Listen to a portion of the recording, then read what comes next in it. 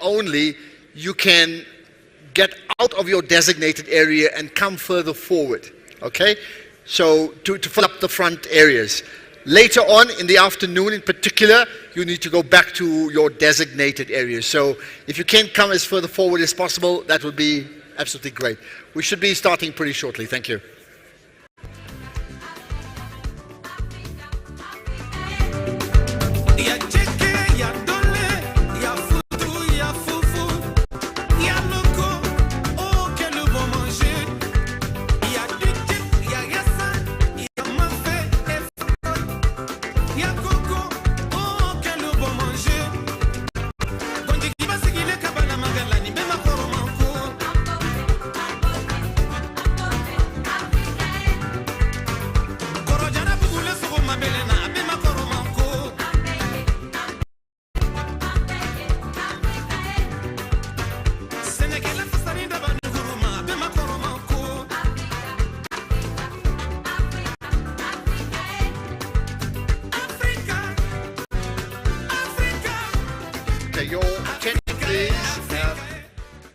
Can I request that each one of you now take your seats?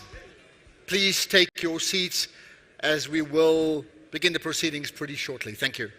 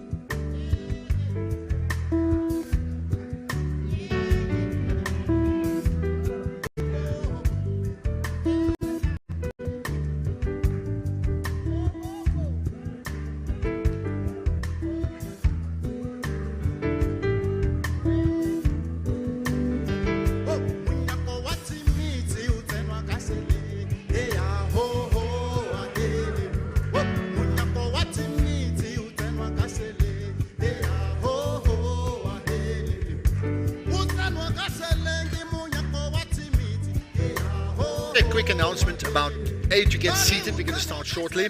I've also said that people need to come further forward as possible, but let me also tell you that do not get to the first 3-4 rows which are completely reserved. So come forward for that morning session, but not in those first 3-4 rows that are already reserved for delegates and speakers. Thank you.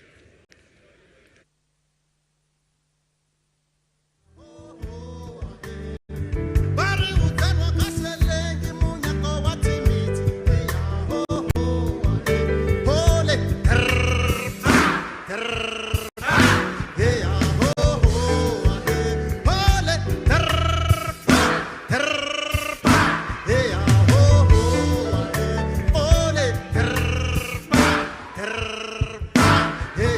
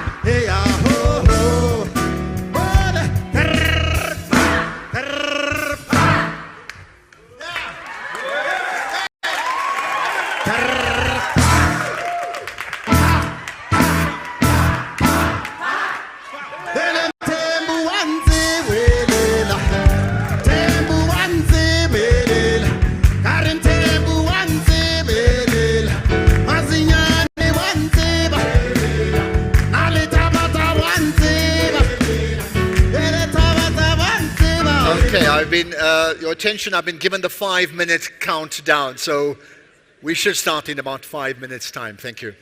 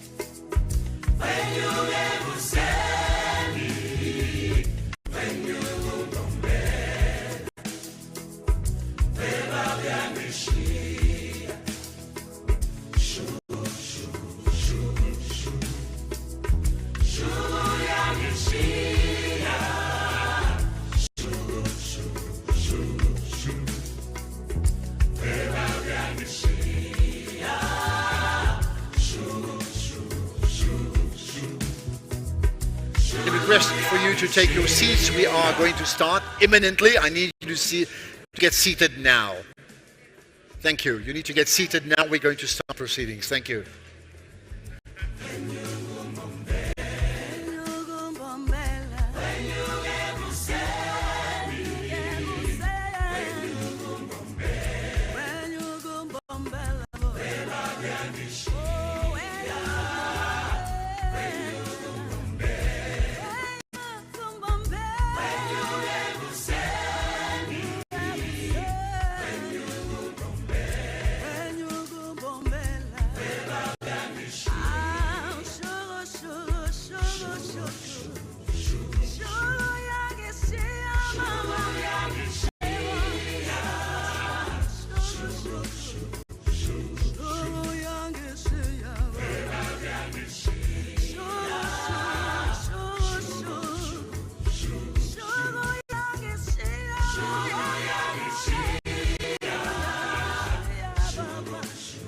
Okay, if I can just insist and request at the same time that please can everybody be seated. We are starting imminently. If you can all be seated, please. Lots to talk about, I know, but we can catch up during those tea breaks and the extended lunch breaks that will take place. But for now, we need you to be seated so we can get moving. Thank you.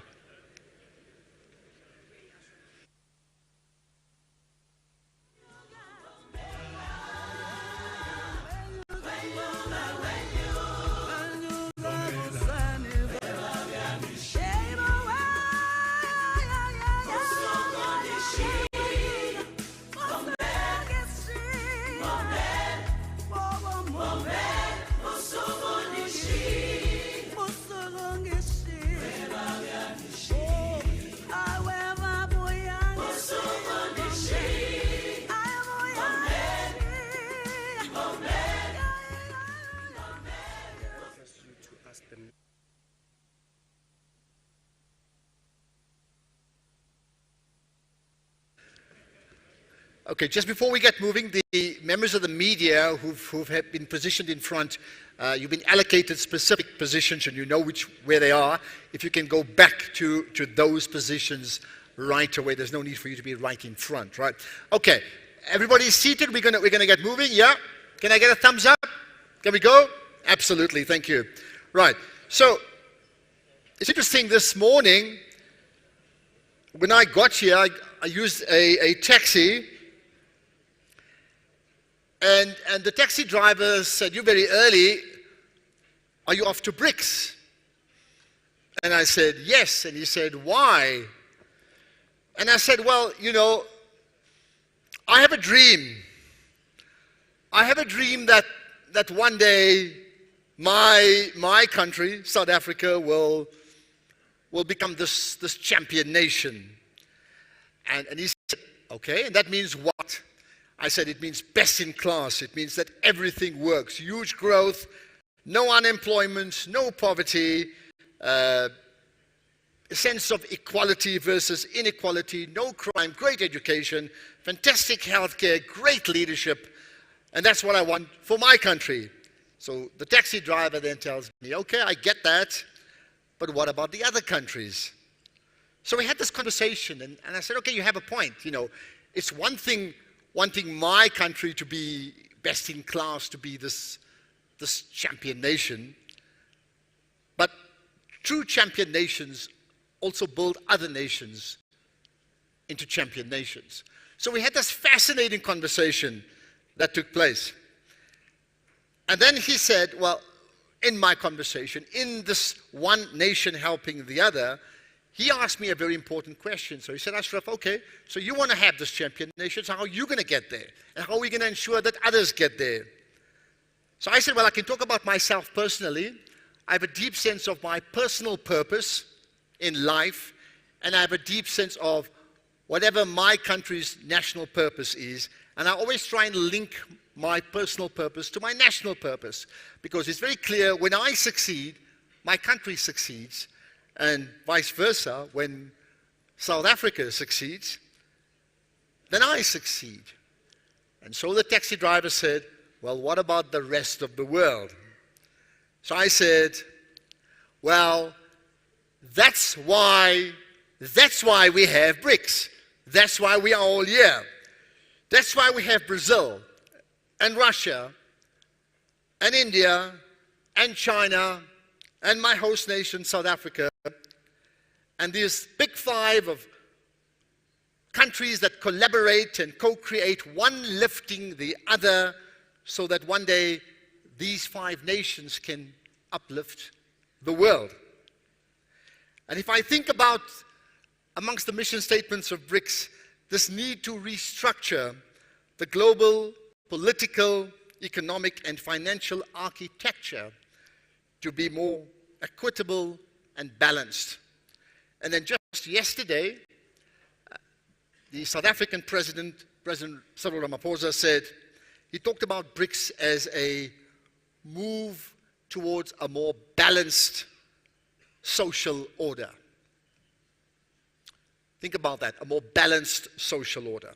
So, my name's Ashraf Garda. I'm the program director for the day.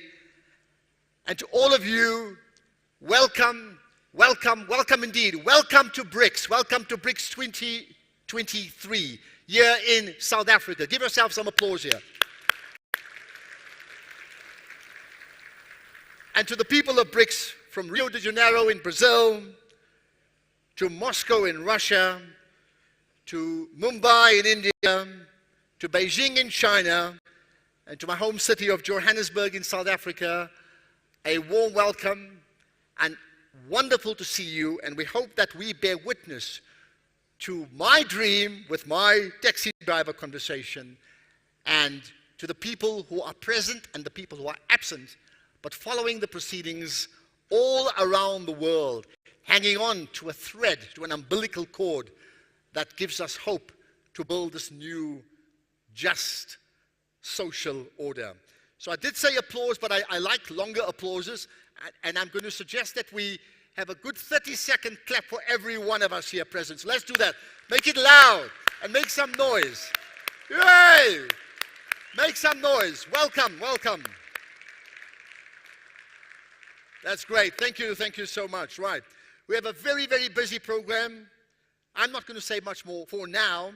Let me, however, call upon South Africa's Honorable Minister, Minister Ibrahim Patel, the Minister of Trade, Industry and Competition for South Africa, who will formally welcome you to BRICS 2023.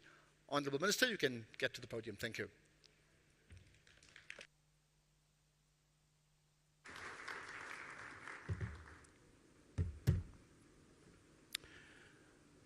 On behalf of the South African government, I wish to warmly welcome you at this BRICS Business Forum on a beautiful late winter's day. I want to welcome all 1,200 delegates from across South Africa, Brazil, Russia, India and China, as well as many other countries on the African continent. I want to welcome the cabinet members and deputy ministers from South Africa. I welcome our distinguished guests, including the President of the New Development Bank, Ms. Dilma Rousseff, and the Minister of Finance of Brazil, Fernando Haddad.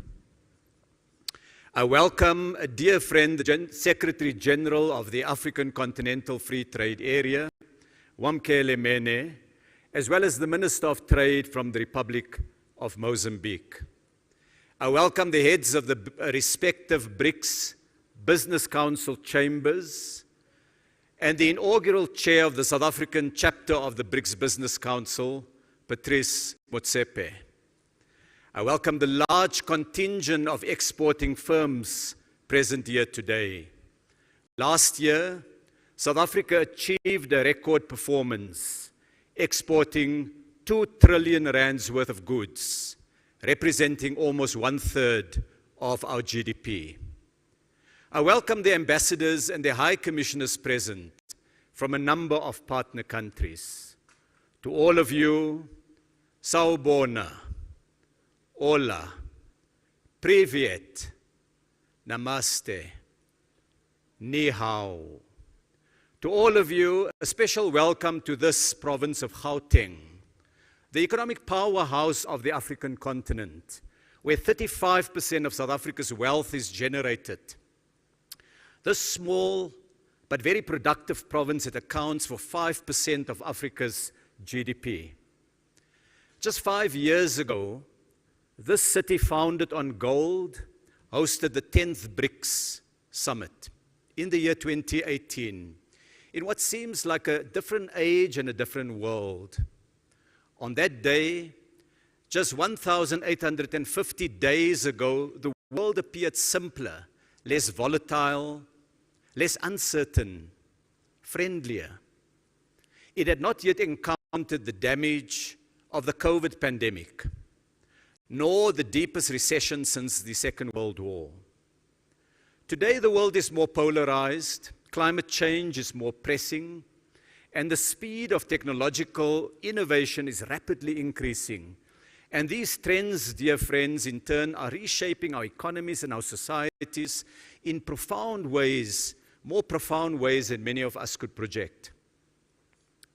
Add to these changes the vast shift in the locus of economic activity, from the traditional northern centers to the new industrial engines of the East and the South, beginning to mirror the true demographics of the world. Change creates turmoil and tensions. As the world changes, we see a rise in unilateralism and a pushback on the global rules-based system.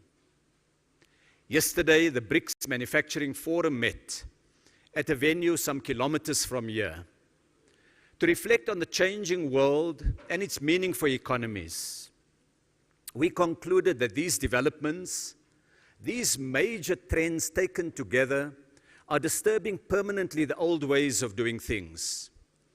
Business as usual is no longer an option for the private sector, for governments, for the global trading system, for all of us.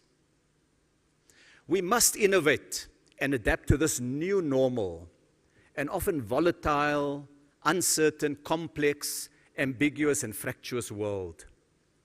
It is in this context that the BRICS Business Council meets here today. It meets with grounds for optimism about the future. Optimism in spite of the challenges I have spoken of. BRICS countries taken together account for more than a quarter of the world's economic output, that wealth that is annually created by workers and entrepreneurs. BRICS has built important institutions, like the New Development Bank that drives investment in infrastructure that supports economies and societies. It has built networks of knowledge exchanges and policy exchanges, putting forward a worldview based on our right to develop, to live not on the charity of others, not as the servants of others, but as equals, building our economies. We live in an age where the power of science and technology and innovation has been trained on the world's problems, from the development of vaccines against the COVID virus, to the green technologies that can help to decarbonize the energy mix of the world. Hundreds of millions of people have been lifted out of poverty through industrialization backed by trade and technological development. And on the African continent, 54 countries have embarked on a courageous step, a step to break with the patterns of neo-colonialism by building a continental free trade area that will bring together a market of 1.3 billion people and provide a spur to African industrialization. No longer simply a raw material supplier, Africa is taking its place in the world as an innovator, as an industrializer. Meet the Africa of young people, rapidly urbanizing, digitally connected, energetic Africa. We are pushing against a legacy, a toxic colonial legacy of 55 states divided by borders, to a continent of 1.3 billion people, united in our resolve to act in a unified manner, firm in our view that legacy is not destiny. The world has troubles, but the world also has brave individuals who confront those troubles. We can make our future. Today's business forum is an opportunity to consider how companies and firms in our economies, the power of the private sector, can help us to grow, can prosper through collaboration and partnerships. Dear friends, at a time when an argument is made that we should only trade and invest with friends, we must make the argument instead for a global trading and investment architecture based on fairness. We must point to the enormous benefits that have been derived by the flow of capital and goods across borders. We must invest and trade in ways that support the efforts of developing countries to industrialize and to enhance the welfare of citizens and workers. Colleagues, many thousands of years ago, our ancestors sat around fires, discussing perhaps the future of the tribe, or the next hunt, or ways to survive the harsh winter. Today we meet not as small tribes, but across the wide demographic that is humanity.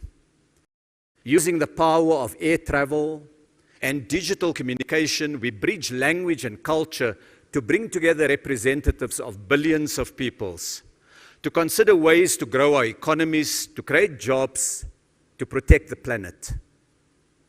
Our modern world is built on the great civilizations of the past and on the contemporary efforts of scientists, of innovators, of entrepreneurs, and of policymakers drawn across all continents.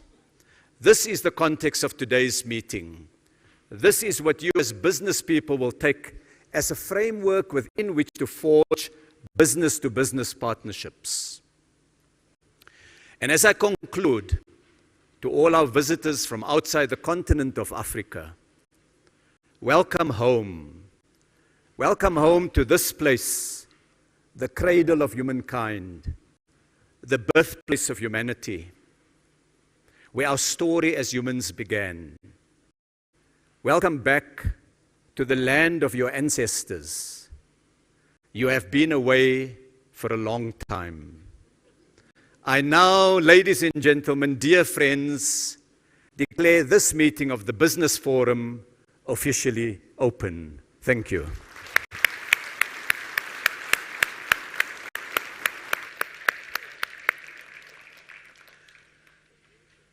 I think I love that end, Minister Ibrahim Patel. Welcome home, because we're all part of from this cradle of civilization. So welcome. But the other points that were made by Minister Patel about Africa in particular, and the 54 nations that make up Africa, and a need to move beyond the impact of colonization and how we can create a fresh new legacy, an extended legacy not just for the African continent, but certainly to be a form of and a source of inspiration for people all around the world, I think is particularly important. And the point that you've also brought up, that there has to be a new way of thinking. And that fireside chat example that you gave, I think is so poignant, because it's a pretty mild day. We don't need fire. We call it a baula in South Africa. We don't need that now. But the symbolism in the modern world of this fireside chat is exactly what we are now. So all of us are in many ways having this fireside chat right now. And within that fireside chat, like our elders, the elders of Brazil and the elders of Russia and the elders of all the other countries from India to China to South Africa had it in their own fireside chats all those years ago, all those centuries ago. We have the responsibility of doing the same thing, and I trust that is what will emerge coming out of the 3 days that forms part of the BRICS Summit 2023. So I thank you for your time, Honourable Minister Ibrahim Patel. Much appreciated. Let's move on then to, and I like to call on now the Honourable Fernando Haddad from Brazil, Minister of Finance from that country. Thank you and welcome. Lost your best friend. Tell me, is it something that I've done again? Like you've lost your best friend. They say they never really miss you till you dead or you gone. So on that note, I'm leaving after the song. So you ain't gotta feel no way about Jay so long. But at least let me tell you why I'm this way. Hold on. I was conceived by Gloria Carter and Agnes Reeves, who made love under the sycamore tree, which makes me a more sicker MC, and my mama would claim. The 10 pounds when I was born, I didn't give her no pain. So through the years, I gave her fair share. I gave her first real scare. I made it for birth when I got here. She knows my purpose wasn't purpose. I ain't perfect, I care. But I feel nervous cause my shirts wasn't matching my gear. Now I'm just scratching the surface cause what's buried under there was a kid torn apart once his pop disappeared. I went to school, got good grades, could behave when I wanted, but I had demons deep inside that were raised when confronted. Hold on. Sean was a very shy child growing up. He was into sports, and a funny story is, from the point of at view 4, he taught himself how to South ride a America bike. and especially a two-wheel at Brazil. that. Isn't that As special? you know, But we have a new I noticed the government change in him when and me and my administration. husband The broke president up. Now Lula the teachers couldn't reach me and my mama couldn't beat me hard enough to match the pain of my pop not and seeing me. So with that he was disdain in my president membrane, 2003, got on my pimp game, fucked the 2014. world, my defense So came. now Then the Haven introduced me to the game, Spanish Jose introduced me to won. Kane.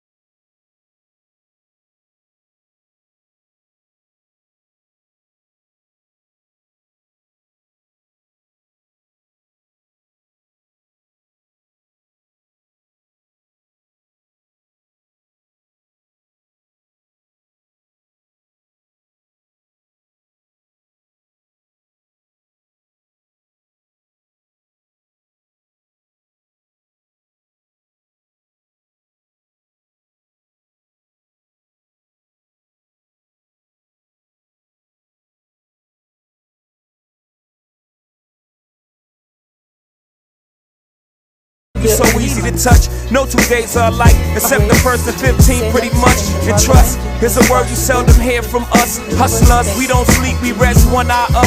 And the drought can define a man when the well dries up. You learn to work the water, without work you thirst till you die. Yep, and niggas get tied up for product, and little brothers ring fingers get cut up to show mothers they really got them. And this is the stress I aspect live. which is very important in this forum It's reorientation, a new orientation of our eco-politics. We have the objective, which were confirmed, and they are related to the changes in the climate. And Lula, he confirmed this through a nomination of Marina Silva, which is the Minister of the environment, and the orientation of our priorities towards dealing with the climate changes. Brazil always believed in the clean energy and green energy. We are champions in this field. Our energetic matrix is 80% clean through solar, aeolic, which is wind, and all the investment for a long time. We invest in a biofuel.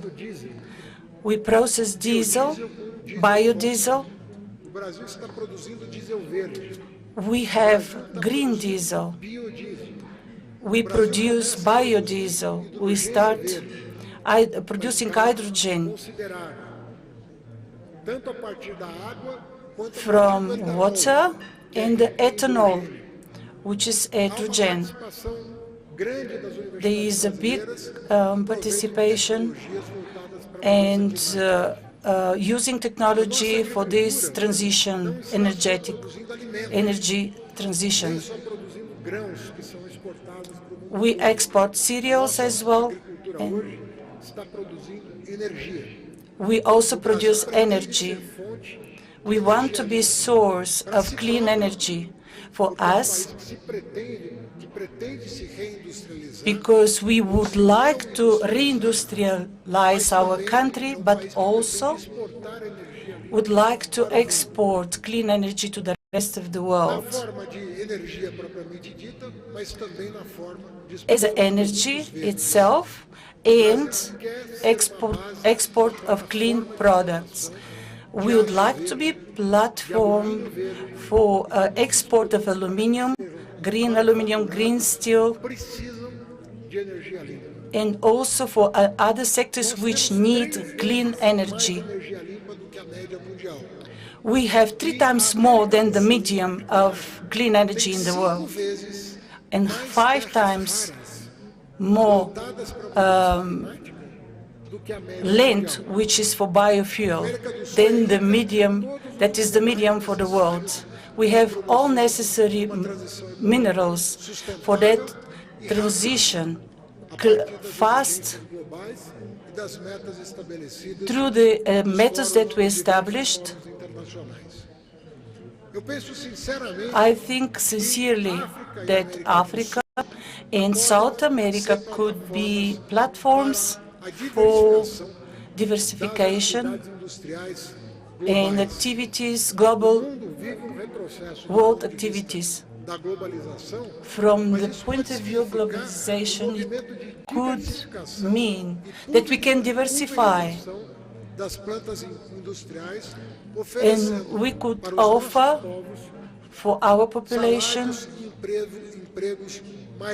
employment and salaries which give them opportunity for all of them, and distribution of wealth in a more equitable manner.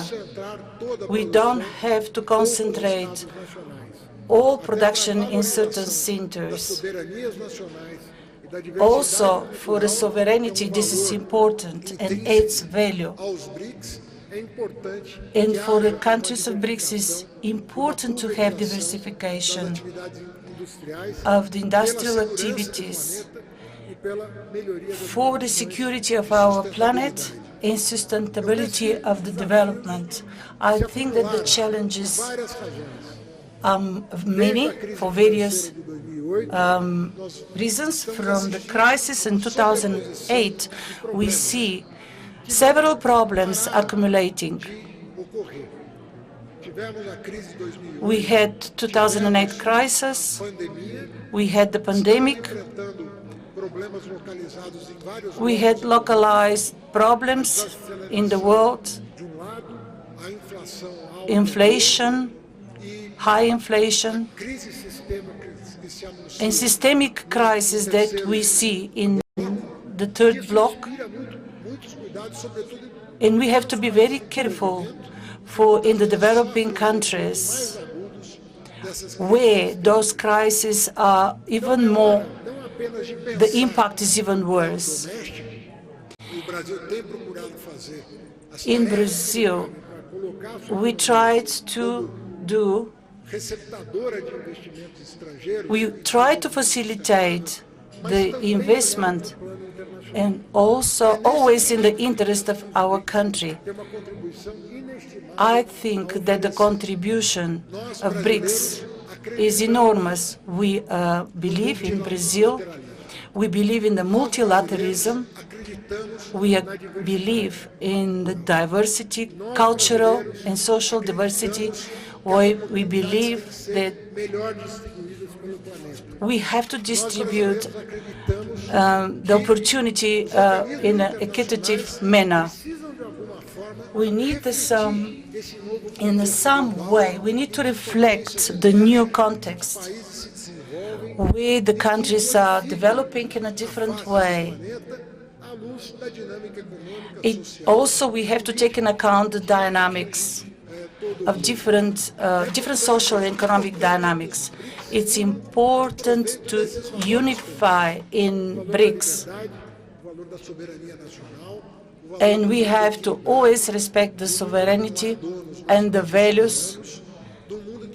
Num world where the nations are sovereign, we have to respect the gender, nationality, religion, and other differences that we have. We believe that BRICS can contribute a lot. All the countries of BRICS, from their own perspective, they can offer to the rest of the world a vision which is coherent with their own objectives and without antagonism. And we think very important to participate in all activities of BRICS. Thank you very much for your attention. Thank you so much, Fernando Haddad, the Minister of Finance of Brazil. Appreciate your input. And I think amongst the many things he said, the one thing that stands out for me is the issue of clean energy and the connection between Brazil and South America and the African continent. I think that's particularly important and noted insofar as that is one of the big challenges that the world is facing right now. Now, we'll move on shortly. Let me just say this much and acknowledge the Honorable Minister Ibrahim Patel, who is going to leave now, not forever, just for a short while. He has a meeting with the South Africa Chinese counterparts in that combination. So he'll leave and come back for the leadership session just after lunch. Have I got that right? Okay. So thank you so much for your time, Minister Ibrahim Patel. And we look forward to seeing you in the afternoon session. So the next speaker is via AV video. So I'll draw your attention to the video screens. And I'd like to introduce from India, the Honorable Piyush Goyal, who's the Minister of Commerce and Industry, Consumer Affairs and Food, and Public Distribution and Textiles from India. So let me just, this will all be done via video. Thank you very much and enjoy that. A very good morning, ladies and gentlemen, Excellencies, distinguished delegates, colleagues, and representatives from esteemed business organizations. It is indeed a pleasure to participate at the BRICS Business Forum this morning. I am indeed very sorry I could not attend in person due to my engagements at the G20 Trade and Investment Ministers meeting in India. I extend my heartfelt good wishes to the South African presidency for the successful conclusion of the BRICS Trade and Industry Ministers meeting. I sincerely appreciate the commendable efforts invested in forging unity amongst BRIC member countries on pertinent contemporary issues such as WTO reforms, resilient supply chains, digital economy, and MSME collaboration. I am pleased to note the organization of the BRICS exhibition this year. It's worth mentioning here that India had started the inaugural BRICS Trade Fair and Exhibition in 2016. In fact, when COVID-19 struck the world, we were able to organize a virtual trade fair during 2021. These exhibitions provide a platform for direct business engagement, fostering trade and investment growth within BRICS nations. The BRICS economies present a vast landscape of collaborative opportunities to enhance growth and development. The synergies that characterize our economies can fuel cooperation across sectors like health, agriculture, water, renewable energy, biotechnology, infrastructure, electric mobility, and sustainability. I am indeed pleased to note that besides the BRICS nations, several African companies and entities are also participating in this exhibition. I commend the presidency for organizing the investment promotion seminars alongside the BRICS business events. These seminars provide valuable opportunities for enriched business engagement and help generate dialogue on sectoral challenges and new opportunities. Amid strong global headwinds, India stands resilient as an attractive investment destination. Our economy clocked an impressive 7.2% growth in real GDP last year, the fastest growing large economy in the world. Our substantially youthful population with a median age of 28 is a strategic advantage amid global demographic shift. We are poised to contribute significantly to the world's working age population by 2050, underscoring our potential for robust economic growth and increased involvement in economic activity. Our government's unwavering commitment to investment promoting reforms, along with stability and investor-friendly policies, propels our economic expansion. Pivotal factors driving this growth include initiatives such as the National Logistics Policy, the Make in India program, and production-linked incentive schemes. We have also created the pioneer GIS-based Prime Minister's Gati Shakti National Master Plan, effectively addressing critical infrastructure gaps and enhancing supply chain efficiency. This has played an important role in the development of multimodal transport systems, elevating logistics and bolstering domestic manufacturing and exports. We are transforming our physical infrastructure, most particularly roads and highways, railways, airports, inland waterways, ports, and digital infrastructure to international standards.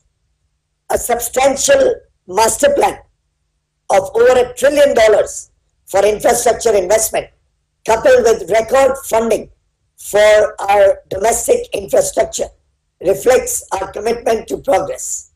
The financing landscape for our infrastructure development is maturing, characterized by private equity, robust regulatory frameworks, competitive debt financing, and innovative financing structures like infrastructure investment trusts. The emergence of Industry 4.0 is ushering in a paradigm shift in business operations.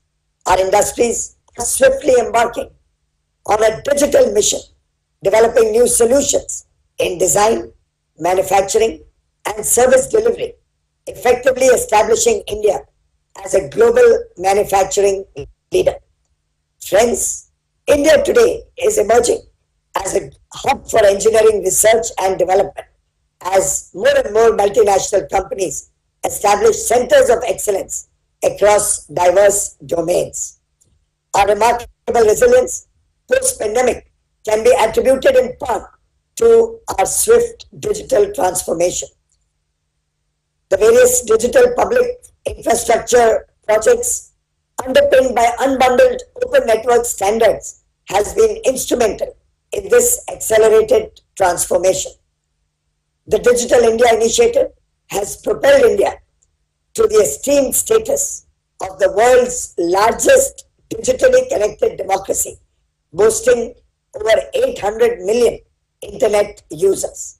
The unified payment interface has catalyzed cashless transactions, with digital transfers amounting to nearly $1.5 trillion in 2022, representing nearly half the global transactions.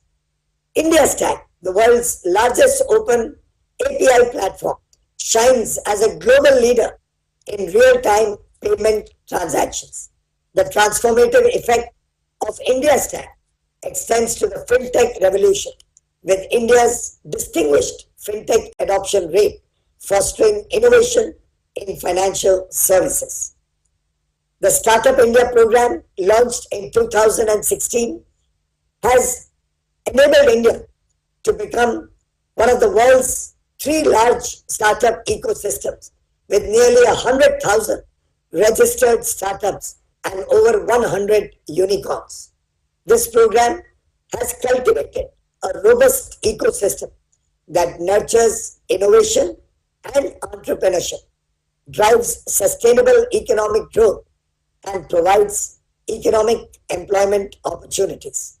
Furthermore, in alignment with the global push to decrease dependence on fossil fuels, we are taking significant steps towards increasing our investments in renewable energy sources.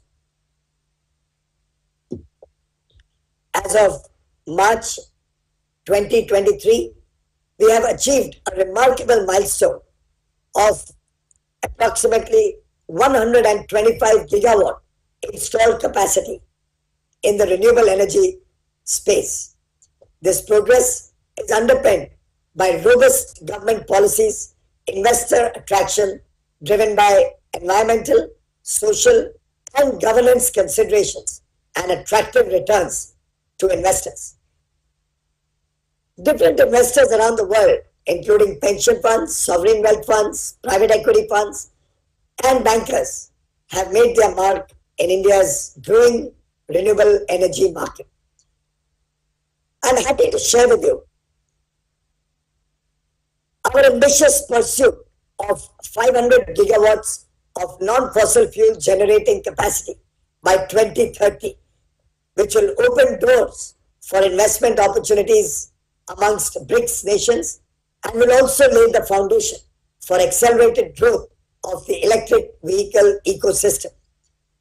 The world today is actively seeking manufacturing hubs for clean energy technologies, particularly for green hydrogen. India offers an immense potential to promote green hydrogen as a clean and sustainable energy source, and we believe that collaboration amongst the BRICS nations can help in developing and scaling up such technologies. This summit provides a significant opportunity to amplify the voice of our friends from Africa and the Global South through the BRICS Africa Outreach and BRICS Plus Dialogue. India and Africa share a profound and enduring friendship founded on centuries of trade, cultural exchange, and mutual respect. Our partnership encapsulates equal consultative, collaborative, and developmental principles, exemplifying a relationship rooted in shared progress. Under the astute leadership of Honorable Prime Minister Shri Narendra Modi, our bond with Africa has grown from strength to strength.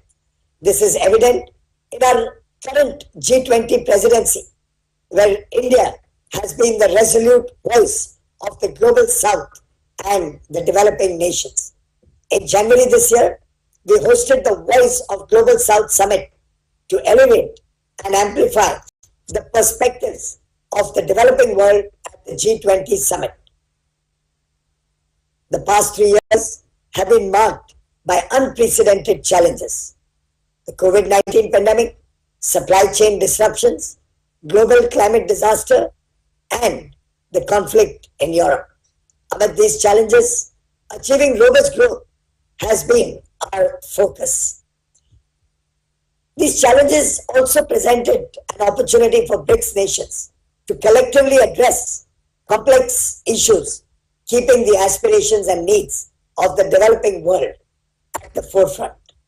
This BRICS Summit 2023 presents a valuable opportunity to evaluate the readiness of BRICS members for the 13th WTO Ministerial Conference.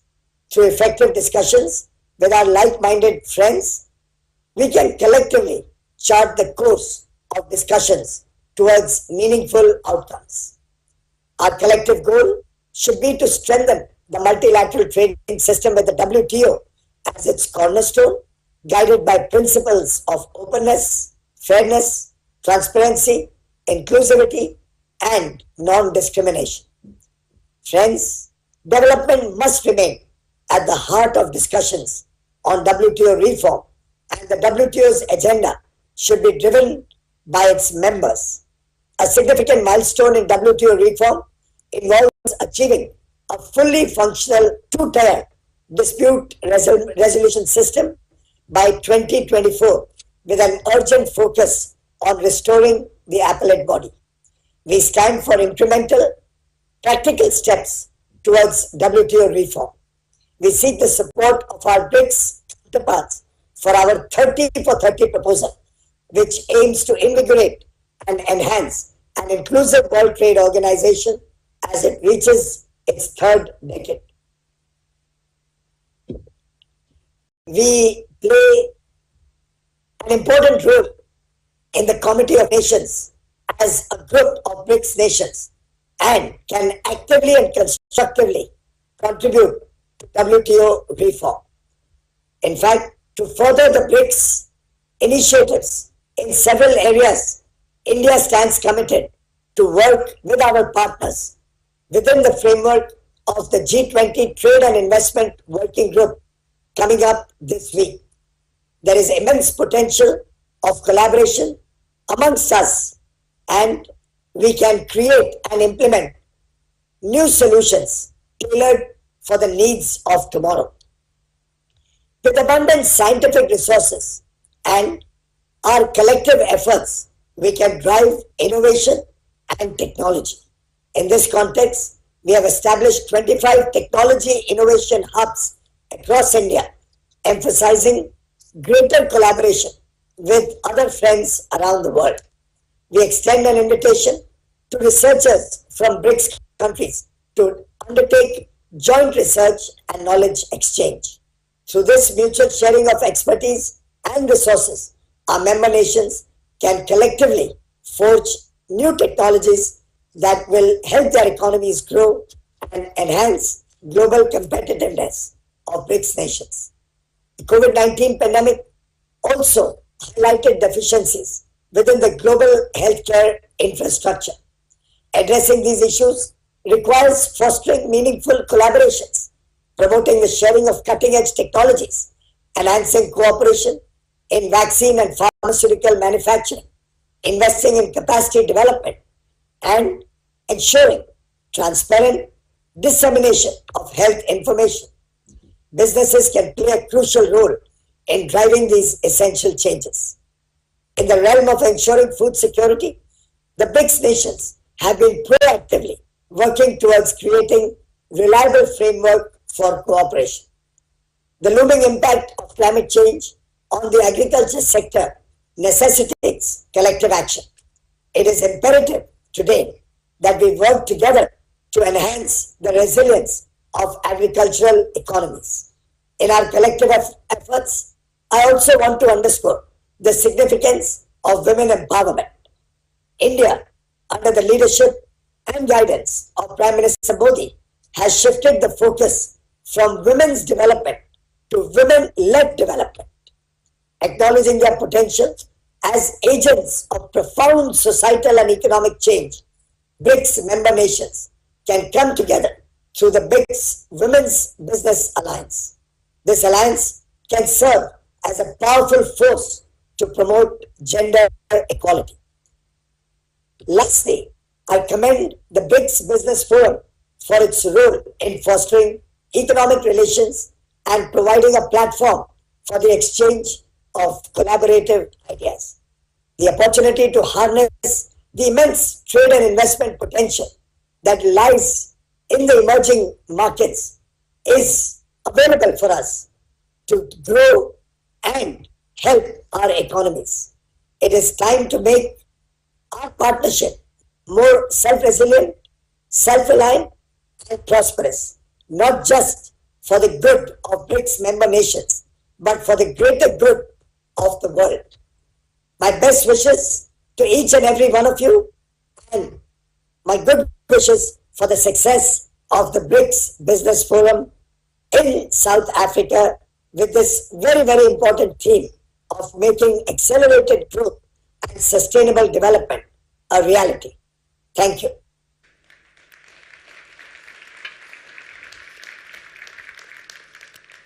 Thank you. Thank you very much, Honorable Piyush Goyal, Minister of Commerce, Industry, Consumer Affairs and Food, Public Distribution and Textiles in India. Appreciate your time. I think just of that conversation, the point that was made about women development and empowerment and leadership certainly resonates with South Africa. We are in the midst of what is called Women's Month, where there's this massive drive annually centered around Women's Day to highlight issues around women. So that certainly resonates. Talking about women and women in leadership, I can't think of anybody in my country who makes a better impact in terms of leadership than the next speaker, Phuthi Mahanyele Dabengwa, who speaks as a member of the South African chapter of the BRICS Business Council. Phuthi, if you can come up, please. Thank you.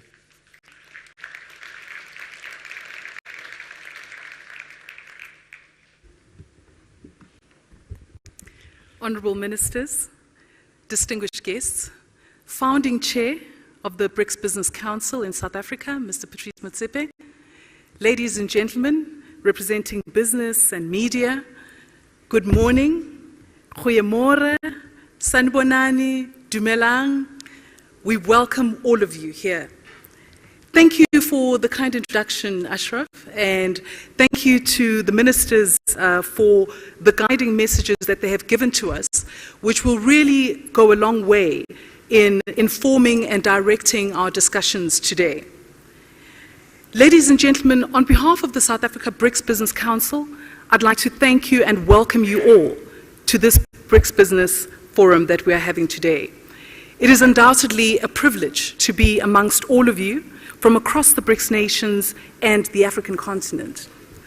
I'm looking forward to the content-rich program which we have before us, which is under the overarching theme of making accelerated growth and sustainable development a reality. Today, we are here to discuss critical issues that the BRICS nations and the continent faces.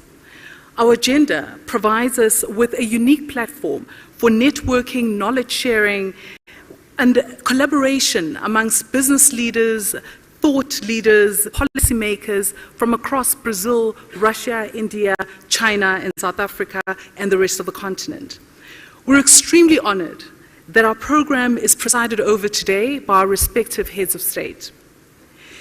We have curated panels and sessions where we will be having discussions with representations from each of our BRICS nations and the African continent. During the day, we will investigate the rules and regulations required to establish a working framework that can help to accelerate trade and investment across our economies. In an increasingly interconnected world, it is important for the BRICS nations to come together to build our economies through strengthening of economic partnerships and unlocking new opportunities of shared and overcoming shared challenges. We're going to be exploring agricultural development and synergies amongst the BRICS nations. it is important to address the critical issues facing the agricultural sector. Through the promotion of technological advancements, through agricultural finance, knowledge sharing, we can revolutionize the agricultural practices that we currently have and ensure that we have food security for our nations. The other important panel that we'll be discussing today is on the just transition. As we deal with the complexities that our societies are facing, issues around climate issues and societal challenges, these are important issues that will help us to build a pathway to ensuring that we have inclusivity, that we're promoting economic growth, and that we are embracing social equity and building resilient societies that flourish under a sustainable path for all. Then we also see entrepreneurial opportunities and market access as key enablers for the small and medium-sized entrepreneurs. This is another important conversation. The BRICS grouping's economic might and growth is dependent on the successes of these small and medium-sized enterprises. And so, by creating enabling environments where we can ensure that our entrepreneurs have access to the capital that they require, to the market access that they require, and most importantly, favorable policies that will ensure that our entrepreneurs can flourish, is something that is important for our sustained growth. Africa takes center stage today with the African Continental Free Trade Area, which is a key theme on our agenda today. The goal of creating the largest continental free trade area in the world is something that is important for us as BRICS nations. And so, from that perspective, this creates an opportunity for BRICS nations to be able to engage with a united Africa.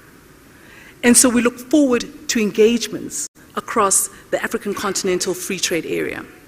In today's interconnected world, collaboration can help us not only to navigate the many challenges that we continuously face, but also help us to capitalize on opportunities that regularly present themselves.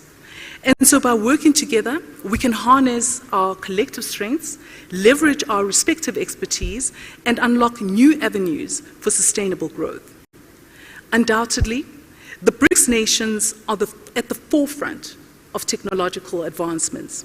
And digital transformation is important because by jointly harnessing the power of technology, we can drive efficiencies and create new areas for business growth across our economies.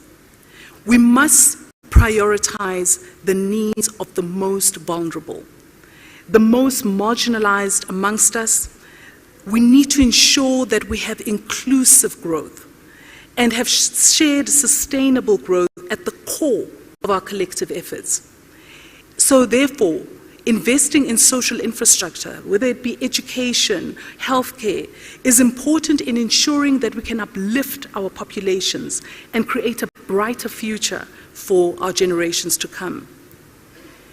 The recommendations from the 2023 annual report certainly indicate this focus. It was excellent yesterday to listen to the recommendations from the working group chairs who expressed the work that they have been working on across the working groups, and I'm hugely excited by what we'll be seeing coming before us. But I won't say too much because this report will still be presented to the heads of state tomorrow, but I look forward to what will be coming out of that report, because it is one of the proof points that will show that this is not just a talk show. This is actually work that we want to ensure is transitioning to the man in the street in all of our nations. As we go about today's agenda, we must all take time to acknowledge and celebrate our combined economic might and our diverse resources. A driving force in a global economy is who we are. And just to add further context, remember that as the BRICS nations, we account for 25% of international trade. We contribute to over 30% of global GDP. we make up just over 40% of the world's population. And so in conclusion, I encourage you all to make the most of the BRICS Business Forum and to actively engage with one another, share your experiences, and find avenues for international trade, investment, and propose actionable solutions that will shape the future of our nations and the African continent.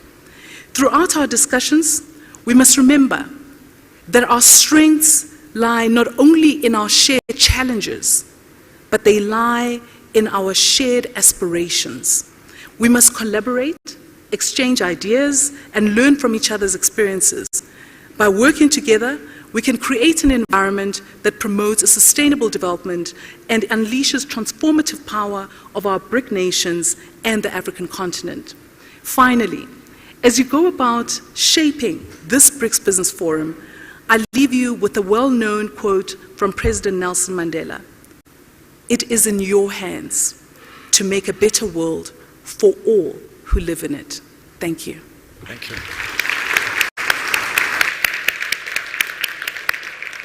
Thank you. Thank you very much, Phuthi Mahanyele Dabengwa, speaking on behalf of the South African chapter of the BRICS Business Council. I mean, you said so much. Lots of debate will come through with the moderated sessions later on. But I mean, that point about the potential in terms of the largest free trade area in the world being discussed now and being put together, and to ensure that that will impact the world big time, I think that certainly excites me. So we pray that will happen. And your last quote from our former President Nelson Mandela about "it is in your hands," I think is telling, because it is certainly in the hands of the leadership of all the BRICS leaders themselves. Let's move on then now to the first of the moderated sessions, and that's around collaboration and cooperation, which I think is a necessary segue, just brilliant. I'd like to call upon Nozipho Shabalala as the moderator, who will then introduce the panel herself. Thank you. There we are. Let me just tell you, Nozipho is the CEO of the Conversation Strategists, and of course I know you, but I love the fact your quote about why you do what you do, you know, helping smart people have simple conversations that make the world a better place. So we're looking forward to your simple conversations with smart people that will hopefully change the world. I'll leave it over to you. Thank you, Nozipho. Thank you so much, Ashraf. Ladies and gentlemen, good morning. Thank you very much. I am going to welcome my panelists, so kindly please join me up on stage. I'm going to first start off representing South Africa to call on Madame Busi Mabuza. She is, of course, representing the South African chapter of the BRICS Business Council. She is the board chair of the Industrial Development Corporation as well. Madame, thank you very much. As you come up, if I might invite you to take this seat closest to me. Representing Brazil, ladies and gentlemen, it's my pleasure to please welcome Mr. Jose Sarado Neto. Let's give him a round of applause as he makes his way up.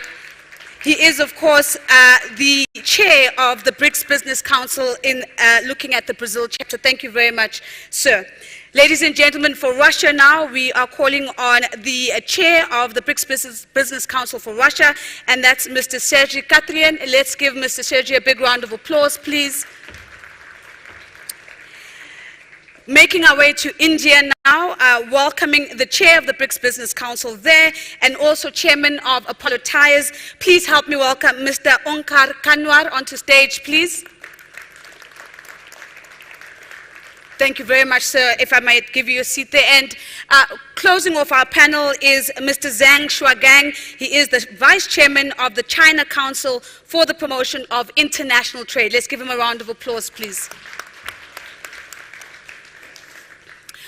Now, ladies and gentlemen, this panel discussion is really about calling on the chairs of the different BRICS Business Council chapters to give us progress around key agenda items where they have been intentionally collaborating, coordinating with the view to strengthen economic ties and the view to unlock trade and investment. So this really is a short, sharp conversation that looks at what progress have we made? With that in mind, Madame Mabuza, let me start the conversation with you. We heard Madame Mahanyele Dabengwa saying, Africa takes center stage. The theme this year is BRICS in Africa. The question to you is, how has BRICS unlocked trade and investment opportunities for Africa within the bloc? And perhaps you might like to comment on the role of South Africa in facilitating these opportunities. Nozipo, thank you so much for the opportunity. I hope I'm audible. So first of all, the opportunity ahead is actually much bigger. That's why this conversation here at the moment is very important. So in terms of where we've come from, in 2000, I was looking at the statistics, the BRIC nations, so excluding South Africa of course joined in 2010 and attended our first summit in 2011. In 2000, BRIC accounted for 7% of global trade. Right. You did hear from Puti at the moment, BRICS accounts for going on to 30% of global trade. Intra-BRICS trade has grown by, in the past 10 years, an average annual rate of 7% or over 7%. These are very compelling numbers. However, for me, the even more important success of the BRICS formation, especially over the past 10 years, has been that we have now created a model for the world that moves us away from an extractive approach in terms of economic engagement towards a collaborative approach where we can all benefit. And why this is important for the African continent, we have the resources in abundance still in our continent, be it the human capital in terms of the youth that we have, be it in terms of the mineral resources or other natural resources. The next wave of global growth will, in my mind, Nozipo, come from this continent. And it is thus important that we are sitting here today inviting our BRIC partners, because we see that they accept, they understand the multilateral approach where there is mutual respect, where we're all working towards a win-win outcome. And we're inviting them to come and participate in the industrialization of this continent, because this is where the world needs to see the next wave of global growth. Madam, thank you very much. And what you've done for us is you've put a marker on the board and you've said the next wave of global growth will come from this place and from this block and from this continent. And so, of course, ladies and gentlemen, we're going to keep tracking that as we do that. But you've shared some interesting numbers, and Mr. Serrado, I want to come back to these numbers because, again, we're talking trade, and we're hearing today that that is tracking towards 30% if we look at trade within the bloc. My question to you is not so much around how we've gotten there. I'm more interested in how we're going to increase that trade. If we're going to meet this aspiration of really driving the next wave of growth, we've got to increase the trade. How are we going to do it? Thank you very much. First of all, thank you for the invitation to be here. It is always a pleasure to be in the great city of Johannesburg. Very welcome, and a special thanks to our chair from the South African chapter. Well, in terms of the future, it's very important that we state that the BRICS Business Council is a very strong organization, has built a very profound work in identifying intra-BRICS sector networks. So we have promoted trade missions, we have worked on showcase investment projects within the BRICS nations. So this is part of the tasks that we undertook to bring us where we are. We have adopted a trade and investment promotion statement, which is a plan of action for the next 10 years.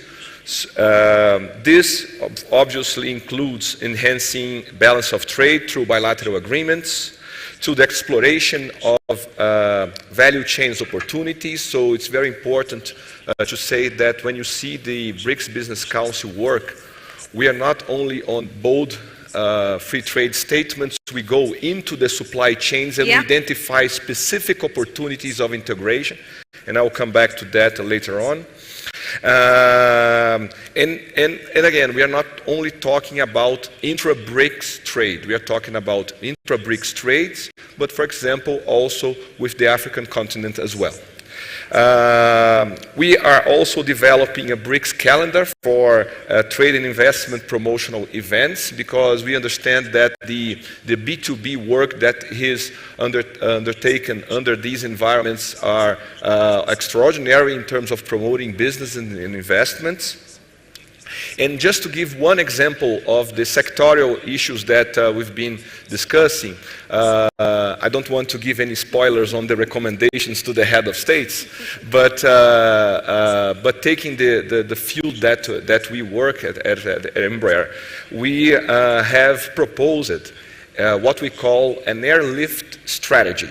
An airlift strategy will be a comprehensive plan to make sure that we have air connection between the BRICS countries, because without air connection there is no flow of passengers, there is no flow of tourism that negatively impacts the tourism, it affects cargo, it affects particularly the business people who are traveling, promoting business, investing, and doing trade. So this is a comprehensive plan, and we are going to drill down the problem into identifying inclusive city pairs that could be served by regular flights to foster that strategy. So that's just an example trying to respond to your questions on what we foresee without having any spoilers on the recommendations to the head of states. Okay? No, you've done a fantastic job, Mr. Sarado. No spoilers, but certainly very good news for all of us as we're listening in,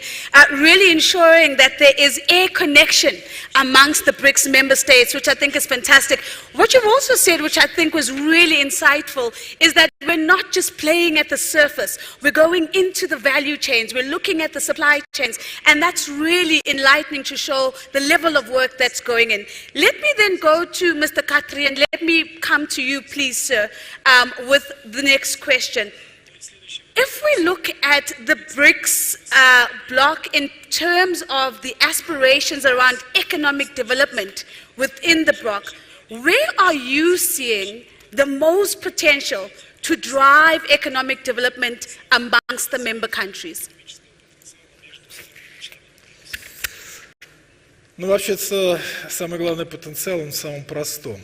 Человеческих отношениях. That's a human relationship. 10 years ago, I couldn't even imagine that I would meet people from different parts of our planet who will become my friends, my partners, and we'll have discussions, and we'll do jointly what we've done. What next to me is the commandant, Mr. Matsepa.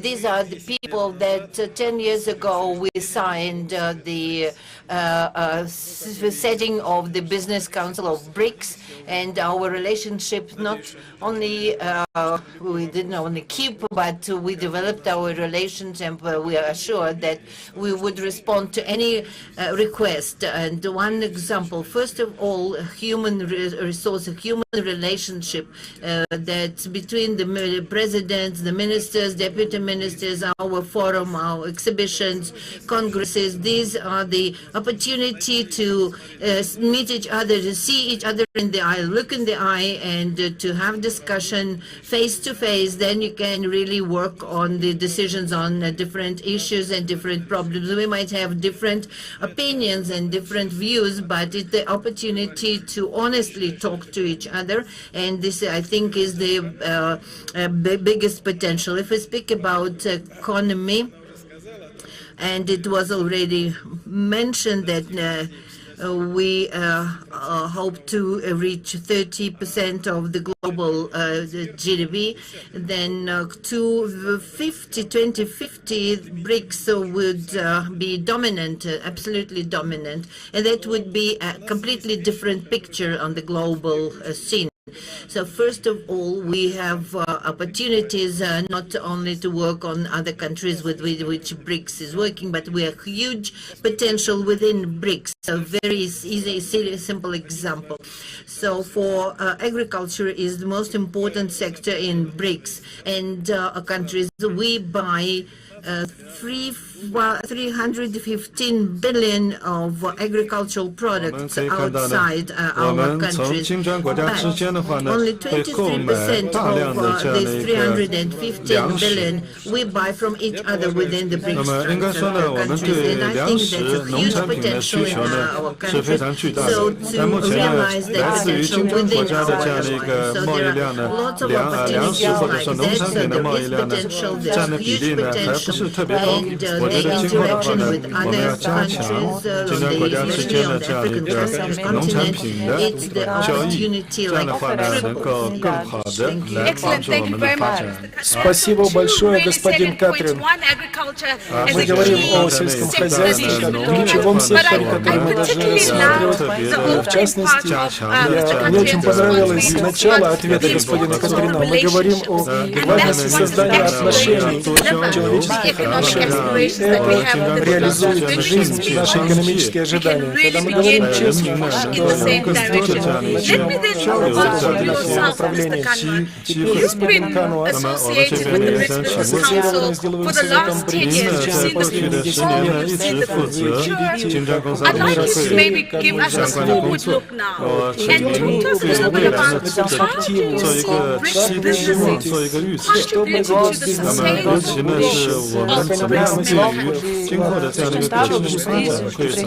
É uma pergunta muito boa, é muito relevante em nome do crescimento. Nós temos que respeitar a natureza e a natureza agora está se alimentar. Sendo cheias de aquecimento global, porque nós ignoramos esta nós estamos pressionários a realização da agenda econômica. Se continuarmos assim, nós não vamos ter. Nós temos que utilizar a energia, produzir energia renovável, especialmente na área de industrialização. Temos desejo de reduzir e vontade de reduzir as emissões de carbono. Nós sabemos disso, mas ações levadas a cabo à medida certa. Vai ser desafio não apenas para nós, mas para todo o planeta. Temos que assegurar que a agricultura, como nós tornamos isto sustentável, para saber, nós temos que ver como vamos fazer a irrigação para poder ser sustentável, como nós asseguramos que prevenimos农业生产方面呢，我们也要做出各种各样的一些相关的保护措施，来确保呢更好的这样的一个保证。那么同样的呢，无论是在城市还是在农村呢，我们对于这个水资源的保护、对这个环境的保护呢都非常重要。这方面呢，我觉得这个水的这个问题呢，会是一个今后的一个我们特别要关注的这样的一个问题。如果没有水，那我们呢发展的是成为了无源之水。那么这一点的话呢，我们一定要特别的加强我们的认识。我们要牢记，我们要善待大自然，这样的话呢，大自然也才会善待我们。这一点呢是非常重要的。gerações, os nossos netos, ficarem concluídos, nós podemos deixar ligados para eles e deixar um planeta que eles podem viver bem nela. Thank you very much, Mr. Kanwa. Mr. Kanwa says urgency. The time is now. There is no tomorrow. Let our grandchildren not be ashamed of the actions or the inactions that we might have chosen in our time. Thank you very much for highlighting renewable energy sources, which we'll talk about in the just transition conversation a little bit later, but also the urgency around action around water. And then for taking us all the way back to our households, because that's where the micro decisions are taking place. Mr. Zen Shogun, let me come to you, sir, in this first round of questions. How do we go about unleashing the trade and investment potential that sits within the BRICS, and how do we create even more opportunities that we have for more economic and trade cooperation? How do we do that? Maybe give us some insights. Como nós fazemos isso?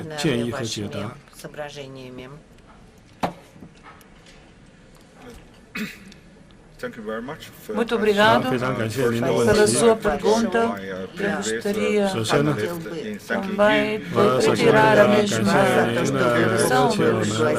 E muito obrigado por ter convidado para este painel para responder a sua pergunta.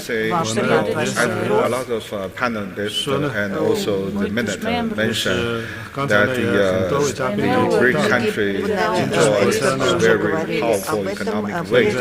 It is accounts for 40% of total population and 45% of the GDP and also 20% for global trade.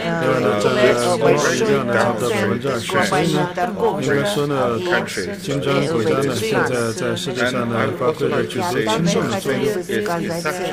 the trade investment cooperation and also the 投资贸易的这样的一个合作呢，对于我们之间的全面的合作呢，是起到在一个核心的一个地位。我们现在呢要好好的来反思，就是从之前的一些经验呢，更好的总结。那这里面呢，可能呢，我觉得有以下的3个方面。第一个方面呢是，第一个呢。是政策方面的协调，我们都是新兴经济体，我们都是发展中国家的代表。我觉得呢，我们需要有更好的这样一个政策的协调，这样呢。就能够共同发声，能够呢发声的能够更加的响亮，而且能够产生更多的合力。我觉得呢，我们要把这种开放、欢迎合作和贸易，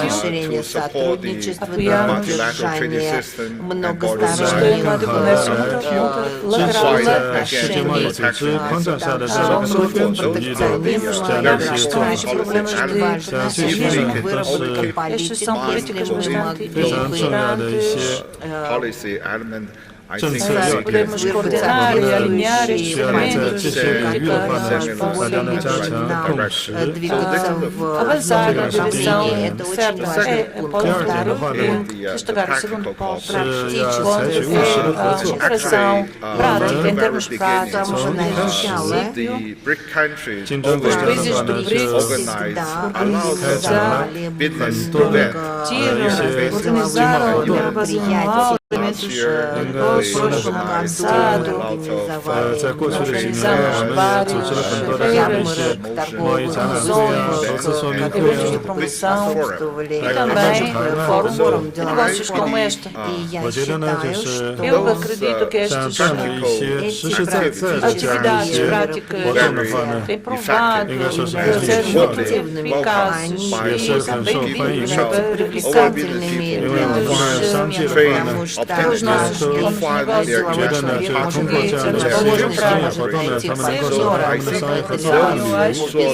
although it's very traditional, but it is very useful. Pragmatic activity among the BRICS countries. If we can invite more, for example, of African friends, take part in further.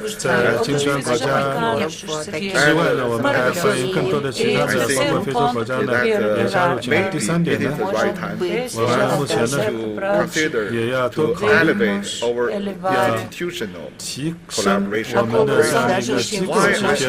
Because when I into this meeting hall, I heard a lot of terminology about African free trade area.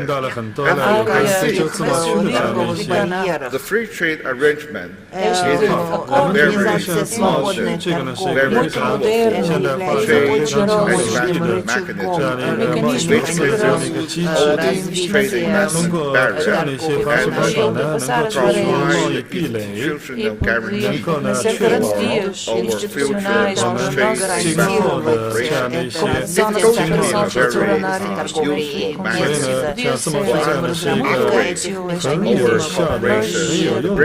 future for the next generation. Maybe I think it is the right time after the election for us to consider this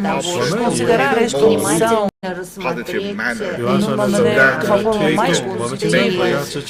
we take policy option and IP, if we can have the BRICS available, we will have useful BRICS cooperation and will create a new economic landscape for the world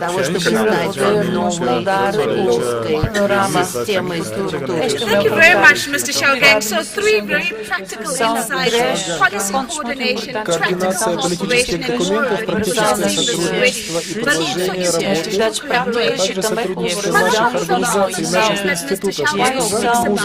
is the opportunity that we unlock when the bloc and the economic zone that is the African continental free trade area comes closer together more closely.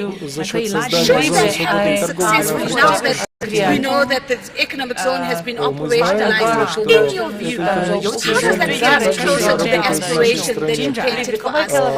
Which is, of course, to make sure that the next wave of economic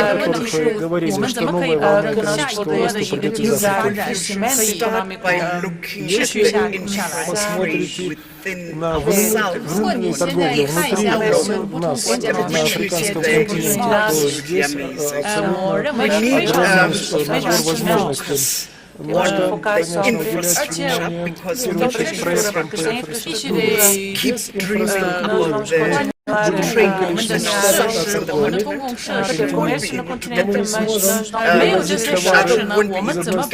The services people-to-people interactions outsourced, as my indicated, and there are policy measures that we need in order to enable more of the people-to-people interactions. The issue of visa regimes is not really on the agenda yet, but I'd be pleased to ask any questions if we should, as business, be talking about visa regimes enable us to then interact and unlock the opportunities as businesses. I believe that you will get very, very interesting answers. The BRICS Business Council was structured in 9 working groups, most of which are sectoral groups, and 2 of which cut across the sectors.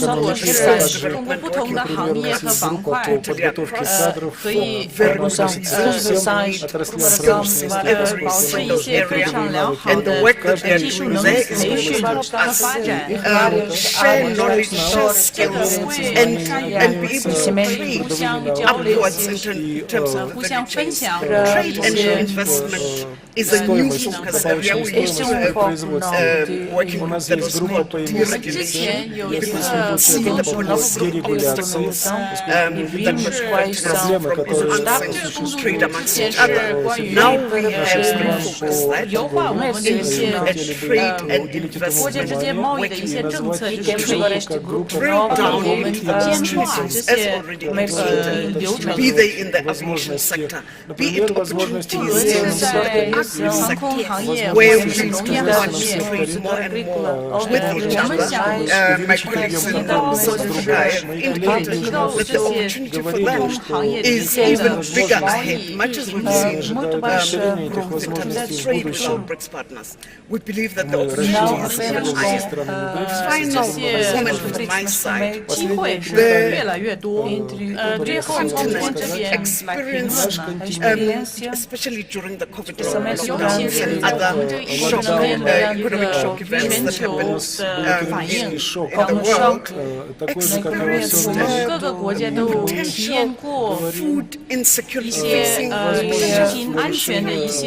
the continent with so much arable land, with so much youthful population that is ready to actually work the real farmers that have delivered other crops in their own particular.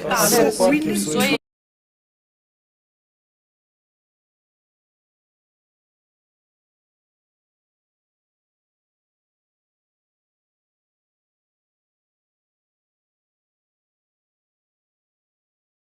cannot leave SMEs behind. Can you give me some deixar estas pequenas empresas para trás, porque a natureza da nossa economia são levadas por pequenas empresas e, de facto, estão à procura da criação de trabalho. Precisamos destas pequenas empresas por meio deste trabalho. Nossos grupos, onde existem todas as oportunidades com pequenas e médias empresas. Fantastic, and Mr. Senator, you were nodding as Madame Magwaro was speaking, and so what I want to bring to you as a question is the question of the Global South. Because what the BRICS Council has done is that it really has allowed the investment spotlight to also shine on the Global South. Can you talk us very briefly on some of the strategic partnerships that Brazil is not only an active participant in, but is potentially leading and driving, and how this is allowing us to unlock the trade, the investment, and the economic. Este constrangimento. Eu penso que a energia renovável é um dos setores mais relevantes, porque também é muito relevante para a economia global. Como sabem, 48% tem 48% da energia renovável. É uma posição à média de menos de 15%. This global scene directs investment to regions that can offer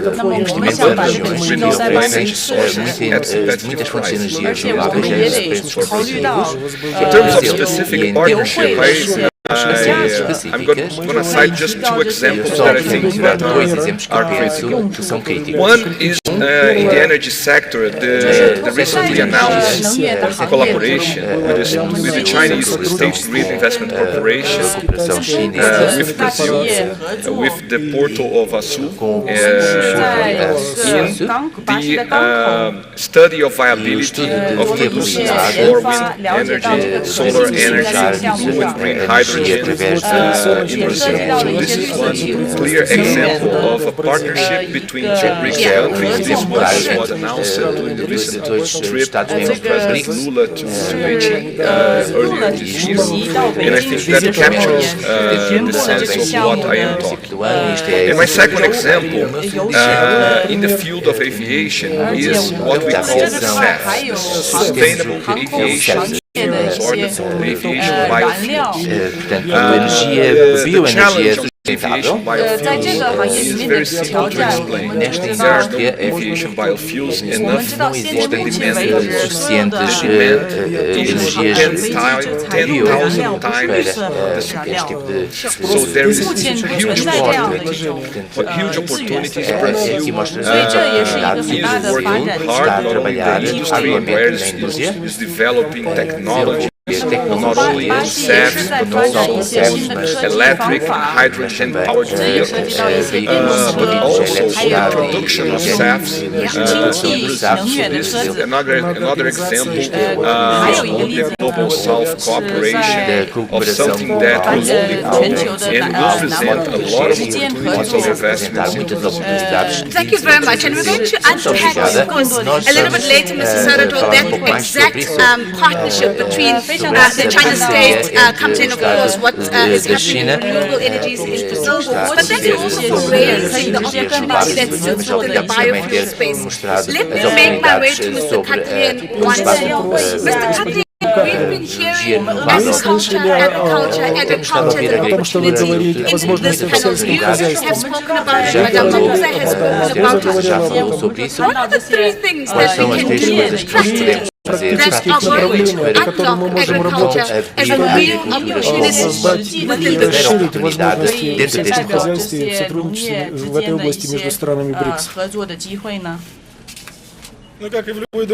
As in any other section of sphere, first of all is finances.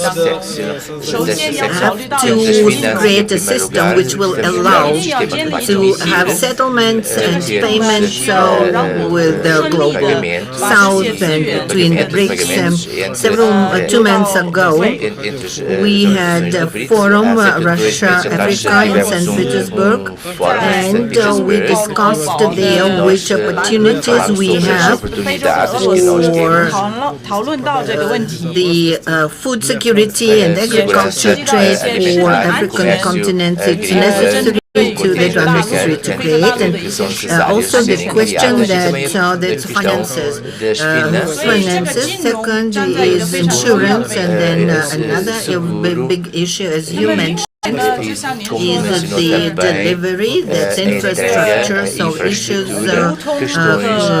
connected with the delivery of cargo to African continent countries, and also our internal BRICS trade as well. So first of all, that's financing, of course, it's rating, so the great rating agency, Union of Rating Agencies, we discuss it and it continues. So then we'll have to solve first of all, these finances and infrastructure, and when we have discussion with our African countries in St. Petersburg, we realize that it's a mutual question, and we cannot sit and wait in Russia that somebody in African continent will build the railway or some other infrastructure. Of course, if there is interest from our country to sell this grain, and also the interest from another country to buy it, so that's a mutual work to create the opportunities to deliver that coverage. We have to work with our colleagues from Global South on equal terms, so that we create the possibilities and opportunities for trade. It's a clear roadmap in terms of what needs to be done. Mr. Kanwan, let me bring the questions on the success that we've seen in India in terms of digitization.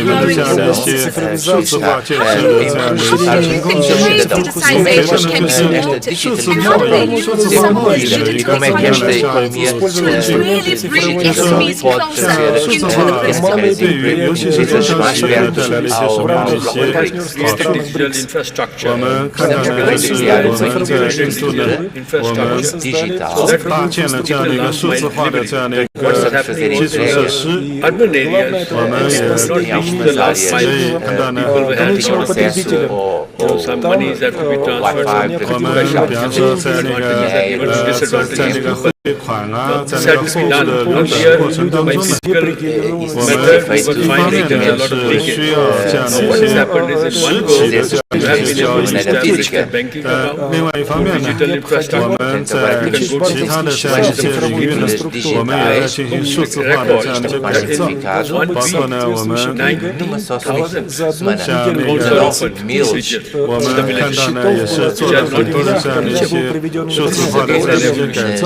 这个相当于是一场数字化的革命，在印度呢，现在呢，你比方说你如果要打车啊，或者你要骑啊，雇一辆三轮车，连那个黄包车，你完全可以通过你的手机啊这样的一些数字化的这种方式呢，可以来打车，或者说呢来招这样的黄包车。我们可以看到呢，尤其在那个新冠疫情期间呢，由于这样的一些各种的这样一些封锁啊，我们在一定程度上呢，也在新冠期间呢，强化了大家的这样的一个通过网络、通过数字化连接交流的这样的一些能力。所以呢，我们政府呢，对于这些方面呢，也大力支持。我们看到呢，现在印度人呢也是更多的愿意呢，我们通过像银行账户啊，或者说互联网平台的这样一些账户啊，来开展一系列的这样的一些数字化的这样的一些交流。我们能够呢，通过数字化呢，更好的连接起来。那么这里呢，应该说呢，数字化的基础设施是很重要的。我们包括像宽带的建设等等，所以呢，我们应该说这个数字化的基础建设呢是非常非常重要的。我们最后一个问题，我们想问一下张会长，我们想问一下，就是推动这样的一个中小企业的这样的一个发展的话，你对于今天在座的这样的一些中小企业的How do they go about capturing the opportunities that sit within the BRICS? Sorry, just to Mr. Xiaogang, thank you very much. Please go ahead.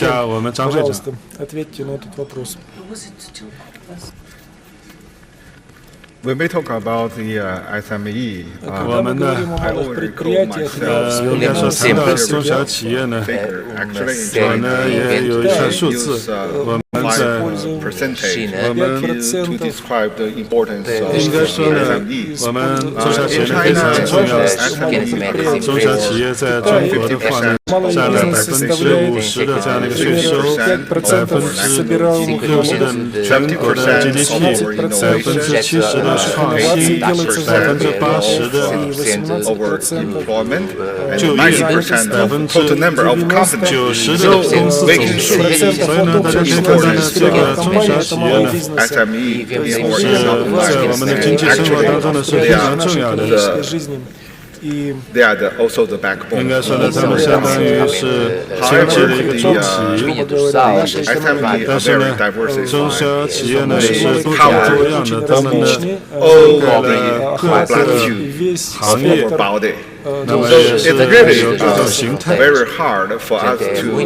们来说呢，我们也很难呢给他们提一个放之四海而皆准的这样的一个建议。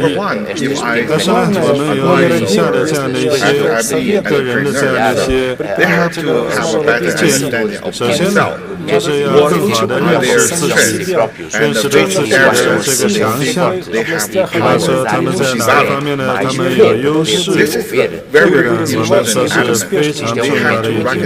首先呢，我们要了解自己。我们有很多的独角兽，在最初的时候呢，可能他们不一定知道想要往什么方向发展，但是呢，在进行了这样的一些市场调研，然后呢，在分析了他们自己的比较优势以后呢，他们就是决定了他们的下一步的发展方向。所以呢，我们说，首先呢，要正确的认识自己，同时呢，我们觉得呢，政府的支持也很重要，因为呢，这个中小企业呢，年轻规模呢比较小，他们呢也是呢，相对来说 there are a number of things for the government to do. 政府来说呢，我们有一系列的事情要做。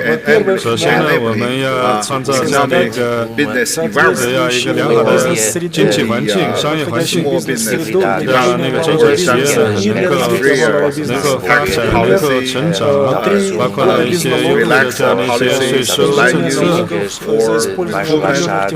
用人这个招工方面的一些优惠政策。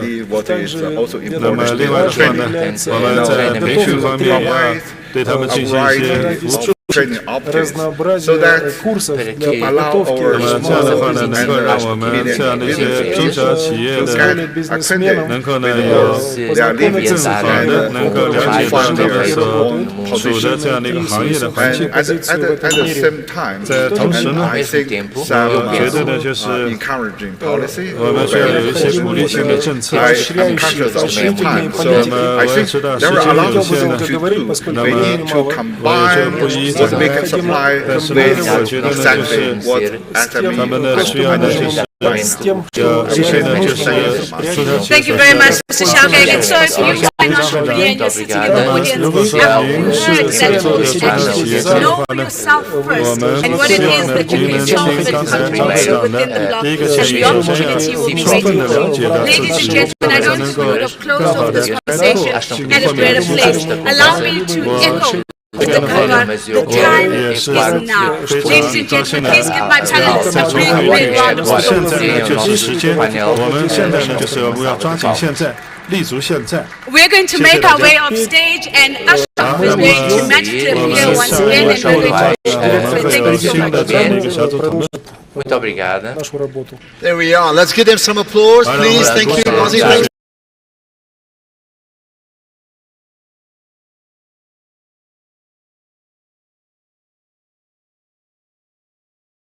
Number two,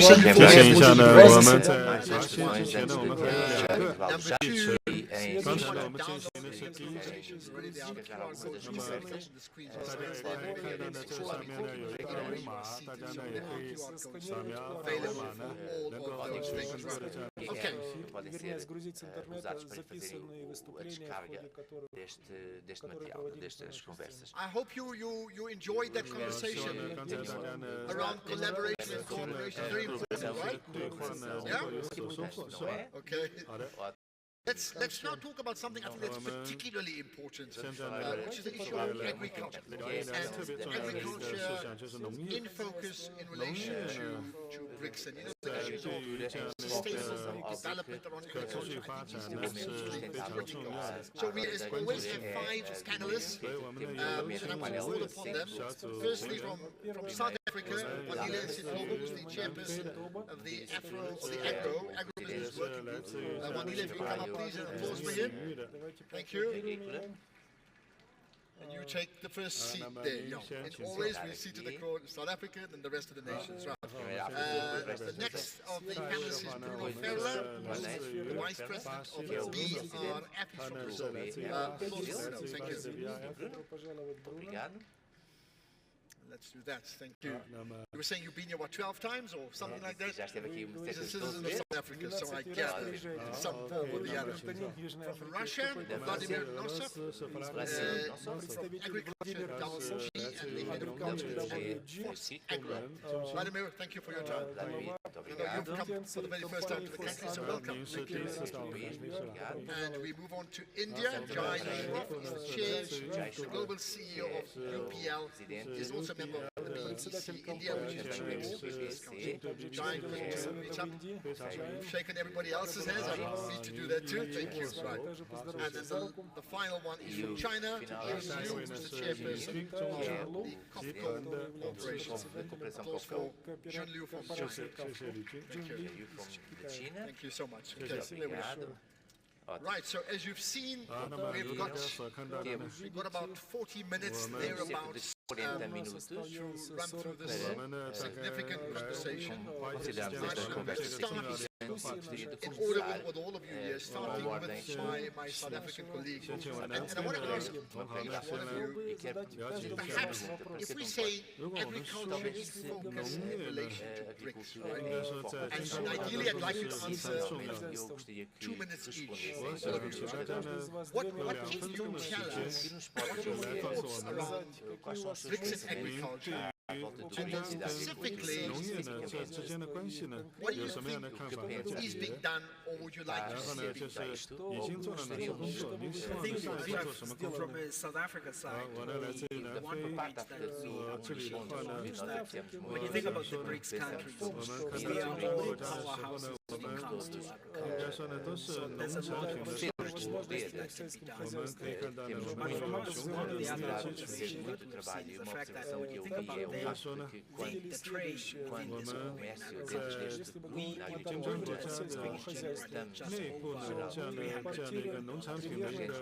just when you look at the way there isn't a lot of competition because it's the intertrade. So South Africa is saying how can we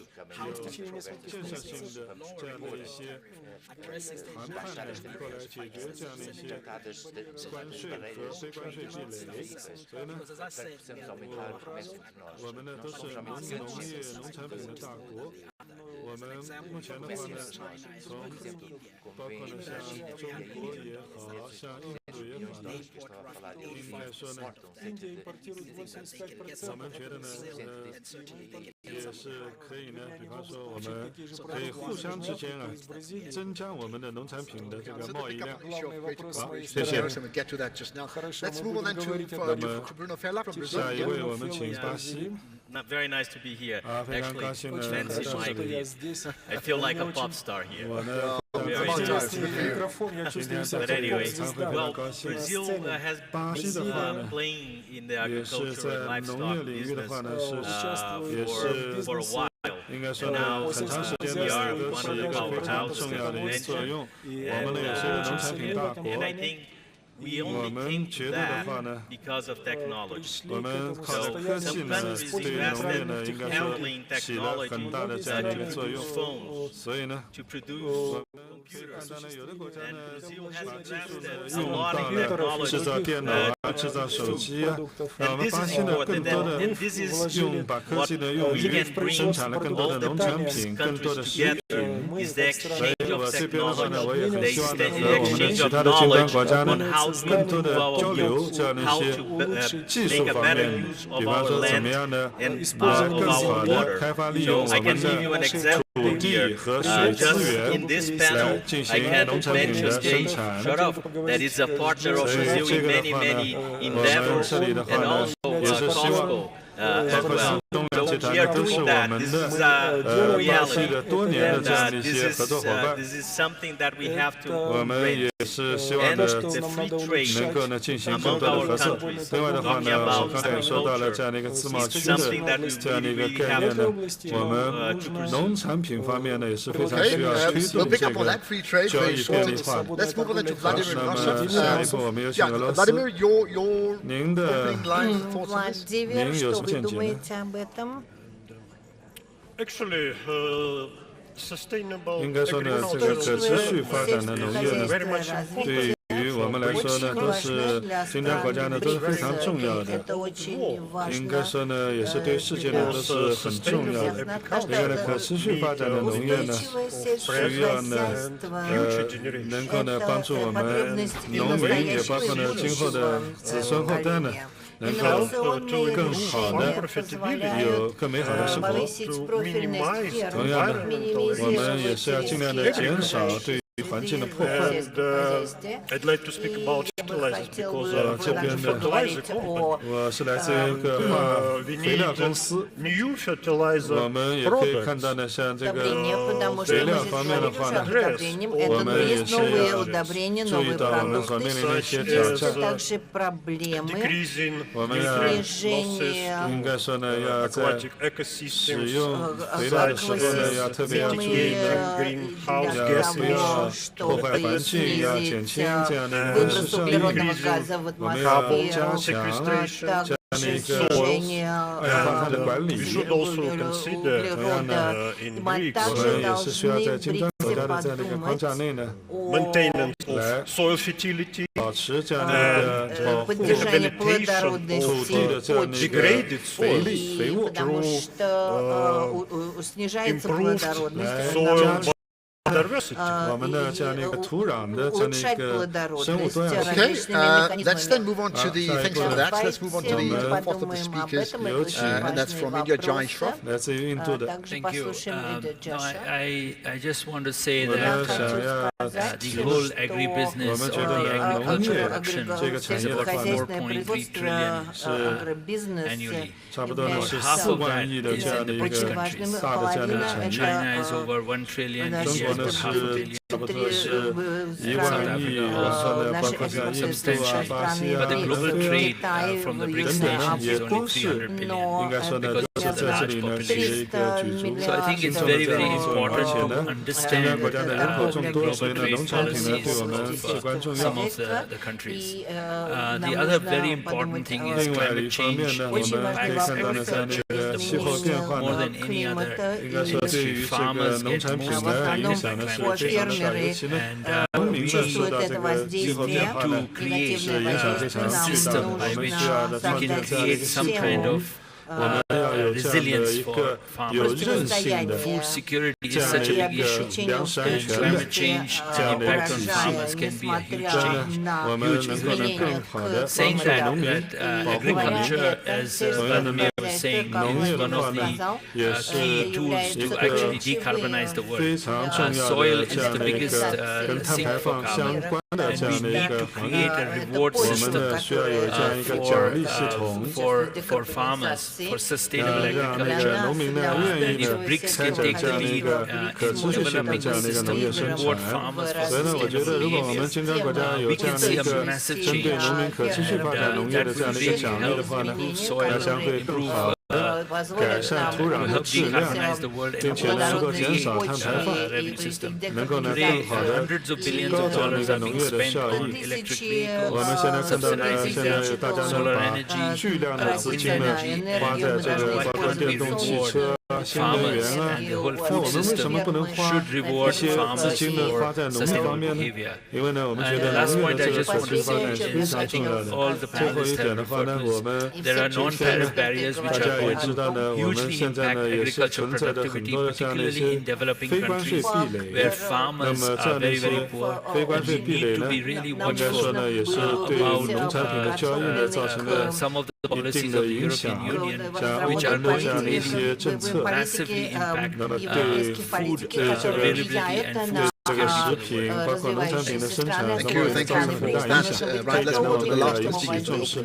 好，我们下一步有请我们来自于中粮的吕军董事长。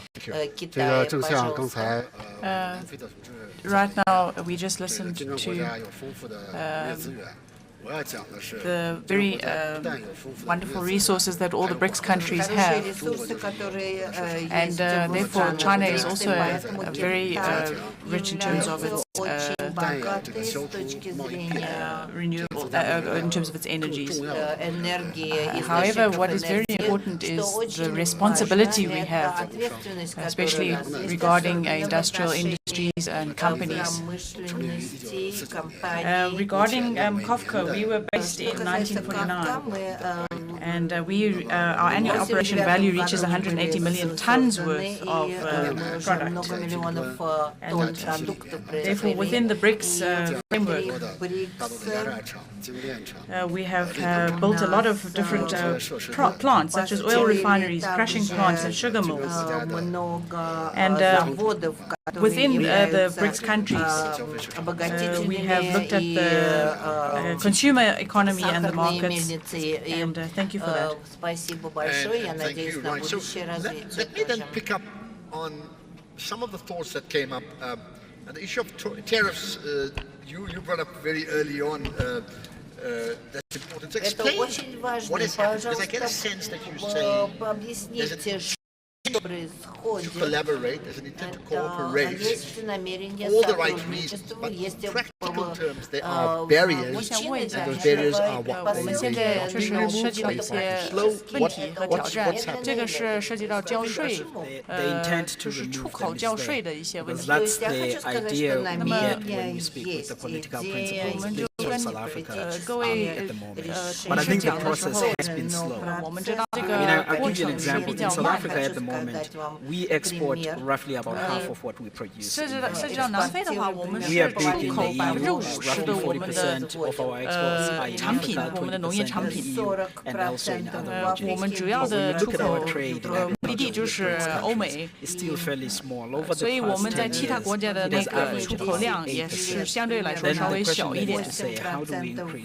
那么我们想了解我们怎么能提高或者扩大我们针对其他金砖国家的一些出口的量，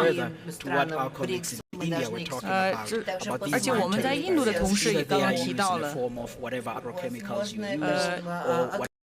用的一些农药或者是其他的化学成分，你们是怎么降低这些采用？因为印度是站在一个很关键的位置，在这一情况下。We have more than doubled in value and in volume terms. What has been 我们 behind 这 that 里 is what 在 Vladimir 非洲 also 就是基本上就达到了双倍的产量，但是我们是通过用一些农药和其他化学成分才达到这个目标。那怎么达到这个目标，但是减少我们所用的一些农药，这是一个很关键的问题。我们需要多了解这方面的一些相关问题。我觉得这个很关键。 I'm going to bring in the Indian colleague in a minute, but I want to stay with us for a second. So you mentioned, yes, tariffs need to be really looked at, etc. But do you get a sense there's an urgency around removing those barriers of trade, because it's far too low, as you've already suggested, or is it something that's been put on the agenda, but like, we'll see what happens down the line? I'm looking for urgency. I think the urgency is there. I mean, you heard our chair from the BRICS Business Council, you heard Council Member Ms. Puti Mariel also speaking earlier. They talked about agriculture, they talked about the importance of trade, and those are all of the things which shall say be included in the annual report and hopefully the political principles. But I appreciate you raising that point, that there has to be some urgency. In South Africa today, I mean, if we're thinking now within the next 10 years, the volume of products that we will have for exports may increase by 50%. These are high-quality wine, fruits, and beef, and we would like to share it with some of our So let's get your thoughts. I mean, you spoke about from an Indian perspective about the tariffs and I'm asking that question about just add to that. I think the worry is that as the opportunity as agriculture productivity in the BRICS countries, and particularly in Africa and some of the other underdeveloped countries, improves, and they have opportunity to export to Europe and other developed countries. There is a nervousness of protectionist attitude, and they're finding ways to block this. This will really impact the prosperity of small agriculture, small farmers, small agribusinesses to markets, because there has to be a free trade.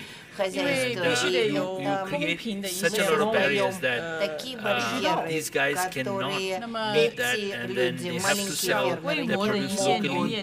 There is an oversupply, prices crash, and they are in this circle of poverty, and they cannot get out of it. So it's very important that as 贫穷的一种 BRICS, 状 which is 态 the。largest 各 consumer, страны largest BRICS producer, 所以我们作为真正的国家，需要 understanding 展 some of 现一个 these 非常关键的角色， policies, 针对 what 政 is the 策 ulterior motive, 也了解到 address 最 it 终 in 会影 a 响到哪 proper way, 些 because otherwise, 群哪些群体 agriculture development in a сотрудничество continent между like нашими Africa, 那么 which 在非洲 can really be 非洲 basketball, 农 will 业 never 的 happen. 发展当中， Yeah, I think that's very important. And I 这个 think, 也是一 for 个非 all of 常 us, 关 we 键的 can 问 talk 题。 about having the seat at the table, which we do have. But 对，我们 ultimately, 也 it's 可 how 以 it impacts 讨 on 论 the 到 farmers. I think 我 you 们 sort 只 of 认 alluded 为 to that in how 什么 we 样子的 change 政 that 策就 situation 我们 where 这 the 个政策 farmers 是 must 对 see 的，但是我 their 们也 position 得包括 change, 这些 change 农民 protected 家， and rewarded 让他们 so 参 that 与 then the 这种 consumer 交 will 流 see the benefits of that 让 as 他 well. 们也看 I 到这 want to just, 些利益。 I know, Vladimir, you've also had some thoughts around free trade, right, around agricultural products, so input that is. So maybe if you can add to that. 贸易便利化。 Actually, there are several 其 approaches 实 how to несколько address 不 all 同 the 的一些措 challenges 施 I каким mentioned образом in подходить к my решению introduction. вопроса. 刚刚提到的一些в своих And вступительных these условиях. decisions include, speaking about, of course, fertilizers. These decisions include smart products, smart fertilizers based on slow release systems. Next generation products include biofertilizers that contain microbes and biostimulants, improving crop nutrition, improving plant tolerance to stress situation. And let's speak also about so-called eco-efficient fertilizers. Eco-efficient products contain safe levels of non-essential elements.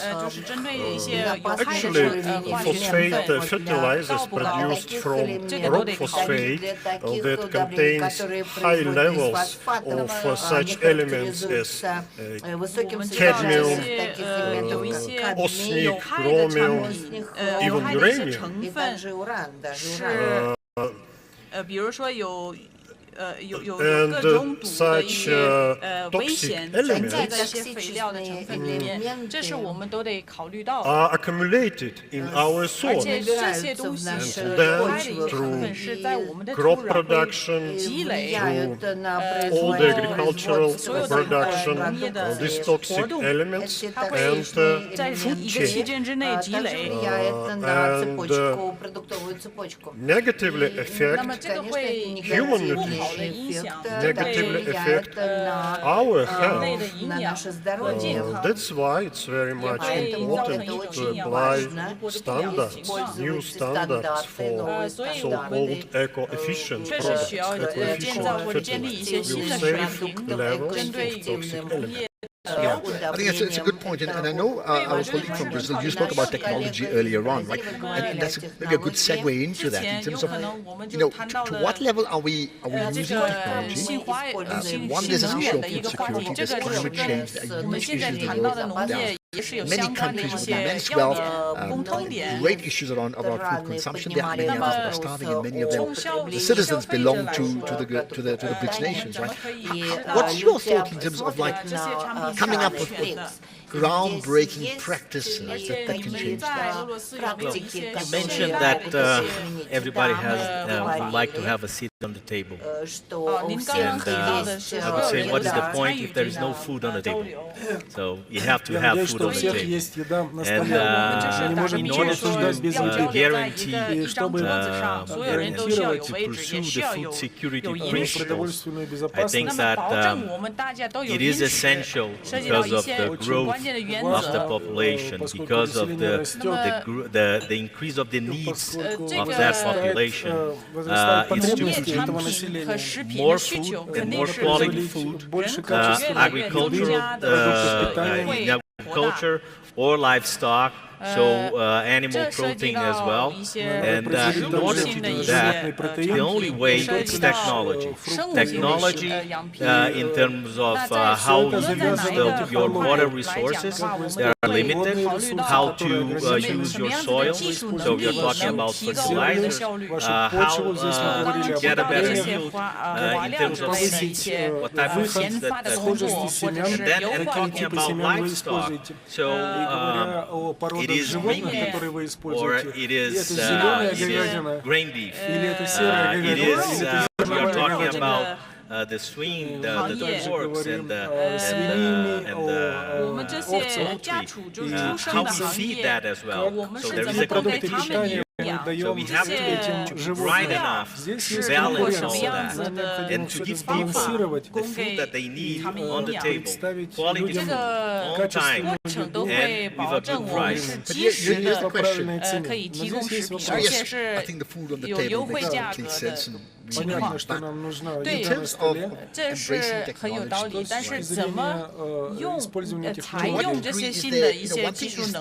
the BRICS nations embracing technology for themselves. 一个方面呢，就是金光资本国家会采用不同的一些技术方法和发展。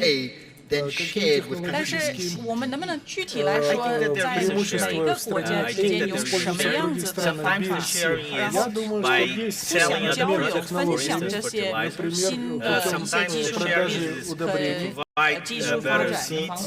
or to provide the better genetics for the livestock. So there is a sharing of that. And the sharing is also a question of trade. Nobody is giving up anything here. We do not want that to be based on giving because that would destroy business. It will not go through. So we have to have this, and then I came back to the trade barriers. So we have to get rid of them in every and each of those sectors. So not only in the final product, but in all the outputs and technologies that go and end up in our table. Okay. Let me bring in our colleague from China. You have thoughts on trade barriers, you have thoughts on the sustainable development in your country. 你对这个可持续性的一些发展有什么样子的评论？ Thank you so much for the questions that you've posed, especially with regards to sustainable development. With regards to China, we actually have only 9% of the arable land in the world, and yet we have 6% of fresh water, yet we are providing food for 20% of the world's population. So therefore we have used very specific smart agriculture, biotech, and other sustainable agricultural systems.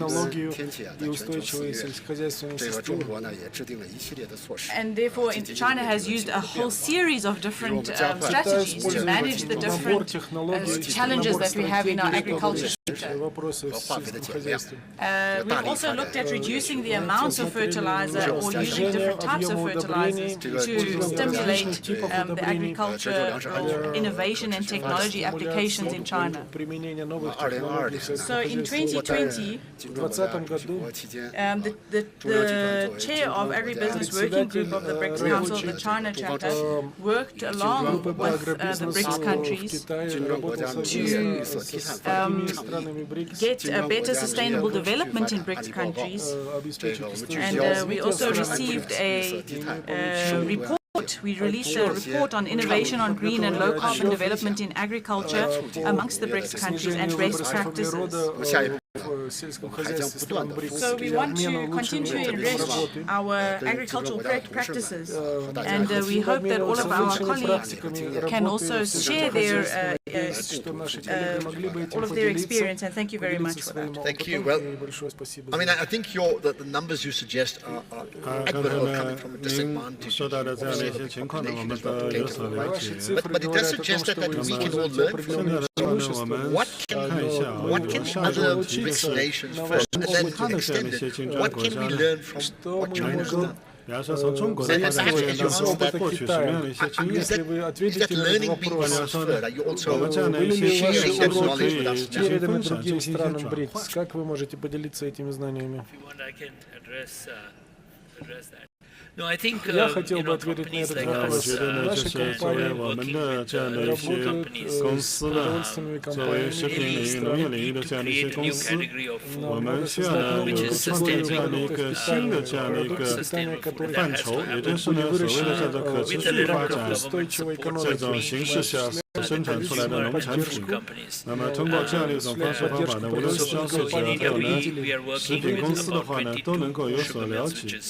比方说呢，在印度的话呢，我们也是希望呢能够降低在生产农产品过程中呢化肥和水的这样的一些用量。我们呢也希望呢能够呢用各种的科技来加强农业的这样的一些技术化、机械化和技术化。通过这样的一些合作的这样的一些方式呢，我们现在呢也获得了很多的这样的一些食品公司的这样的一些支持，他们呢也是把他们的这样的一些好的这样的一些做法呢向我们分享，因为呢我们可以看到呢就是农产品。农业生产当中呢也会产生很多的这样的一些二氧化碳，我们呢需要呢降低二氧化碳的这样的一些生产，所以呢我们要从这样的一个农产品的这样的一个生产呢每个环节呢都要注意怎么样来节能减排。同样的呢，我们也是对就是农业生产者呢要有这样的一个奖励措施，通过奖励的这样的一种措施呢，能够让他们呢有意识的向更可持续化的这样的一些发展呢，应该说能够迈出坚实的步伐。Let's talk about the reward. I mean, you've already made 那您刚才也说到这样的一些奖励措施，那么奖励措施呢，您刚才也说到，包括呢像全球环境的这样的一些变化、粮食安全，您刚才也说到的这样的一个奖励措施。那我也想问一下呢，就是您能不能花1分钟左右的时间，就是让我们来看一下怎么样更好的对农民进行奖励，能够更好的对农民进行来奖励呢，能够让他们呢更好的以这样的一些可持续发展的这样的一些形式呢，来改变他们的一些农作物的生产方式。这个在中国方面来讲 From the Chinese perspective, we have to look at the quality of our products that come from agricultural sector. And therefore, we have a very strict measures to control and check on the quality of our products that are issued from, exported from China and used within the country.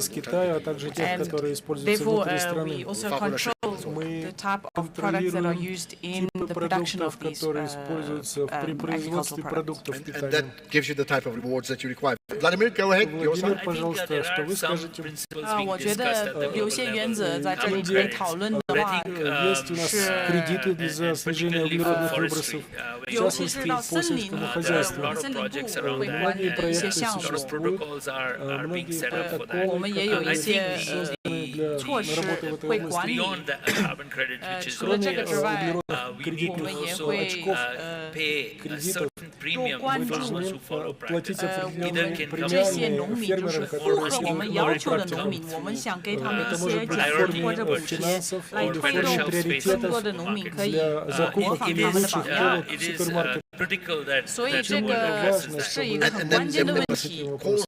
我们需要开始一种推进的一种趋势。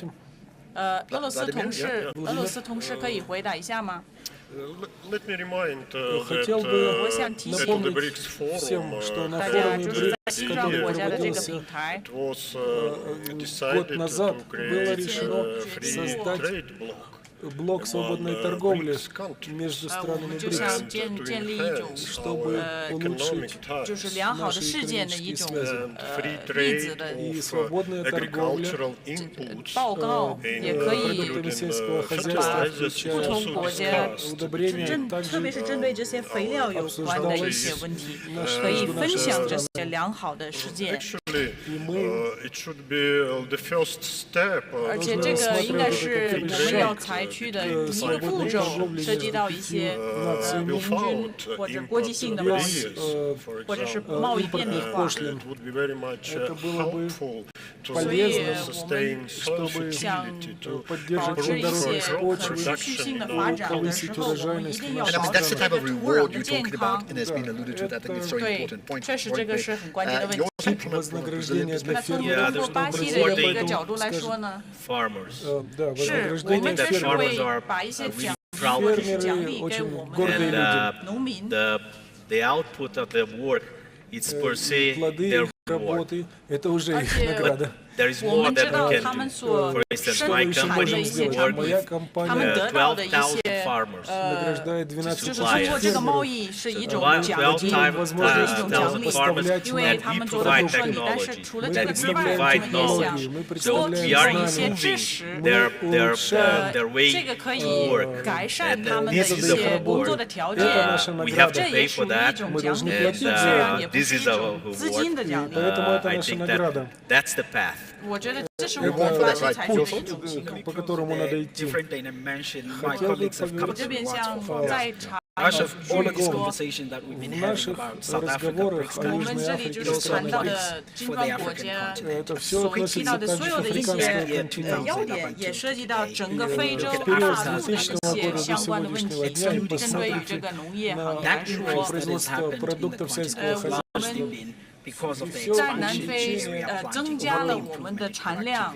也是因为我们也开始扩大我们的一些工业的活动，它是相对都会发展起来的一些两条线。所以我觉得我们这些科技分享或者科技知识的分享是非常关键的。在我们金砖国家之间，那我们只剩下来有1分钟。您就是。 南非总统走得很近，所以你确实是站在一个非常挺好战略的一个位置和角色。那么你可以跟我们分享吗？在南非的农业行业，你想分享的最重要的一个评论是？ 我们想分享的是，我们在一个气候变化世界当中，也要同时发展我们的农业行业。What can you tell the leaders here? 你可以分享你最后一个评论吗？巴西同事，俄罗斯的同事代表能不能分享一下？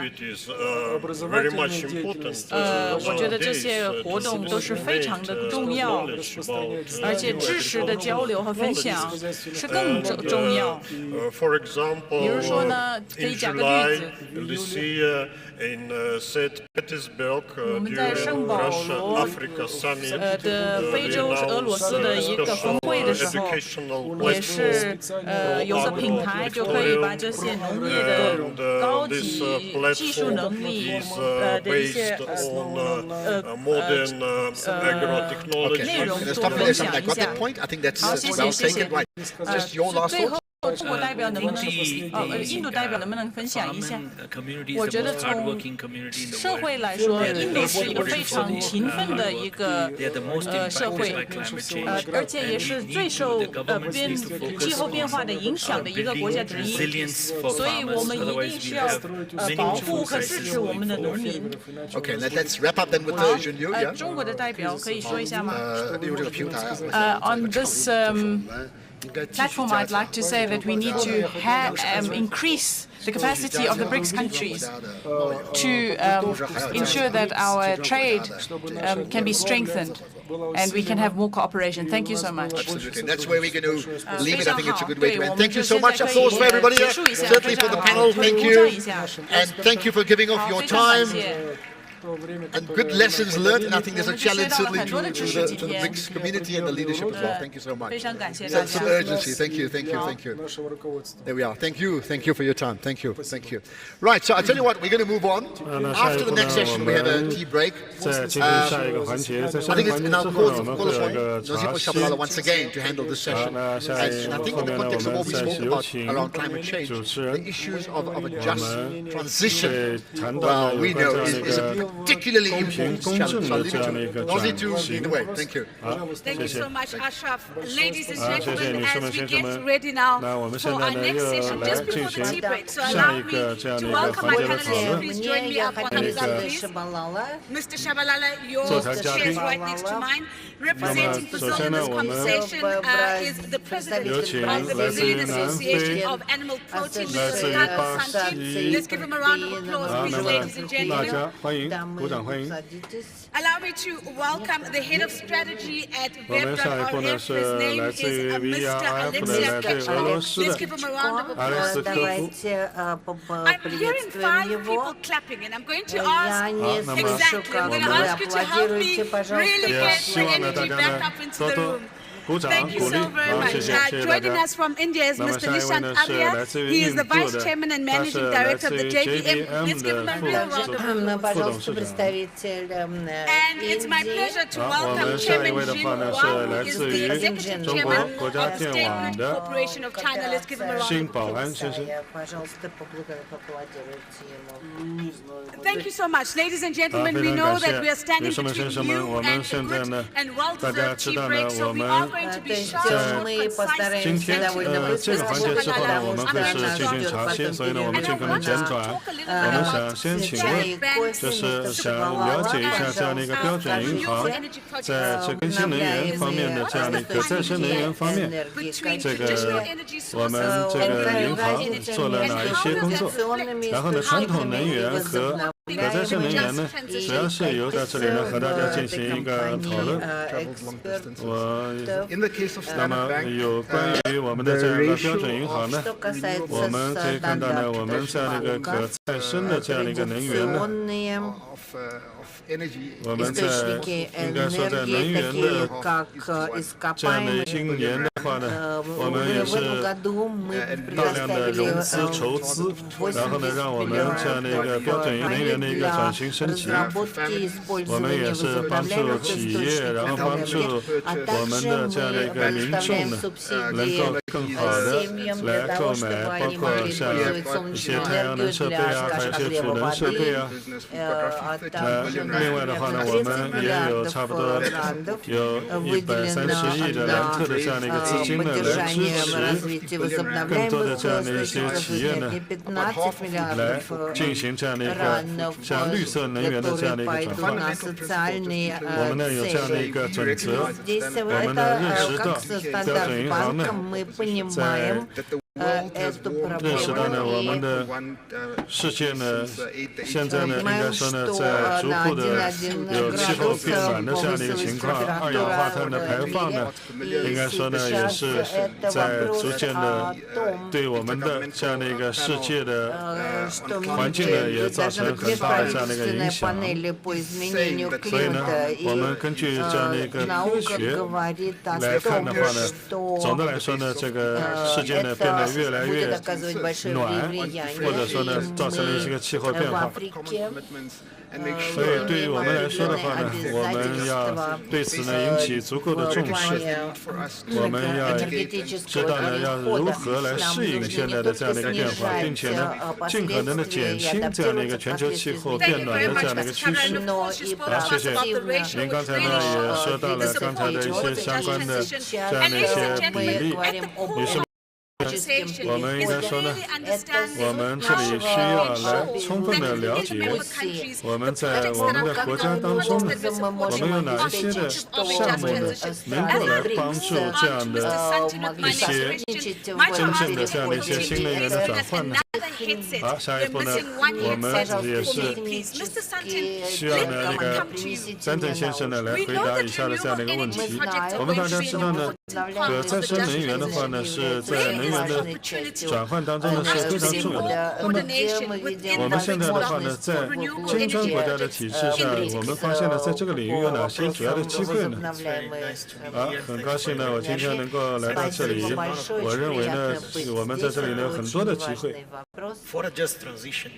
对于这样的一个公平公正的这样的一个转换的话呢，我们应该说呢，不要自我设限，不要以国界为划分，我们要为我们的全球的民众的这样的一个福祉呢，来推出这样的一个可持续的这样的一个能源的一种转换。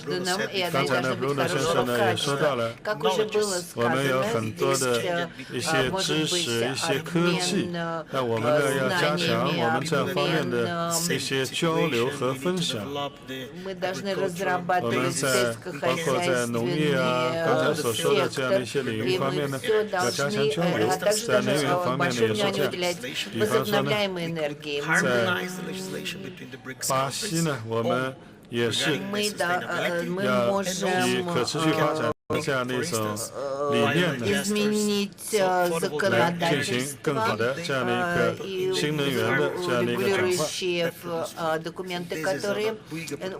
所以呢，这一点呢，我们应该说呢，要加强我们之间的优势互补。同志们、先生们，我们要应该说要怎么样来更好的来协调我们的这样的一些相关的政策啊，相关的这样的一些协调。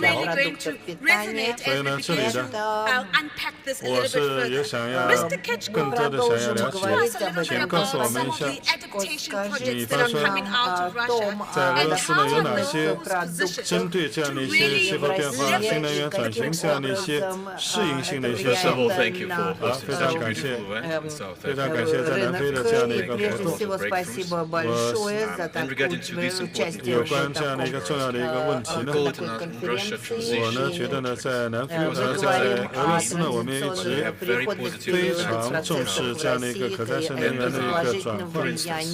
比方说呢，我们可以看到呢，有时候呢，我们的一些基础设施呢，是相对来说呢，已经在提供的这样的一些能量啊，或者说供暖啊、供电啊。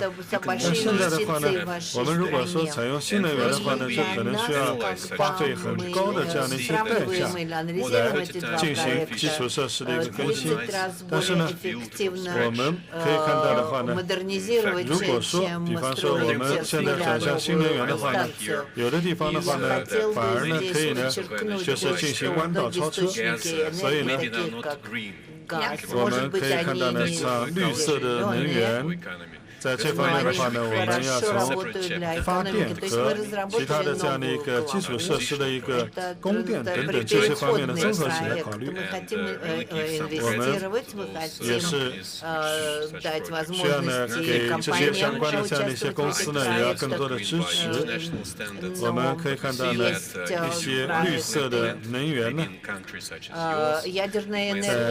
在南非还有呢，在其他的这样的一些金砖国家呢，我们在俄罗斯的话呢是采取了，就是不是说100%的绿色能源，而是利用现有的这样的一些基础设施的情况下呢，进行一些新的这样的一些建设。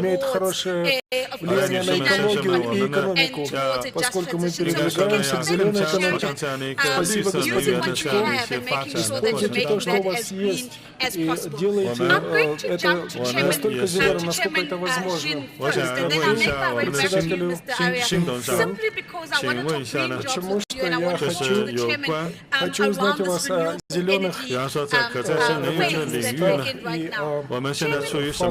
в которой мы находимся. 您采取的国家电网呢采取的这样的一些什么样的一些措施呢，来推动新能源的普及 ？Thank you, thank you very much. And to develop the renewable energy, actually is driven by the climate change and also by the consensus of the global people, and also is must take place. For China, actually, we are a major player of the renewable energy and the clean energy. And we are also the contributor, the pioneer in terms of the new energy development. From the policy making, financing, and the technology, we actually have a complete set. For China, our installed capacity of the renewable energy actually accounts for more than 50% of total installed capacity. And last year it was over 200 million kW. And for state grid, we give full support to the renewable energy. On one hand, in terms of allocation and the distribution of the power of energy, we give priority to renewable energy. So we encourage the generation of the renewable energy. Secondly, we also fully absorb the energy generated by the renewable ways. And secondly, we also enhance the construction of grid. Nowadays, we have already established 33 lines of ultra-high voltage grid so that we can pave a way for the consumption and the generation of the renewable energy. Thirdly, we also try to encourage the terminal electrical appliance. For example, we try to replace coal or gasoline with or by electricity. Thank you. Thank you very much, Chairman. And of course, as you talk to us around how climate change has been a real trigger for us seeing renewable energy and solar capacity in China increasing as it has. Away from renewable energy, but related now, ladies and gentlemen, let's turn our focus to green jobs and the green economy. Mr. Arya, let me talk to you.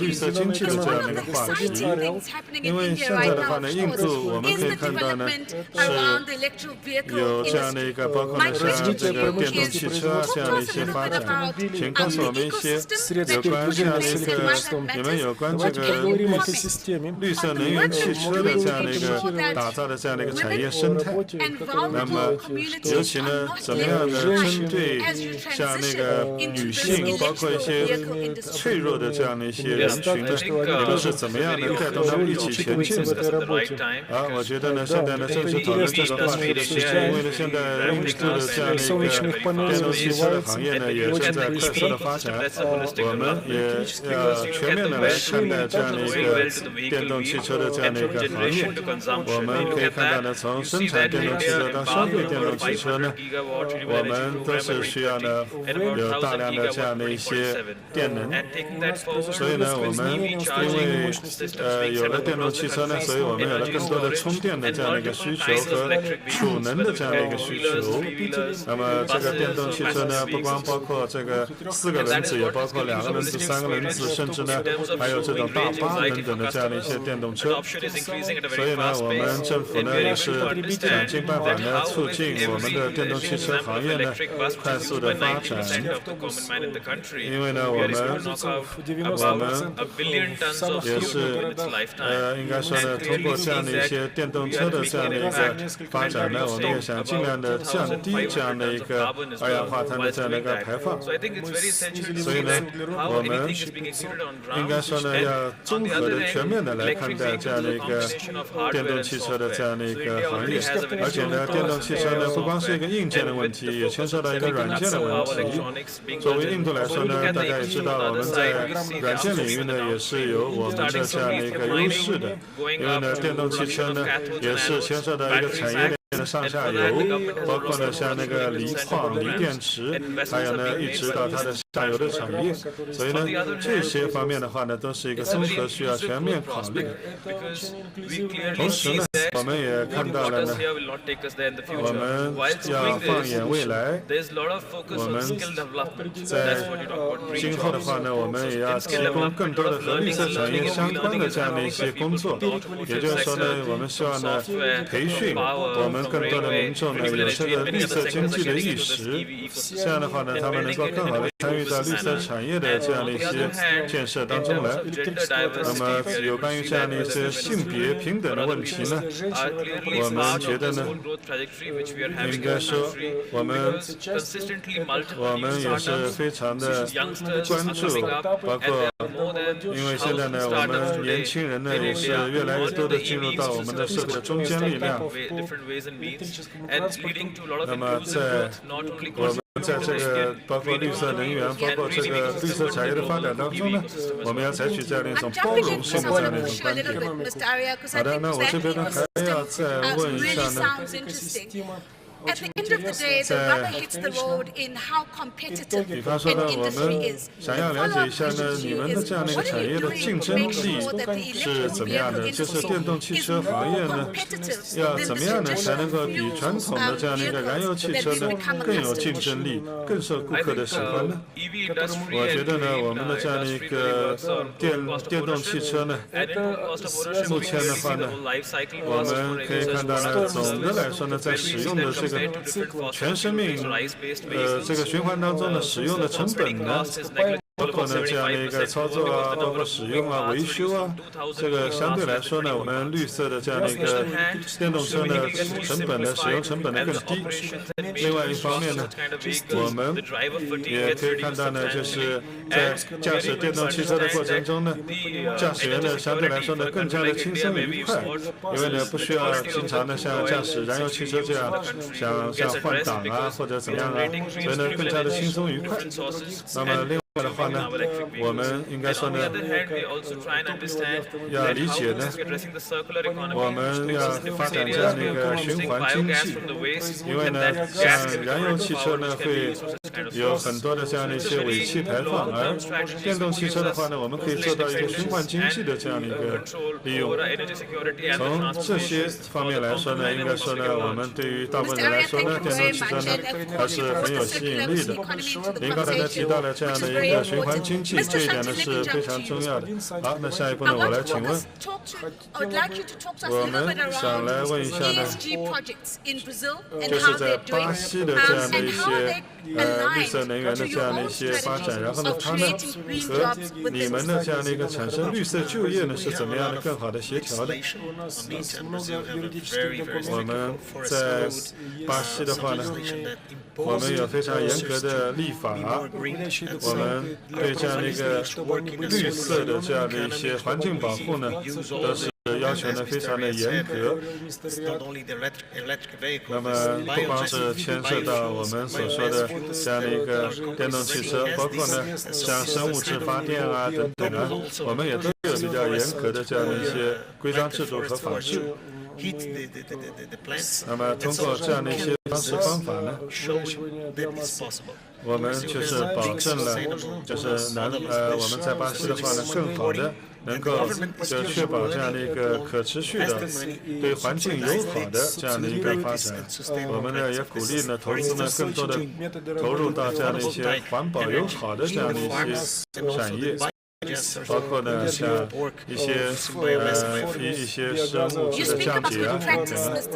那么您刚才呢也说到了一些最佳实践，我呢也想问一下我们的新主席，我们新董事长，我们想问一下呢，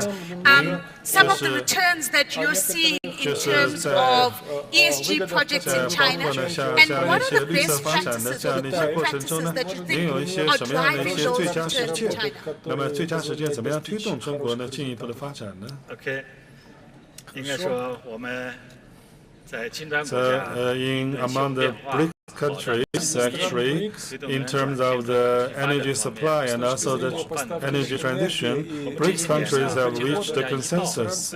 And recently, we have cooperated with other BRICS countries to fulfill and implement such transitions. Firstly, we boost the development of clean energy, and we support or subsidize, and with financial and technological means to develop the clean energy technology, and also help other BRIC countries to develop the new energy and clean energy. Also, overseas in BRICS countries, we have established some power generating projects. For example, in Brazil, we have established two ultra-high voltage grid so that we can transfer the water hydropower from Amazon area through 2,000 kilometers to the metropolitan areas of Brazil, and we actually reduced the consumption of coal and reduced the emission of carbon dioxide. And secondly, we also encourage the interconnection of the grids.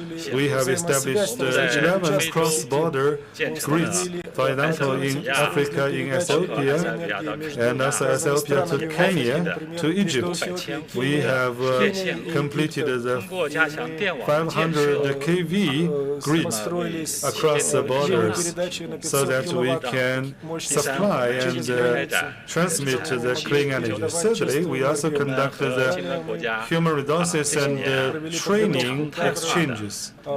Recently, with BRICS countries, we have conducted a series of regular visits and training sessions and international seminars to stimulate and encourage the development of the clean energy. Chairman, thank you very much. I think it's quite a succinct insight that you highlighting for us. How do we better support just transitions within the bloc? You said subsidies need to be both financial and technical. We need to be looking at interconnections within the BRICS bloc. And of course, you're saying let's not forget about the people and making sure that we continue with lifelong learning opportunities and training opportunities within the Mr. Shabalala, I come to you last for fear of nepotism because we have the same surname, and I guarantee you that we're not related, but I come to you last with this set of questions. You can talk to us a little bit more about the gender element, because I think we talk about a lot of not leaving the bigger fight, not leaving young people женщины и молодежь позади или за пределами, за границами этого проекта. Мы должны говорить о новых рабочих местах, но здесь как вопросы...不仅仅是你我们是同性，也是穿着蓝色的衣服，是同一个品牌，可以这么说。那么回到话题呢，通过我的经验来说，我觉得我们的客户比例一半的人，就是采取决定的是妇女。тоже женщины. Поэтому, если мы говорим о личных решениях, которые мы готовим для наших клиентов,我们的一个женщинах большинство都是руководящих позиций в нашем банке занимают женщины, и ничего не выходит. Я могу рассказать много разных историй проектов, связанных с топливным проектом.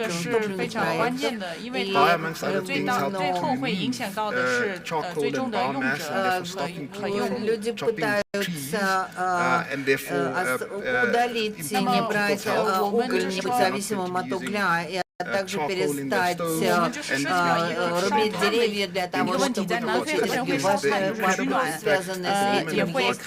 Есть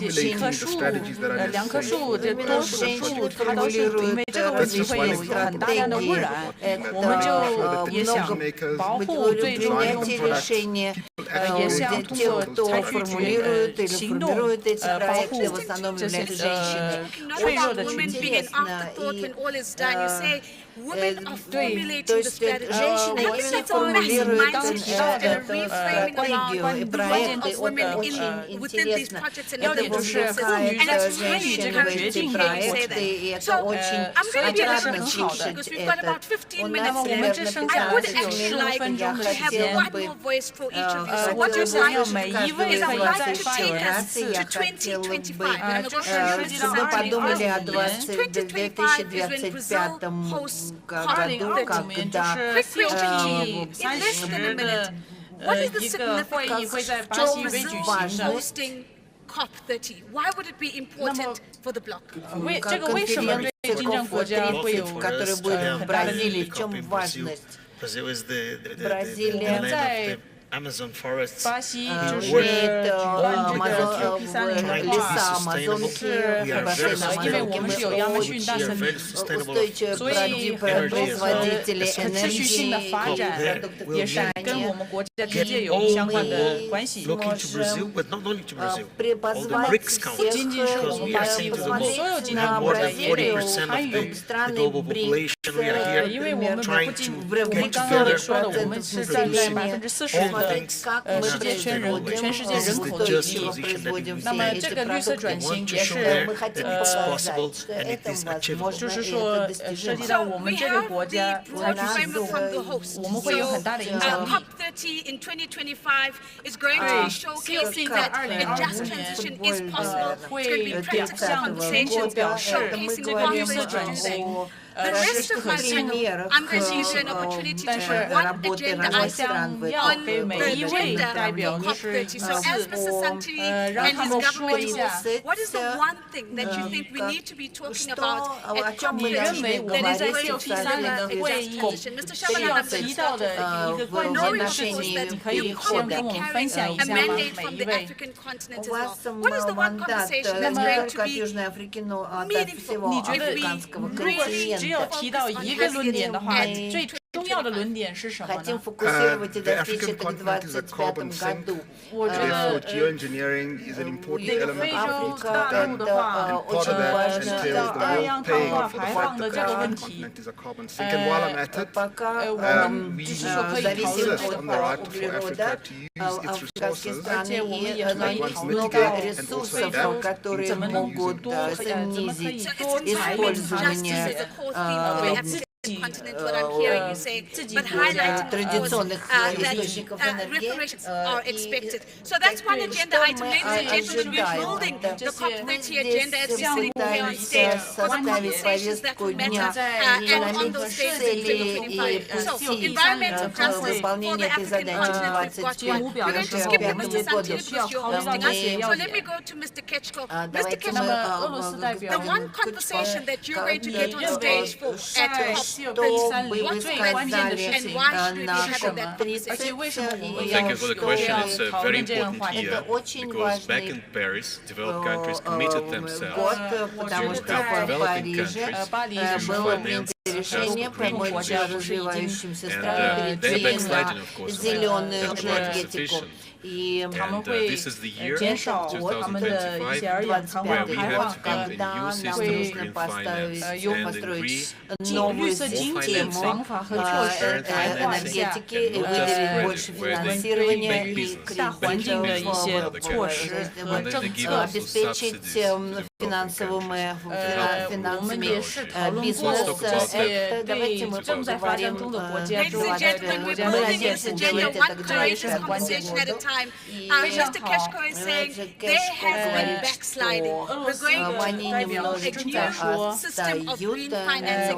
That's the conversation that's going to deliver a just transition. Mr. Arias, you're going to find a way from India to make your way to Brazil in 2025. поедете в 2025 году в Бразилию, и что I think circular в economy is a very important Бразилии, element или when об we look at this, and how переходе each country is энергетики. able to become Каждая self-sufficient страна and is having может inclusive быть, growth is very important. должна быть And definitely putting the point across that how the BRICS leadership is being demonstrated with the kind of partnership all these countries have. That is a very important какие demonstration. At возможности such имеют страны areas BRICS where в we are этом able to направлении, across our leadership и and наши the partnership of the руководители BRICS countries сделали, with создали kind of партнерство стран technologies BRICS. which are У driving нас value. So есть technology driving value технологии, becomes a key которые theme along with позволяют growth and so on. увеличить добавочную So that's three стоимость. agenda items, but I'll Это let you get очень away with it. четкие So circular повестки. economies, inclusive growth, but how do we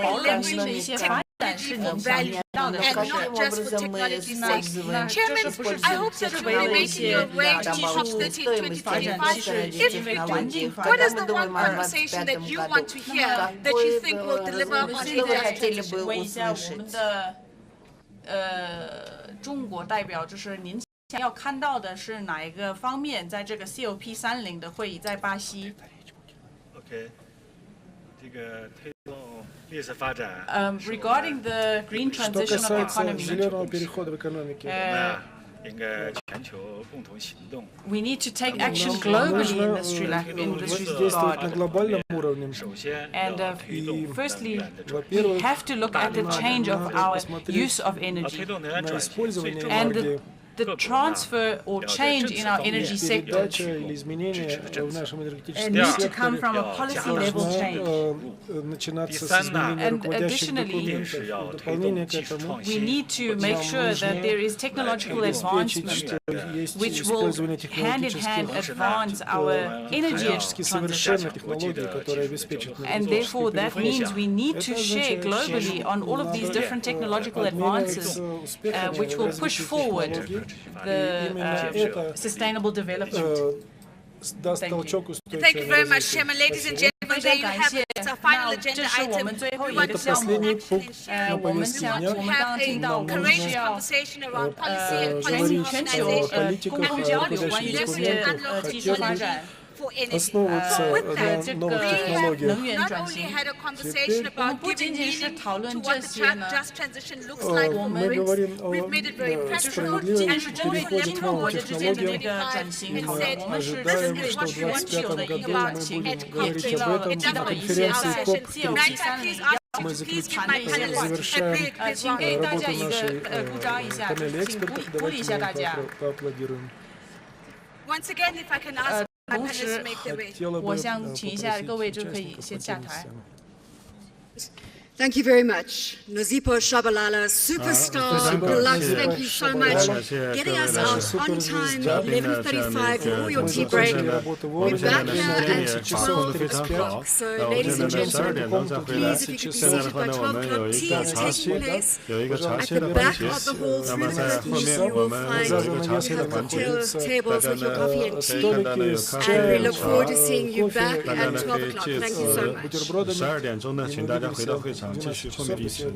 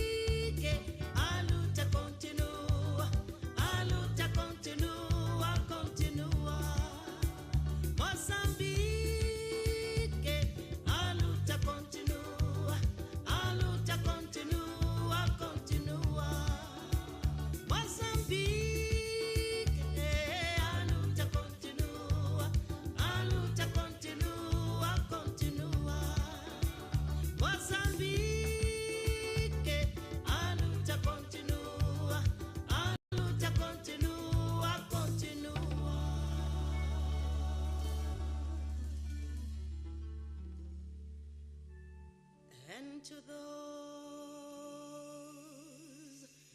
who have given their lives, praise is praise to thee, husbands and wives, all thy children shall reap what you've sown. This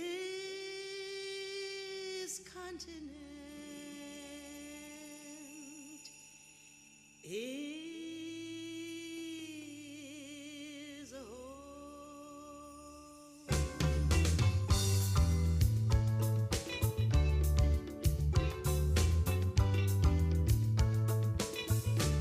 My brothers and sisters, stand up and sing. Eduardo Montagne is not gone. Freddie Mo, your eternal flame has shown us the light of dawn.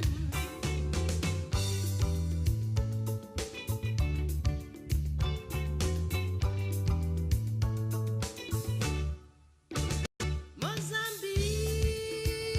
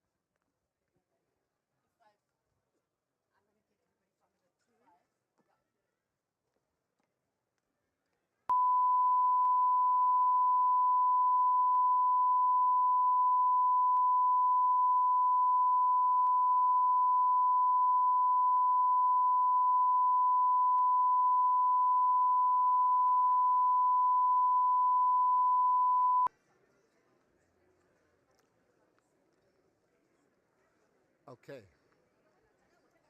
All right, just... Hello, how are you? Okay, thank you.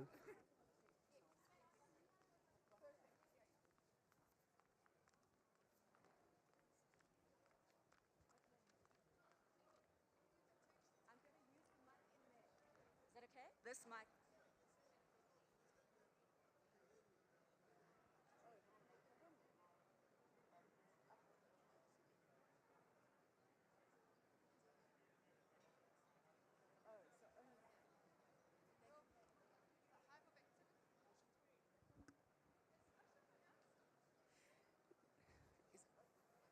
Is it open?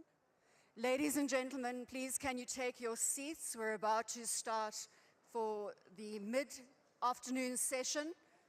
If you can come through, please, from your coffee and tea break and take your seats. We'll be starting the program in 5 minutes.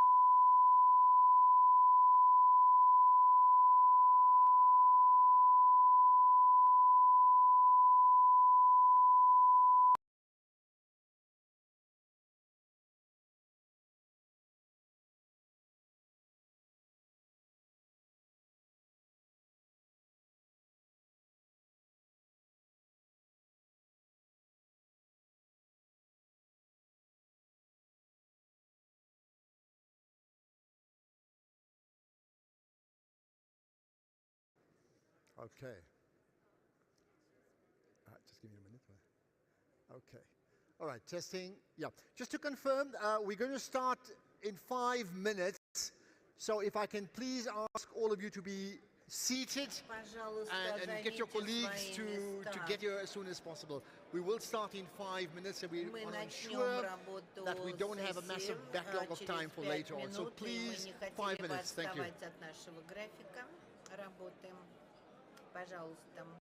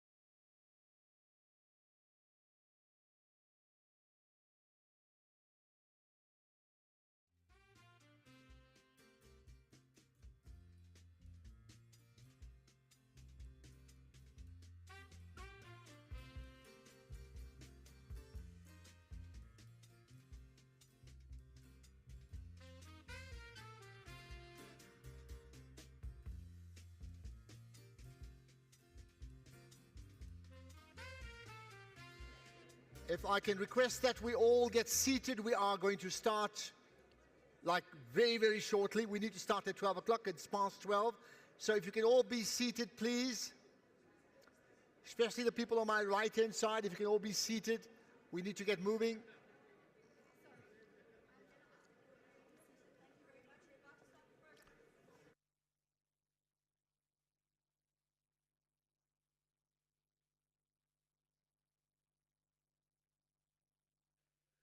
we're going to start now. Thank you. Please.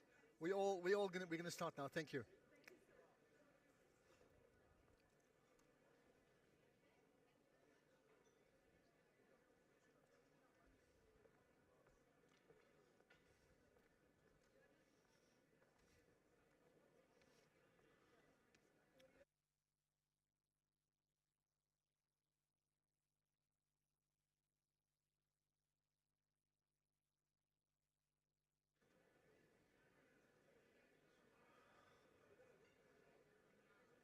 All right, reminder, we're going to start. We need you all seated. Standing is not good enough because we can't get moving if you're standing. We need you all seated, and I must insist that you need to be seated now. Please, can you all get seated so we can get moving? A busy program coming up for the rest of the pre-lunch break and then certainly post-lunch, as you know, with the leadership of the 5 BRICS nations, right?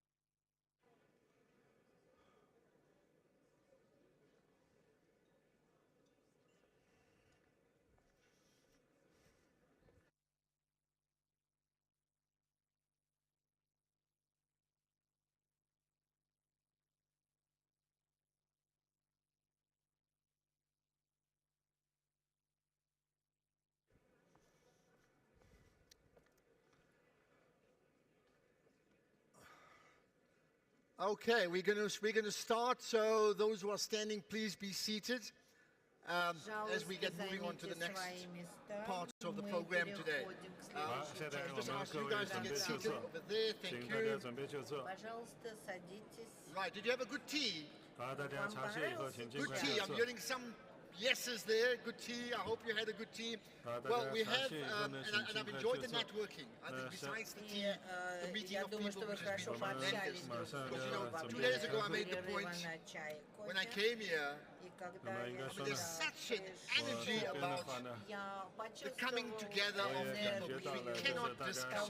When people of different countries, in this case, you know, Brazil, Russia, India, China, and my home country, South Africa, when they come together, there's an amazing energy, and I think the responsibility for all of us is to amplify that energy, not just in this room, but across the world. I mean, that is the big challenge, isn't it? Okay, I need quiet on that side. I'm going to call up the next speaker, and we need absolute silence before I do that. So, to tell you what's coming up next, right?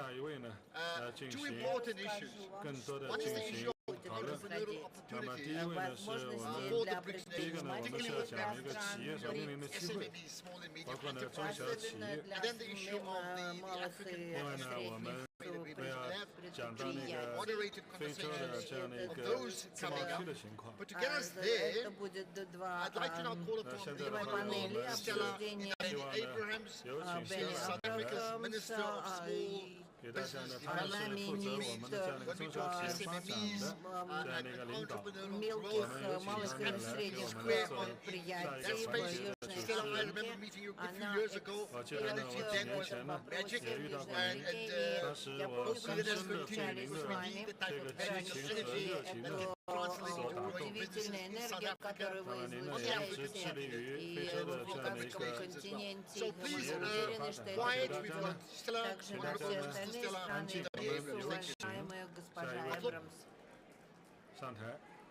Before she talks, Thank you. Thank you so much.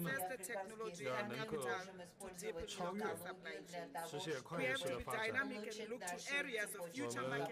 也是呢，要对将来的这样的一些市场需求，将来的这样的一个发展呢，要有所准备。我们要深入的了解市场的状况。那么，我们最后的一点呢，应该说呢是中小企业呢了解市场是一方面，但是呢，另外一方面的话呢，要具体怎么样来实施行动呢，又完全是另外的一方面的事情了。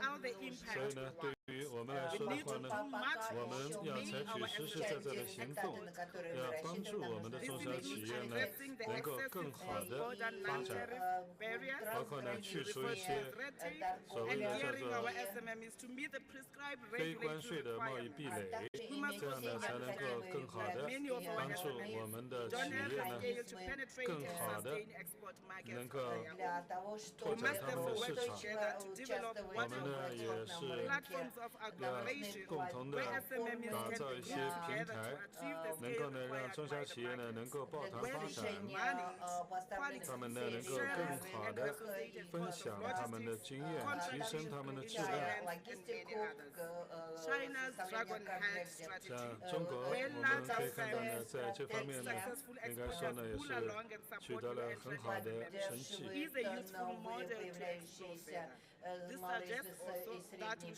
我们是需要呢，在这个领域呢，应该要做出更多的努力。作为我们这个部门呢，我们要在金砖国家的这样的一个框架内呢，更好的进行支持。感谢给我这样的一个机会，希望这次会圆满成功。谢谢。好，大家鼓掌，感谢部长女士的这样的一个发言。我们觉得呢，他刚才呢也说到了这个企业家精神的重要性，因为呢，企业家精神呢是能够呢克服种种困难，化不利因素呢为有利因素。所以对这方面来说呢，我们觉得呢是要大力鼓励发扬这个企业家精神。好，下一步呢，我们要来进行相关的这样的一些讨论，也就是呢，企业的机会，还有呢，就是市场的准入。这个呢是怎么样来协助我们的这样的中小企业呢，更好的来获取市场的机会，进入市场的这样的一个开拓。好。Сейчас она поднимется на сцену. Я хочу посмотреть, увидеть, где сейчас она находится. Oh, there we are. I thought for a second that you've taken either an extended tea or an early lunch. 现在呢，我们что у вас был уже обед, а来не чай. 进行下一个环节。You got your priorities right. Now, just to tell you, Fifi Peters is a journalist, an award-winning journalist who's got 2 gigs that I'm aware of in terms of 下一位呢，他呢是一个获过多次奖项的这样的一个记者，在 SABC， 还有呢像其他的这样的一些新闻媒体记者曾经获取各种的奖项。欢迎 Fifi。Давайте поаплодируем. 好，大家下午好。It is an honor to be in your company. 非常荣幸呢，今天能够来主持这个环节。и говорить о теме, о которой вы уже услышали. Сегодня утром возможности для предпринимательства, важность предпринимательства для создания экономической мощи БРИКС и его дальнейшего развития. Мы услышим от предпринимателей лично, как они работают. Также послушаем выступления представителей финансовых кругов, какие существуют финансовые возможности в странах БРИКС. Посмотрим на то, что сейчас работает, что нужно сделать для расширения доступа к рынку. У нас есть мистер Басиль Эджер, компания DH Holding Group, известный предприниматель и филантропист. Давайте его поприветствуем. As well as Mr. Diego Perez from the Бразильской ассоциации, 来自于巴西的金融科技协会的主席。 Mr. Igor 我们下一位呢是来自于伊戈，他呢是来自于是俄罗斯的这样的一个有关金融咨询公司的 CEO。下一位呢是 Biju Patel， 是来自于印度 ETG 集团的 CEO。And last but not least, Ms. 好，下面呢，我们是来自于 Executive Vice President 赵 and 海 Chief 星， Strategy 他呢是 Officer 来自于中投的这样的首席 over at 战 the 略官。 Chinese Investment Corporation. Good afternoon to you all. I'm looking forward to this conversation. And Basima, I'm going to start off with you. So right now you are building the 我们 second 现在呢也是 cannabis 正在 manufacturing 呢 plant here in South Africa, 在 in 应该说呢，在比 Pretoria. 特利亚 You 在 essentially 南 have 非 our 这边呢 business 正在进行另外的一些 to 项目当 every 中。 corner of the 您 BRICS 这边的 region 话 right 呢， now 感觉 and more. The celebrated success, but 就是 perhaps 现 the 在金砖 backstory. 呢，我们也取 How 得了很多 has 的这样的 your 一些 journey 成 in 绩。 gaining market 所以呢， access 我呢也 within 想 the 了解 BRICS 你在那 what 个 has 金砖国家的这样的一个市场开拓上面做了哪些工作，有什么经验？ As you know, I'm African. I was born in 我 Nigeria. 呢是出生于尼日利亚，所以非洲是我的家乡。 West Africa. 所以我是在西非呢，先呢是开始我的业务，然后呢了解到一些商场的一些情况之后呢，我呢进一步呢来开拓南部非洲的市场。 And dealing with a lot of 在 regulations is 在创业的过程当中呢，我们也是接触到了很多的各种各样的规章制度。 one of the issues is so many different laws. 应该说有很多的各种各样不一样的，每个国家都有不同的法律规章制度。 Many of the regulators that have been 很多 involved 的 in this so long, and they need to 应该说呢，像这些法律制度呢，应该说都已经建立起来已经很长时间了。那么这个呢，既需要我们来适应这个法律，另外呢，从一定程度上呢，我们也需要与时俱进。我们也是看到呢，现在呢，你很多的这样的一个制定法律、制定规章的政策制定者呢，他们也了解到我们的中小企业的发展需求，包括呢像那个医疗界，包括像农业领域等等呢，都有了更多的这样的一些发展。在南非的话呢，我觉得应该说呢，对于这个医疗的环境呢，包括医疗行业的环境呢，是非常的 好，然后呢，在全球呢也是有着比较领先的这样的一些地位。另外呢，在南非的话呢，基础设施，包括呢像那个出口的这样的一些条件呢，在非洲呢，南非也都是首屈一指的。我呢也是应该说呢，就是金砖国家之间的情况也是有很大的差别的，所以呢，你无法把一个金砖国家里面取得的一些经验呢，完全的复制到另外一个金砖国家当中去。我觉得这里的话呢，我们更需要呢，金砖国家之间呢，要有一个更加 完善的这样的一个经贸的协议，比方说呢，就类似于像那个西非的共同体啊等等啊，所以呢，我们金砖国家之间呢，也希望呢能够有更多的这样一些协议，这样呢能够把我们团结的更加的紧密。好的，我们理解，就是您呢也希望呢我们能够有更多的这样一些，包括一些行业方面的这样的一些协议，能够呢更有力的 促进这样的我们的中小企业呢，在金砖国家呢发展。那么我也知道呢，您的这个行业呢是深耕于非洲，而且呢也是和那个这个相关的农产品的出口呢也是非常相关的。所以呢，刚才呢他也说到了呢，就是他的这样的一些发展经验。那么我们也想 听取一下您的这样的一些经验。作为企业家精神，作为应该说呢，充满了挑战，也充满了这样的一些机会的这样的一个创业过程当中呢，我们觉得呢，这个无论是挑战还是这个回报呢，都是非常巨大的，对于我们企业家来说。所以呢，我们需要呢想尽办法克服障碍，克服困难。我们要朝向我们的目标呢奋力前进。目前的话呢，我们现在呢碰到的一个很大的一个挑战呢， the regulatory environment. 包括呢， Again, 这 coming back to 个 what 就是各个国家之间的这个法治环境 said 或者呢 earlier. 法治规章 And 呢 the regulatory 都是 environment needs to sort of 有 enable 所不一样。 entrepreneurship. It needs to 那么 enable 应该 SMEs 说 to 呢， make 就是 investments. 我们作为中小企业呢，希望有一个 Whether we 有 talk 利 about 于我 India, 们 whether 发 we talk 展 about 的这样 Africa, 的一个 a 法 very 律制 fair, 度。 just, 但 stable 是呢， regulatory environment needs to 总 be 的来说呢， created. 我们 I 还 think 是希望 this 呢 is something 这方面呢 as 能 the 够 BRICS 进一步的改 community 善。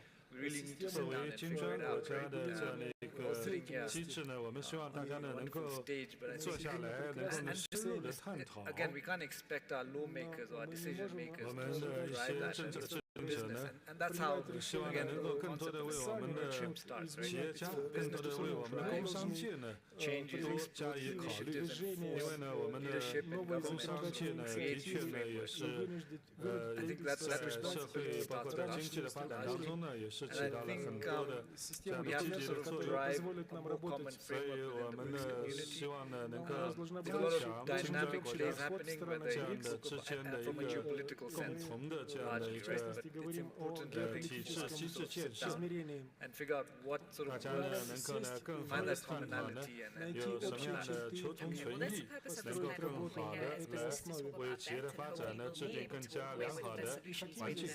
好的，我觉得呢您刚才说的很好。那么下面有请我们第二个，他呢是来自于巴西的这样的金融科技领域的。我想了解一下呢，就是您这边的话呢，这个行业呢，您也是希望在巴西以外获取或者说进入更多的市场，这点您进行的怎么样？首先呢，我很荣幸呢能够今天来参加今天的会议。我们在巴西的话呢，我们的金融科技的领域呢发展也是非常的迅速。您能不能稍微说的响一些？在巴西的话呢，我们应该说呢，金融科技行业的发展非常的成功，也应该说有很多的公司呢在巴西呢也取得了很好的这样的一个市场。现在呢，我们也是。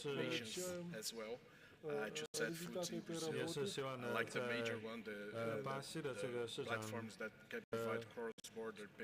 之外呢，我们包括像牵涉到跨境贸易啊、跨境支付啊、跨境旅游啊等等，所以呢，这里呢都牵涉到这个金融科技。那么我们这个行业呢，需要创新，需要科技，这样的话呢，才能够促进这样的一个金融。行业的一个发展，巴西的金融行业呢是非常的高效的，这没问题。但是呢，巴西的金融行业呢是非常的集中化的，我们5大银行呢占据了80%左右的市场份额。所以呢，我们应该说呢，要在这个高度集中化的这样的一个金融市场上呢，也需要给中小型的这样的一些企业呢有更多的生长空间。通过这样的一些方式的话呢，他们呢能够才能够成长，才能够脱颖而出。我们呢也是和政策的制定方一起呢，来和他们沟通，来如何呢创造一个更好的营商环境，那么来鼓励创新，鼓励技术开发，这样的话呢，能够呢更好的为那个巴西的人民、巴西的企业来服务。所以呢，您的受到的挑战呢，主要是已经有了一些根深蒂固的一些大的这样的一些行业的一些企业，所以说呢，对中小企业来说呢，可能不是特别容易的发展，对吧？是的，我们那边的话呢，应该说，的确呢，这个是我们方面的这样的一些问题。我们也是应该说呢，比方说像大公司呢，可能他们会专注于一些主要的大业务，反而呢对一些新兴的一些小的一些业务呢，不是特别的关注，所以呢，这也为我们中小企业呢这个发展呢也找到了一些市场机会。所以呢，我们起一个叫食益补缺的这样的一个作用，然后呢进一步来壮大自己。我们呢和这样的一些大公司呢进行错位经营，所以应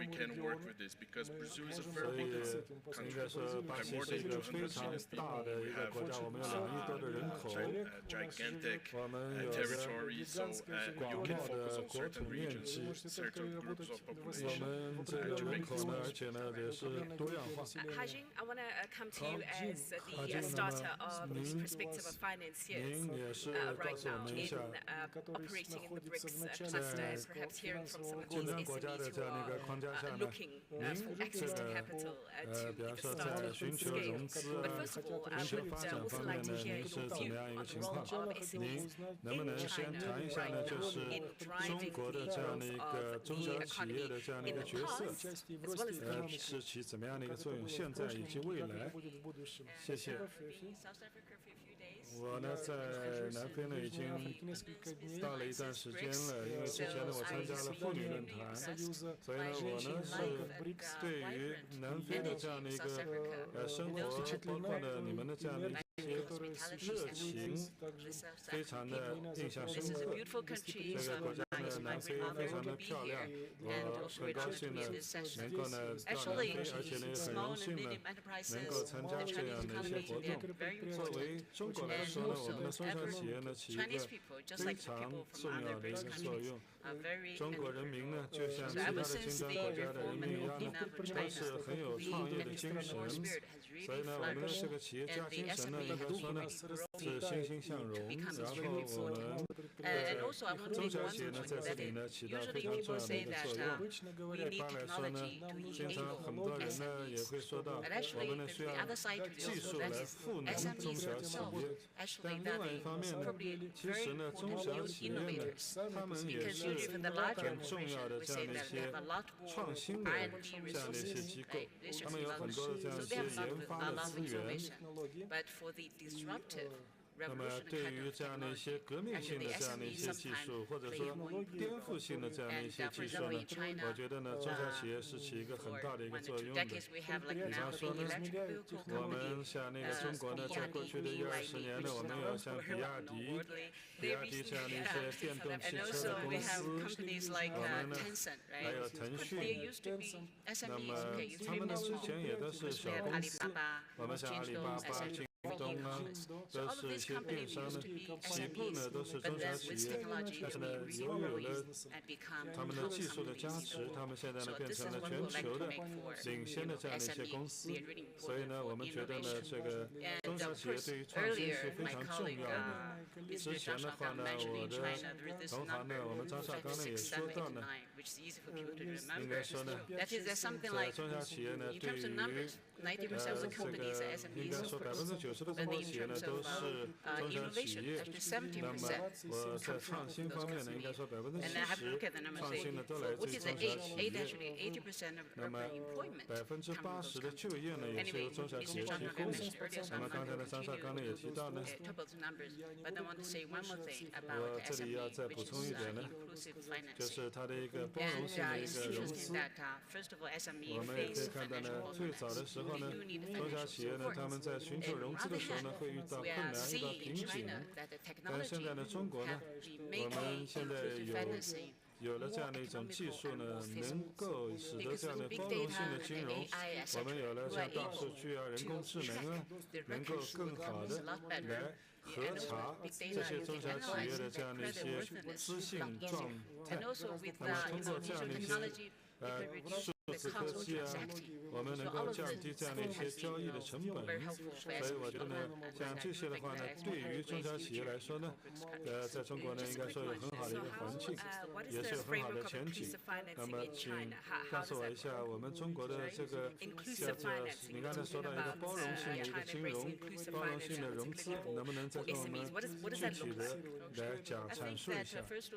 首先的话呢，中国的政府呢是制定了一系列的准则和指南，比方说呢，应该说呢，要多支持实体经济。第二方面呢，有关技术方面呢，我们也有了技术呢，能够让这样的融资呢，能够达到更好的经济效益。因为之前的话呢，可能你像中小企业投资呢，面临着更大的风险，但现在的话呢，有了像先进的科技呢， Russia right now. I think many people are aware of the operating environment within your country right now. But just talking about the role of SMEs as Russia sees it right now, how much importance would you put on small businesses, medium-sized businesses in Russia's economy? Спасибо большое за вопросы. Большое спасибо за то, что пригласили меня на этот заседание. Очень замечательная атмосфера моего визита.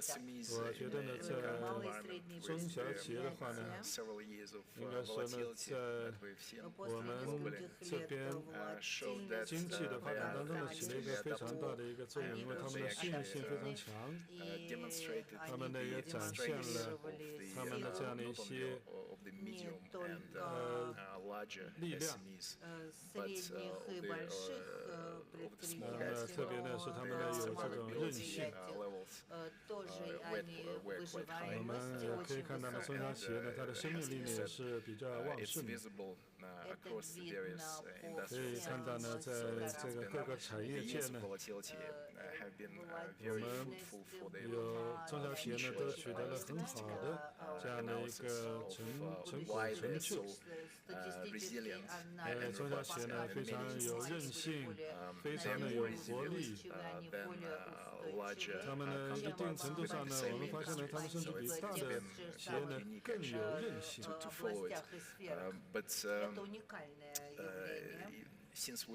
那么我们因为呢，现在在讨论的是中小企业的一些话题，尤其在国际的这样的一个背景下，在金砖的这样的一个背景下，我们应该说呢，更加要关注呢，就是我们要怎么样达成一种合力和共识。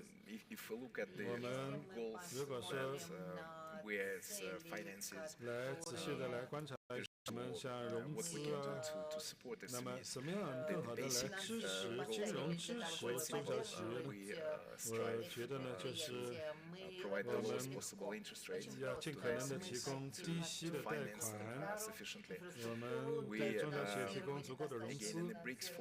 另外呢，在金砖的这个体制下呢，我们呢希望呢加强互相之间的连接，那么中小企业呢能够让他们之间的这个供应链呢能够彼此的相连接，我们能够找到呢更好的一些解决方案呢，能够帮助中小企业呢在他们各自的行业呢，尤其是一些高风险的，像那个生物科学啊，包括一些高科技啊，因为在这些领域的话呢，大家知道呢这个生存率啊，或者说成功率呢相对来说呢会比较低，也就是风险呢比较高。那么作为我们金砖来说呢，应该要更多的对他们的加以支持。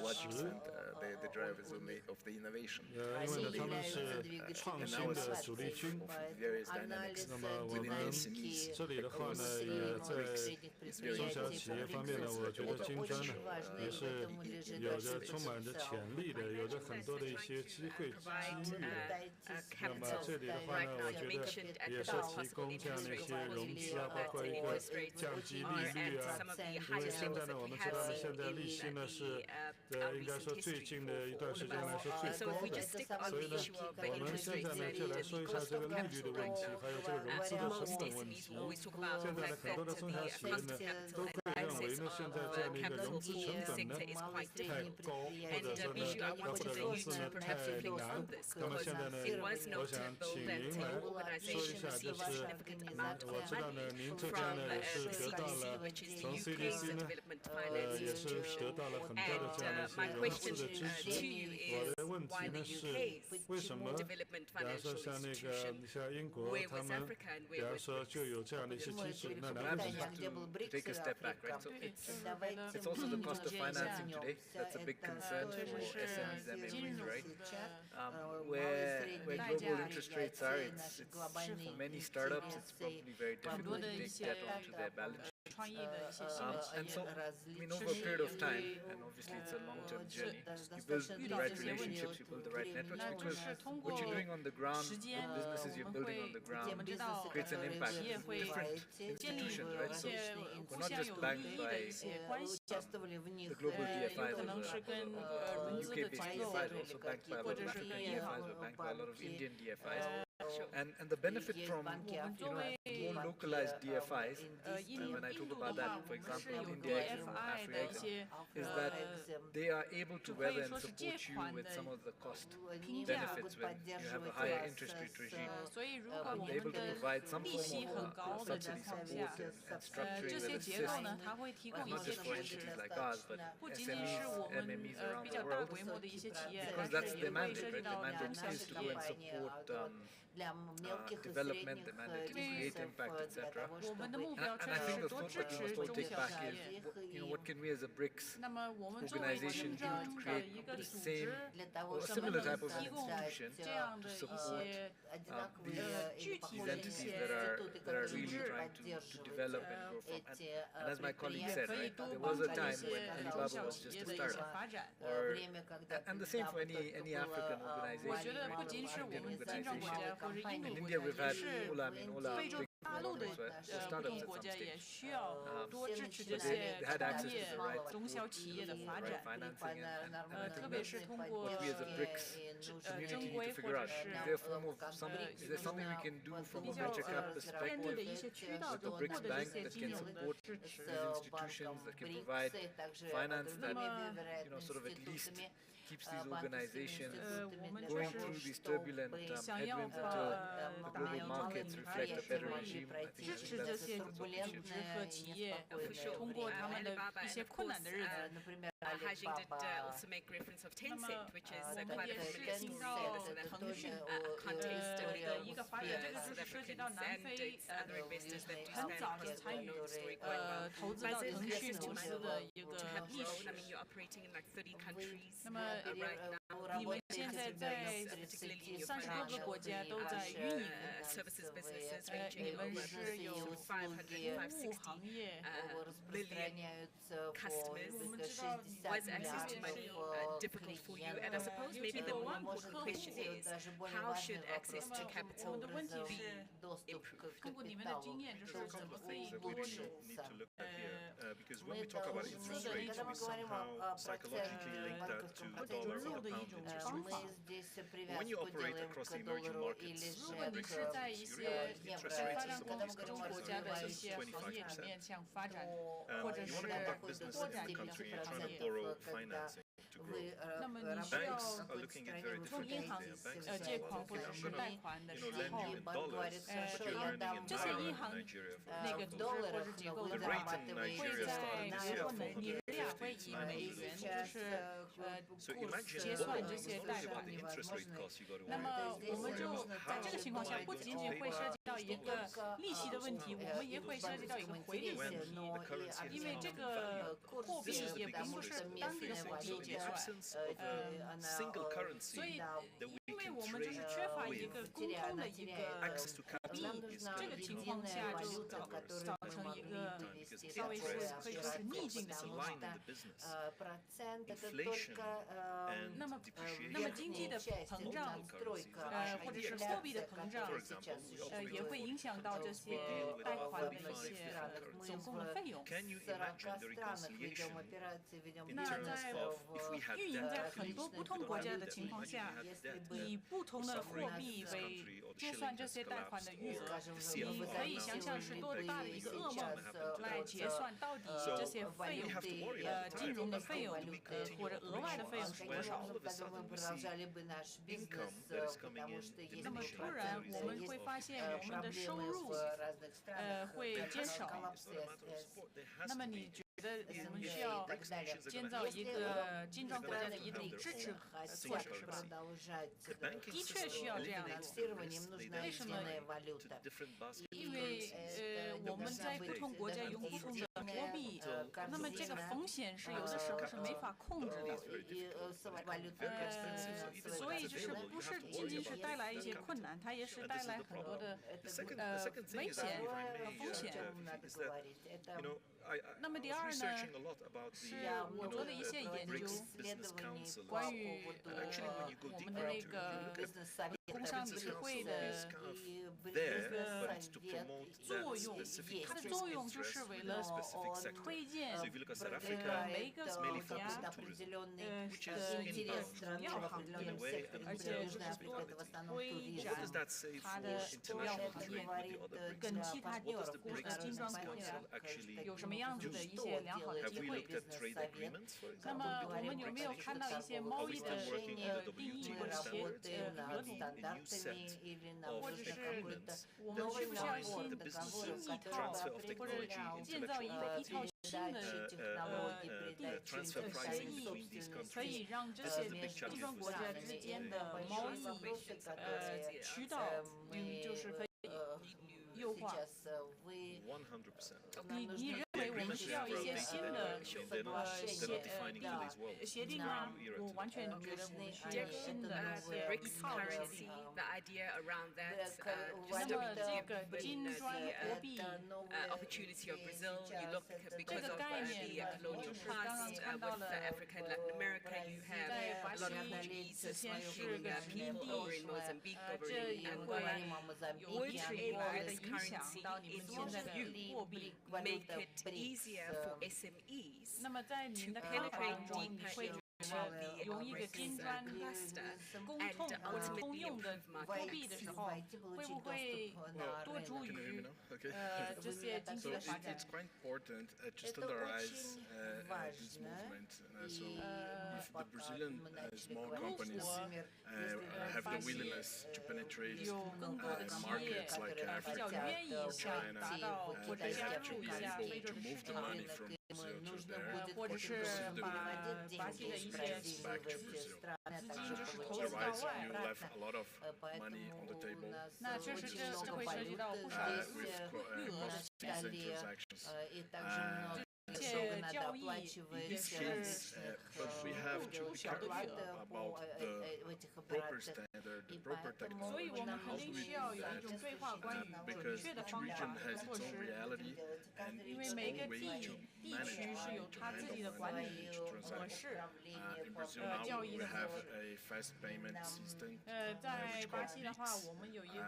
was a great success because mainly 100% of the economically active population have used it and now we are moving forward for these kind of transactions to send and to receive money. But the other nations doesn't have a similar system. 接受款的时候也可以用结算款，也可以用这个这个模式。 So it's important to highlight how you 所以 can 我们就需要 benefit 强 the 调， technology 我们 to 通 transact 过这 money, 些 move 科技 money 的 from 方法， the 可以 maybe 把 common 钱就是从 currency 某个国家 would help, 移到某个 but I 国 don't know 家 the，answer 这个 yet. 过程就是可以顺利的 But 优 I want to stick 化。 to the entrepreneurial view right now on a common 保持 currency 这种 and whether 从 like 一 some of your 个 respected 创 peers in 业 the entrepreneurial 角 space 度 you 来 see 讲， there's a 这 case for 个 it, 通用货 whether 币 you are happy to reconcile the different currencies in which you do 会 get 不 payments 会 and make transactions 把我们的 at 这种工作 the 就 end 是 of 优化或者简单化、简化？你认为怎么样？ Perhaps take an example of past successes, 我觉得 right? 有可能我们可以用一些历史 Forget 的 the 例子， European common currency, but 比如说 just in West Africa, you have 欧 the 盟的一个 CEFA 通用的 currency 货币 regime, which 也 is 是个例子。 predominantly driven by the francophone speaking part of West Africa, and to invest and do business in those markets is just a pleasure. It's easier to externalize currency there, it's easier to make investments, it's easier to channel and get support from the central banks there. And, I mean, it's still relatively young, I would say, but that experience has been extremely positive. You know, our end, 100%. So let's put the idea of the BRICS currency to a bed right now and move on. I think it is important to reflect on the fact that the China Investment Corporation, China Investment Company, is one of the largest sovereign wealth funds in the world, and therefore how you view investments and the criteria of how you select where you put money in, where you don't, which SMEs you support, which SMEs you don't, is pretty important for the people in this room to hear. Can you give us that detail? Thank you, Fifi. I think that one lesson we all have learned is that freer flow of the goods and investment Мы должны обеспечить свободный поток товаров и финансов по разным странам. Хотела бы рассказать свои личные истории. Новые технологии позволяют нам решить проблему расстояний и пространства. Как относиться к маленьким предприятиям? В Китае я могу заказывать через интернет ящик с яблоками из дальней провинции Гуанчжоу, которая находится в горах очень далеко. Это позволяет повысить занятость в этой провинции, а также снизить бедность, поскольку я заказываю больше товаров. Другой пример. Несколько лет назад в Индии они обнаружили новый продукт, который называется рыбный очиститель лица. Это дешевый продукт и имеет хорошее качество. Когда я его название продукта Хималая, я стала заказывать этот продукт через интернет. И когда читаете статьи президента Си, он говорит, что южные африканцы употребляют вино, чай, Actually, in China, there's a nickname for these trendy products. They're called internet celebrity products. So once you become the internet celebrity products, many people buy it from you, alright? So I think those have been really business. Now, take the course, you know, the list can go on, you know. You can buy beef from Brazil, chocolate from Russia. You know, this is pretty amazing. I think this new technology should promote international trade transaction. Now, in order to make this possible, there are a few preconditions. First of all, one is that we need the regulatory environment which promotes open access to market. We also need infrastructure like the financial infrastructure which allows international payment to flow around. Okay. We also need physical infrastructure and the logistics. For example, I order something, we have to be able to transport it. Okay. So all of those I think are important preconditions for a good flow, quality flow. Now for CSC, we are China's sovereign wealth fund. SABC are over $1 billion as an undermanagement. We try to contribute to international investment investing in several areas. One area is naturally infrastructure and logistics. The other area would be private equity. частные средства. Нужен капитал для роста. Это частные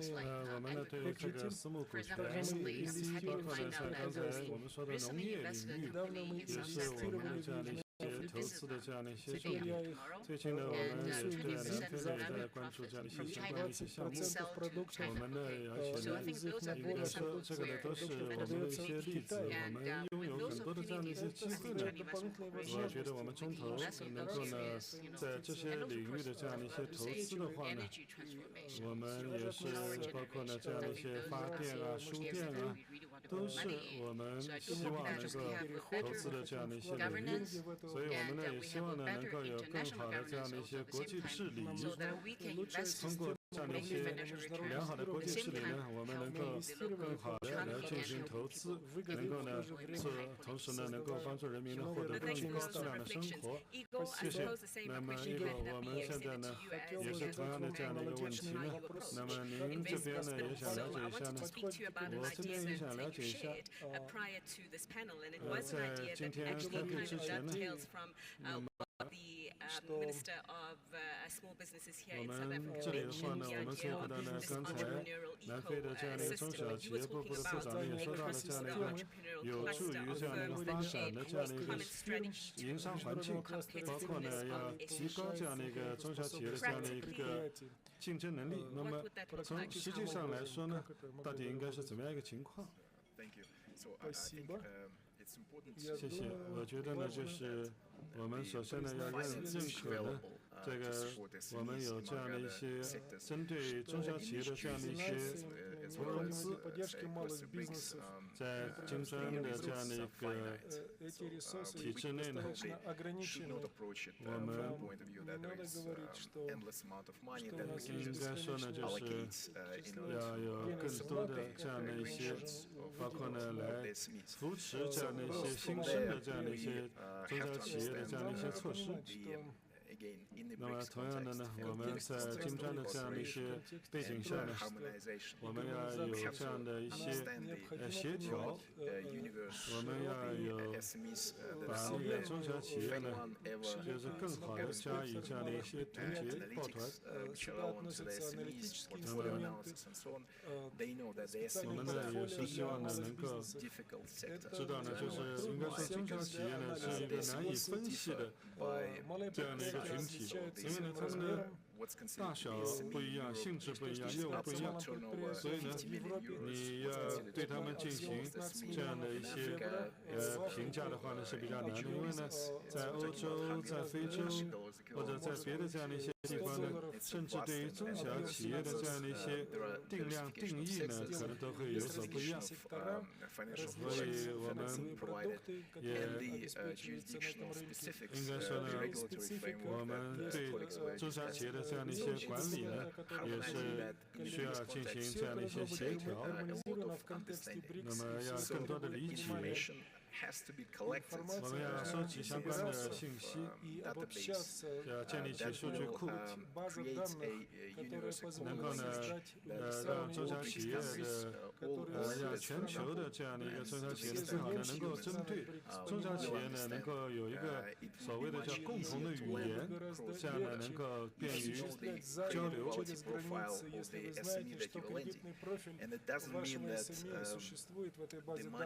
这个呢并不意味着呢，就是呢，资金啊，并不是说呢，就是大家呢也知道呢，需要呢有这样的一种比较理性的这样的一种投资。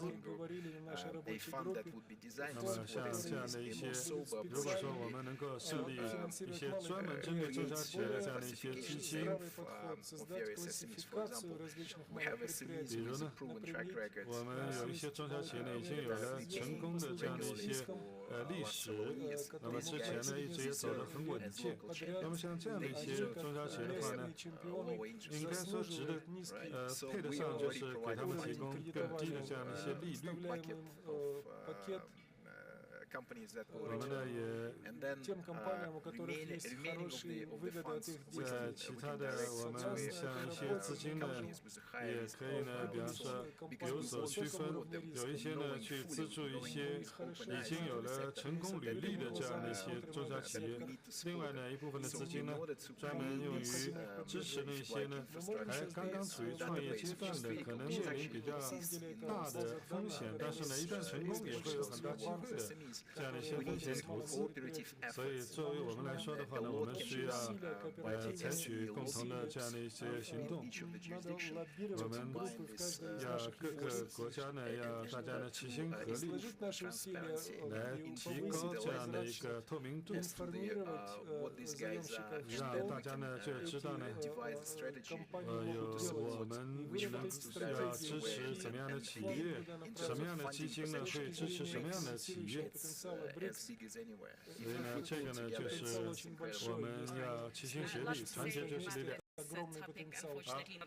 这里面呢，我们还有2分钟的左右的时间。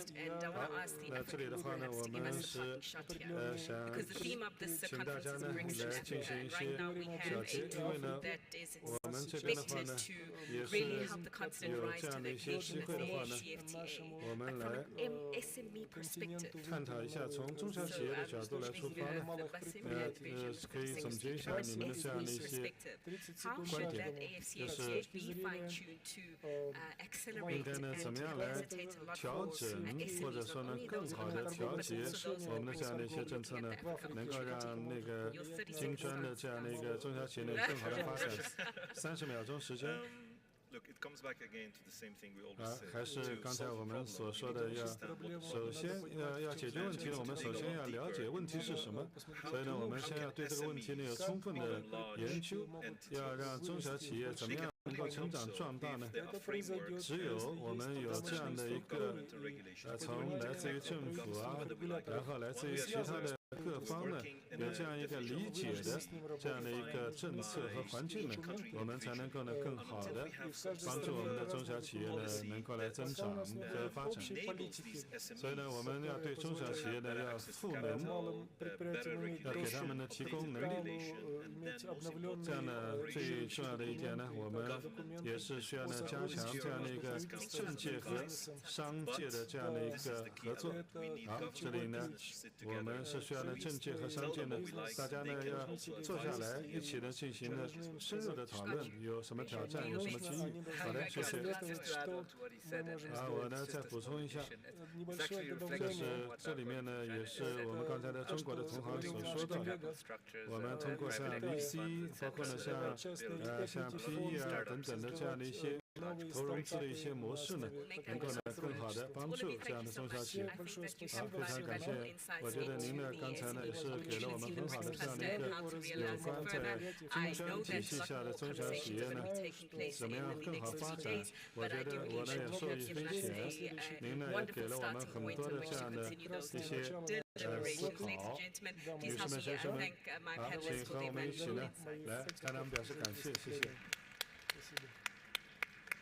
And we can make our way off the stage through there. Thank 好， you. 那么下面呢，我们进入下一个环节。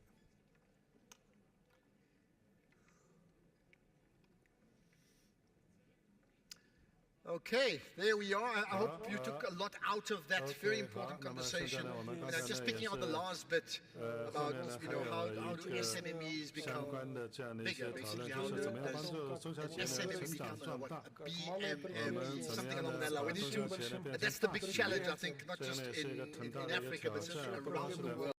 And the level of enablement that allows for that to happen.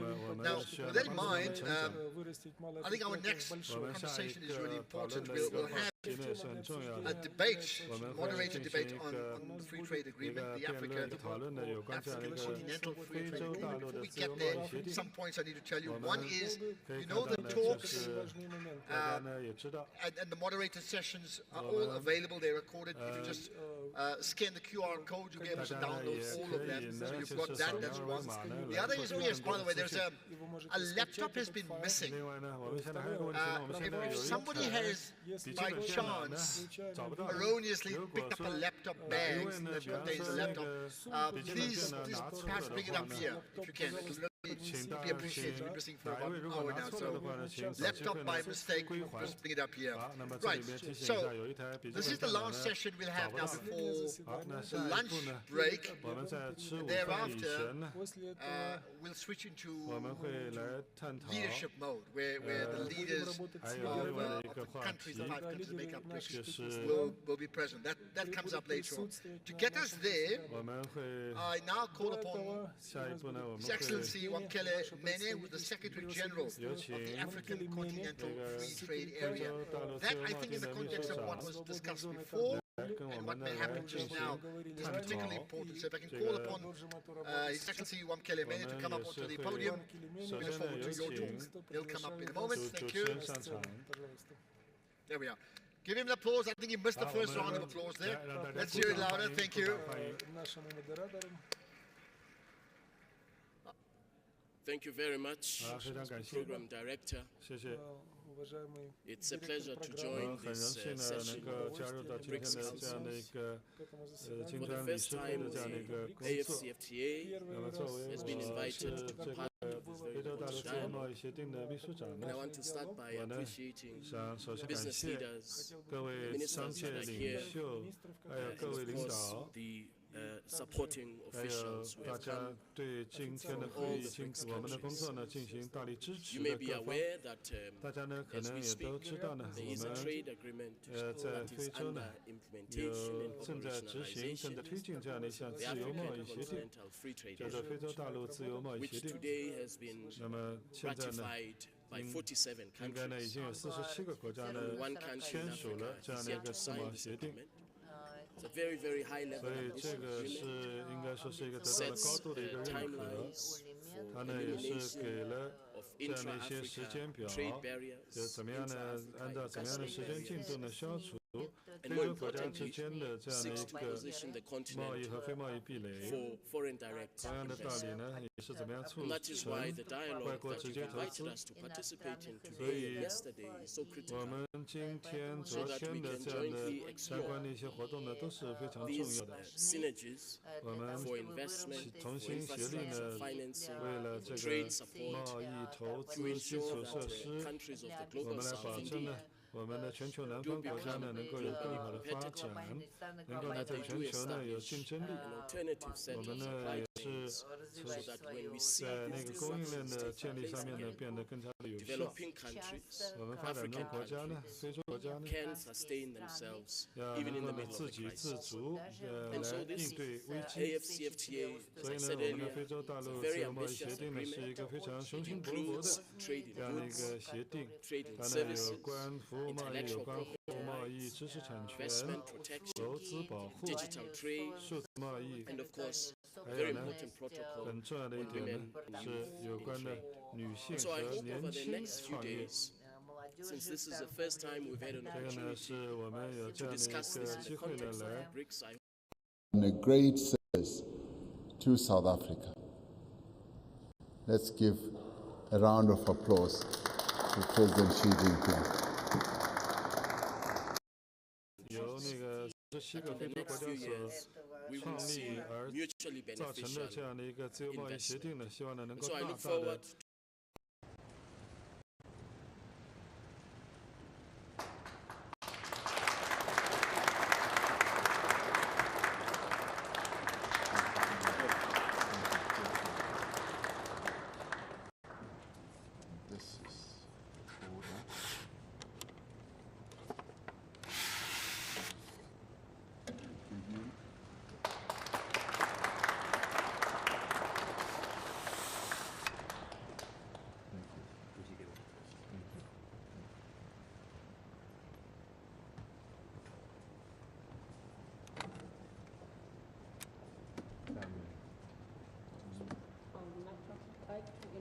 President Xi Jinping for his remarks.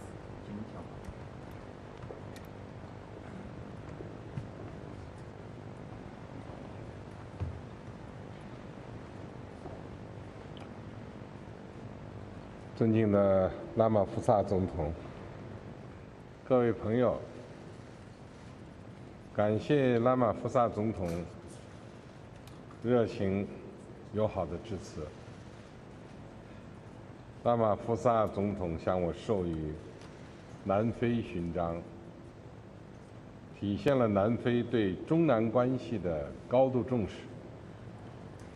体现了南非人民对中国人民的友好情谊。在此，我谨向拉玛福萨总统和友好的南非人民表示衷心的感谢。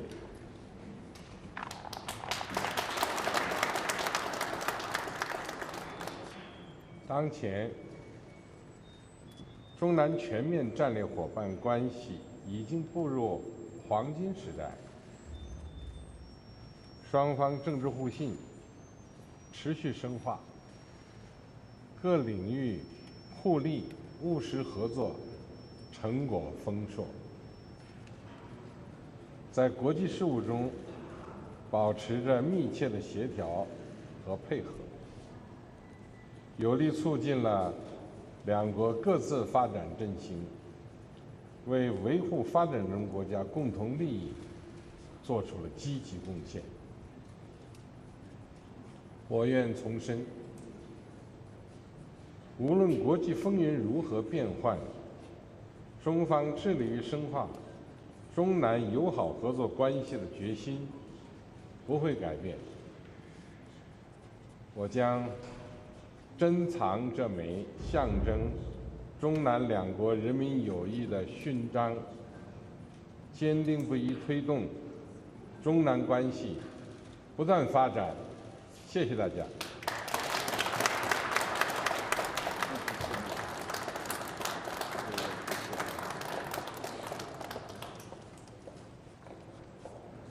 Thank you very much, Your Excellency. We will now commence with the official proceedings of the signing ceremony between the Republic of South Africa and the People's Republic of China.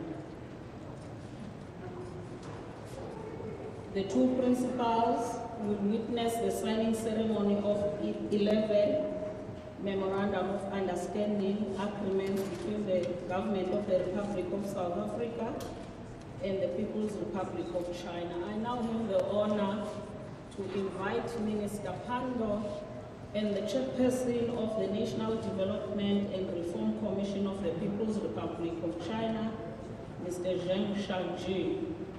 Your Excellencies.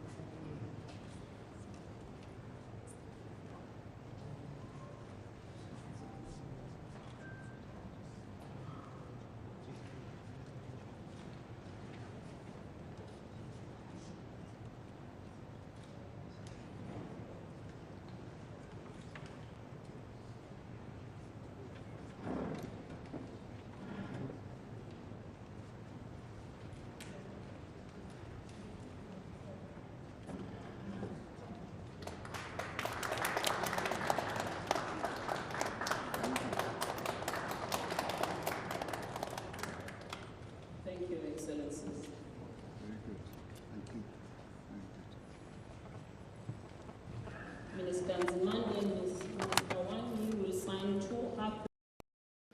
作为一个起步呢，我们要把这个法律啊、规章啊。China and the Government of the Republic of South Africa on cooperation in the field of higher education and training.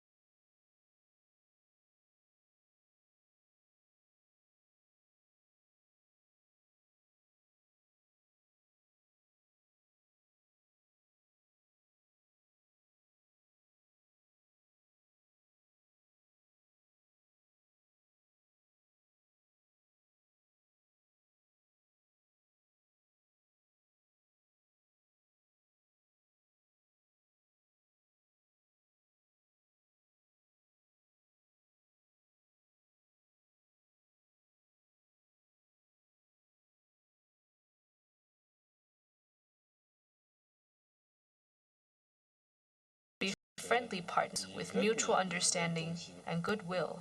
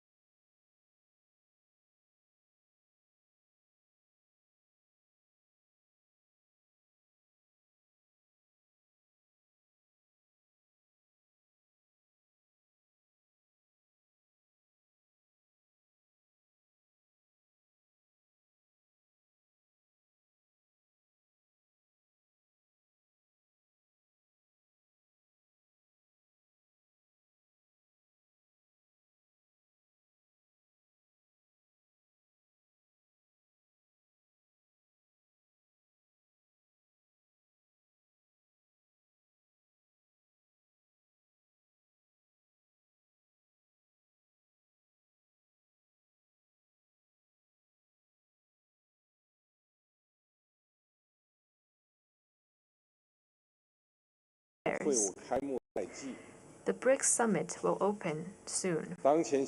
Under current circumstances, this summit has important significance for stepping up solidarity and cooperation among BRICS countries, promoting the BRICS cooperation mechanism and its growth. As the rotating chair of BRICS, South Africa has done productive work in preparation for the summit. China highly commends this. We believe that through joint efforts,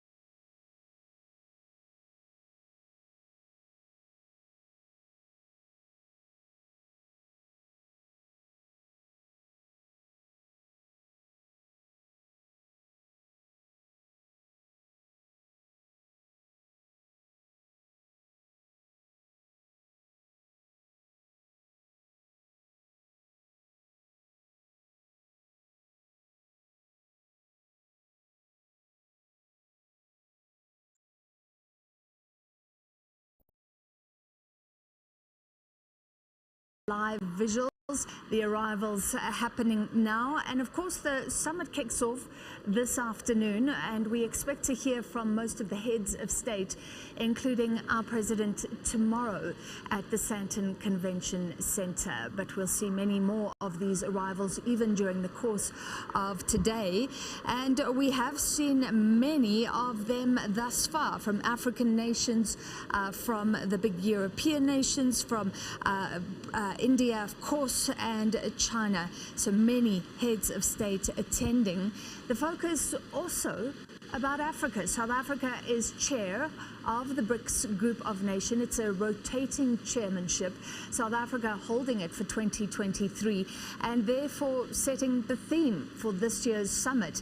And one of the sub-themes is about connecting Africa and making the free trade area of Africa a reality. That is why many African states are hoping to attend and hoping to join this group of nations. The applications are coming in thick and fast to join BRICS. But right now we are focusing on the Waterkloof Air Force Base and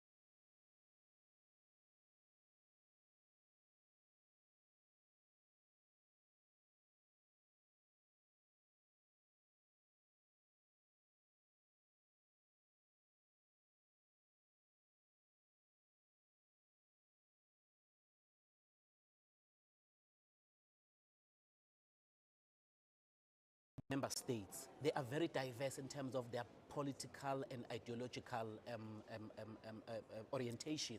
So in as much as whatever decisions that are taken here, each member state will benefit in one way or the other. It might happen that the agreements that are taken here, to a certain extent, they may benefit China, but it's not the interest or the nature of BRICS to partner with China to say, let us change the status quo in terms of dethroning maybe so-called West institutions. It's all about these member states enforcing the trade among themselves, cooperation among themselves for the development of their own nations, because it is very much important that in the global south, south to south, there is a trade relations and there is cooperation, so that in terms of achieving of the SDG goals, that these global south countries are able to alleviate poverty in their own countries. They are also able to grow their economies. Most of the economies in the global south have got a lot of potential to grow. So the agreements that should be taken here should emphasize in terms of what each country can benefit, particularly in South Africa. We've got an issue of high unemployment.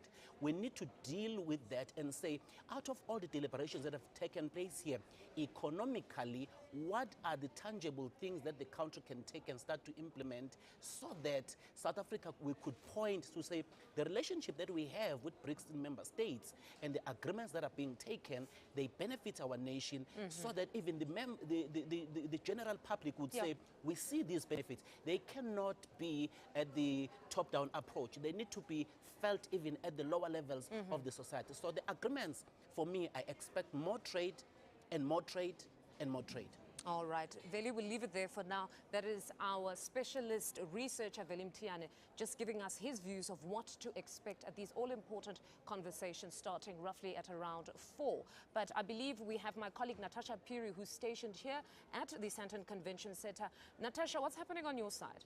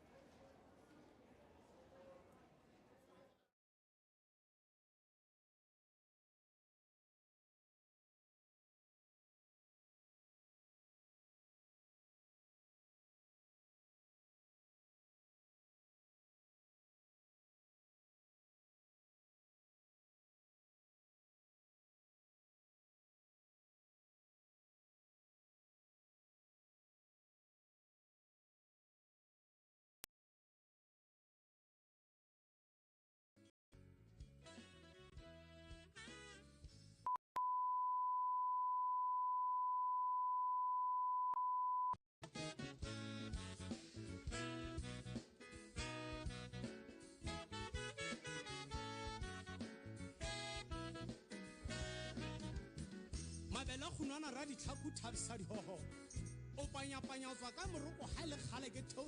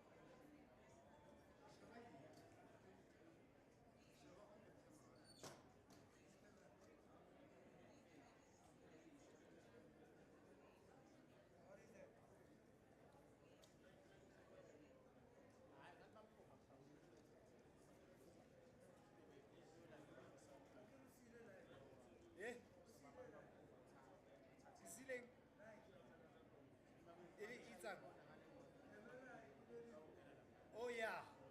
Are we moving here?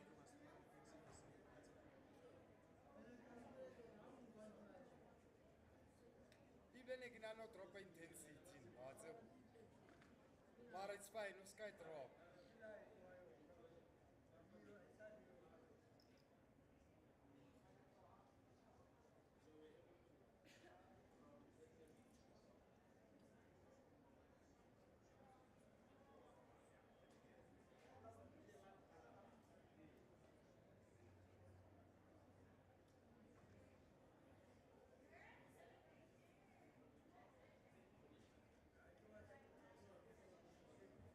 Seu estilo ra. Mola ne. Yeah.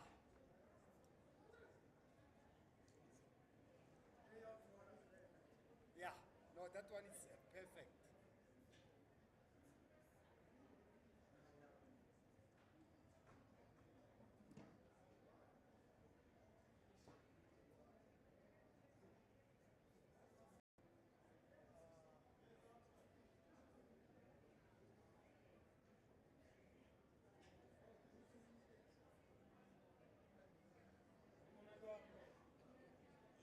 Ishave mo camera. Bona kama.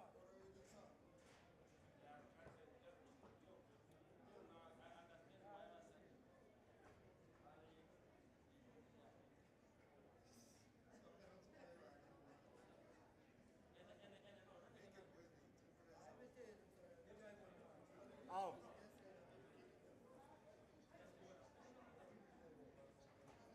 That's how we not tell our work. And the one other thing, share it. What? Share it.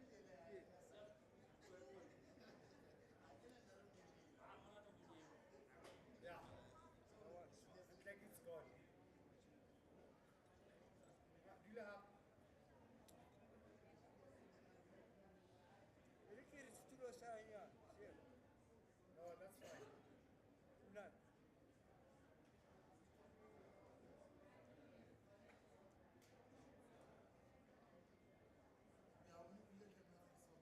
Yeah.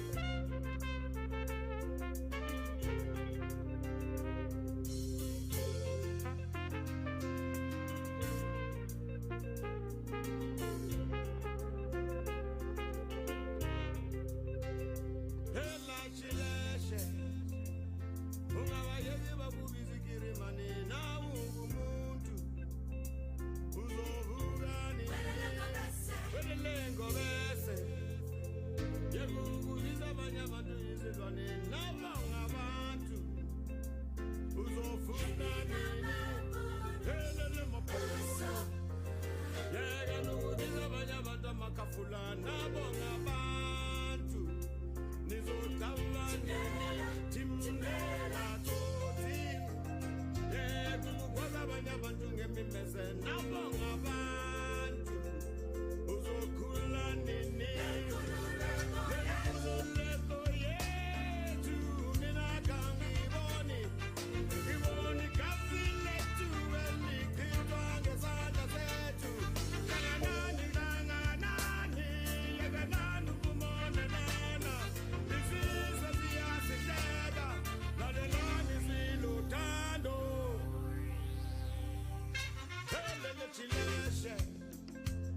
ungabayeki bakubizikiri mani nangungumuntu uzovuka nini welele ngobese yekukubiza abanye abantu izilwane nabanga abantu uzofuna nini yelele mabunu yeka nokubiza abanye abantu amakafula nabanga abantu nizodlala nini timlela zoti yekukukwaza abanye abantu ngemimese nabanga abantu uzokhula nini helele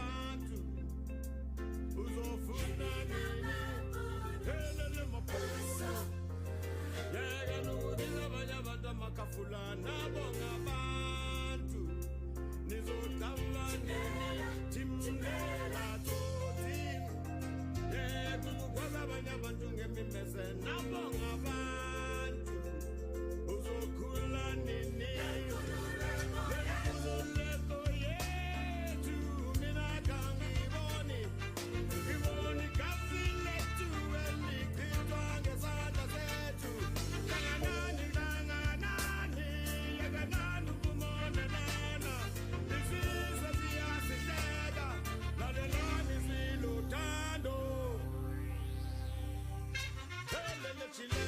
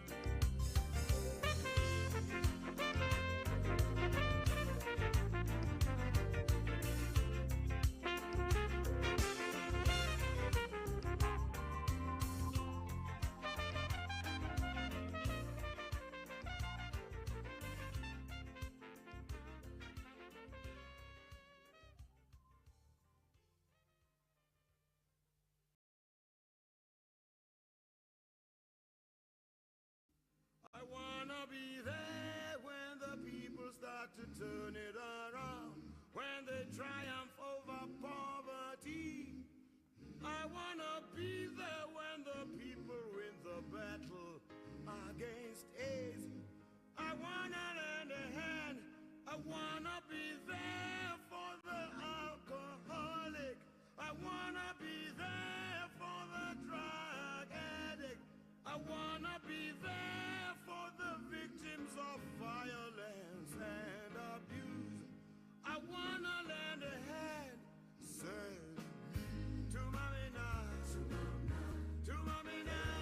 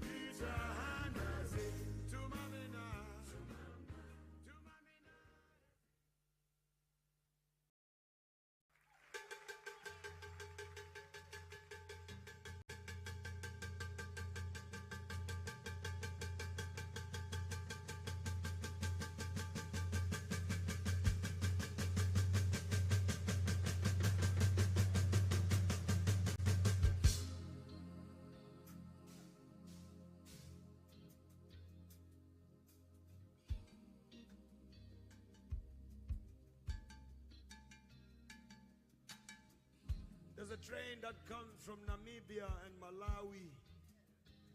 There's a train that comes from Zambia and Zimbabwe. There's a train that comes from Angola and Mozambique, from Lesotho, from Botswana, from Swaziland, from all the hinterlands of southern and central Africa. This train carries young and old African men who are conscripted to come and work on contract in the gold and mineral mines of Johannesburg and its surrounding metropoli. 16 hours or more a day for almost no pay. Deep, deep, deep down in the belly of the earth, when they are digging and drilling for that shiny, mighty, evasive stone, or when they dish that mishmash mush food into their iron plates with the iron shovel, or when they sit in their stinky, funky, filthy, flea-ridden barracks and hostels, they think about the loved ones they may never see again because they might already have been forcibly removed from where they last left them, or wantonly murdered in the dead of night by roving and marauding gangs of no particular origin. We are told. They think about their lands and their herds that were taken away from them with the gun and the bomb and the tear gas and the Gatling and the cannon. And when they hear that choo-choo train, a chugging and a pumping and a smoking and a pushing and a pumping, crying and a steaming and a chicken and a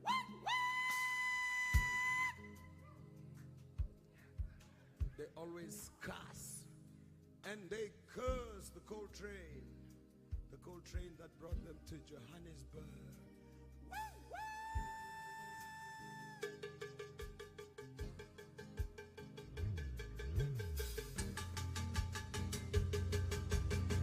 Okay. May I have your attention once again, please?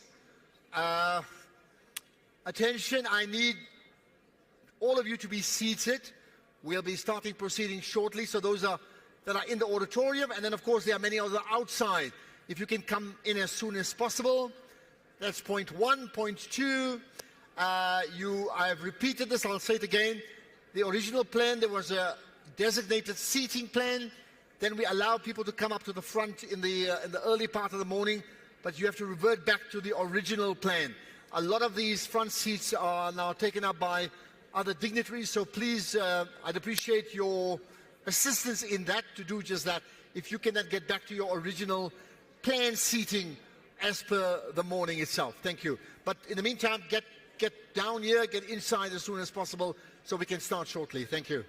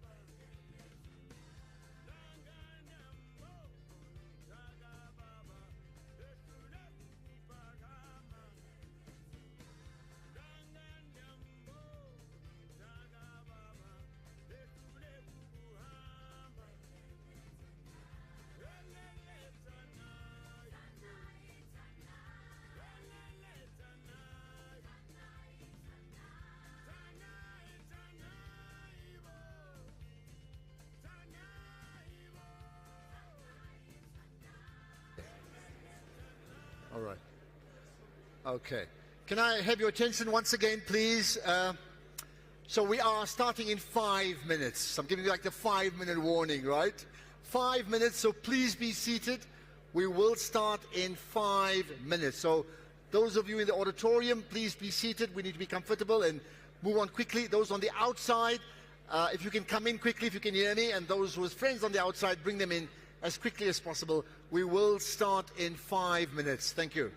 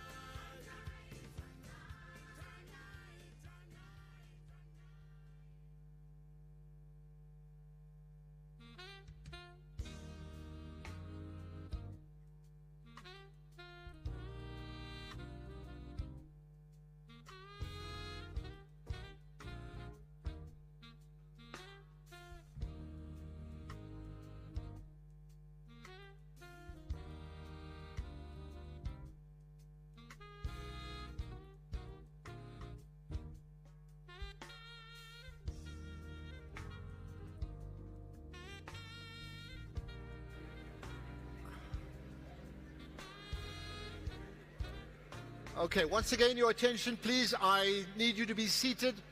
We're going to start. It's imminent. We need you seated so we can start. We're talking about 2 minutes max. I need you all to be seated, please. Thank you.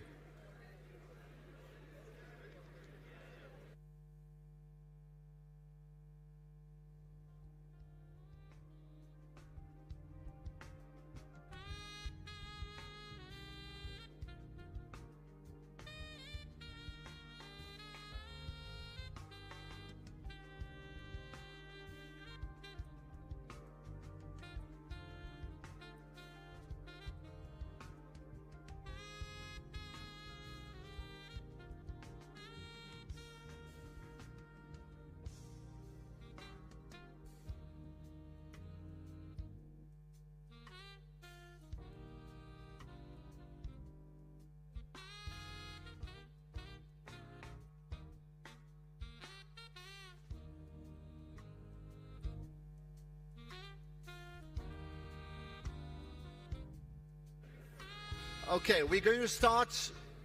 I need you to be seated. We are going to start now. Last speak in front of me, then we need to get seated. Thank you.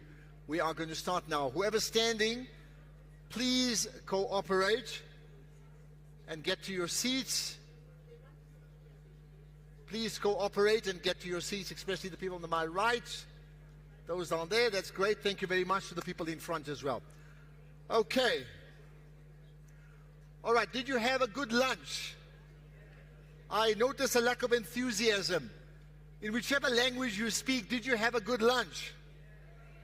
We need it loud. I hope you did, and I hope you had good networking as well, because As has been mentioned earlier, one of the spin-offs of the lunch is just the amount of new people you meet and the incredible energy that we feed off each other. I've always said the essence of building any society is focused on the people, and the connections you make with people inevitably passes on into meaningful relationships that for us can mean into building meaningful nations wherever we may be, right? Okay, the plan now, and I need silence please. Let me tell you what the plan is. We will have a session with Bronwyn Nielsen chatting to Dr. Patrice Motsepe imminently. That will happen now. At that time, sometime in the next maximum half an hour, we expect the leaders of the BRICS heads of state to arrive. I then will introduce Minister Ibrahim Patel once again, who will come onto the stage, and he will take over the introduction firstly to Mr. Sim Shabalala from the Standard Bank Group, and then the heads of state, and they will address us. That session we expect should take around about an hour. So from the time the heads of state arrive to the time they're done, that should take an hour. To get us there, we've got about a half an hour session approximately with Dr. Patrice Motsepe. So having said that, let me tell you where we are. Let me call upon two people, Bronwyn Nielsen, who was here earlier on. She's the CEO of the Nielsen Network. They are part of the knowledge partnership, really, of the BRICS Business Forum for the day, right? And then Dr. Patrice Motsepe, who is a leading businessman in my country, but he also is the inaugural chair of the BRICS Business Council, the South African chapter.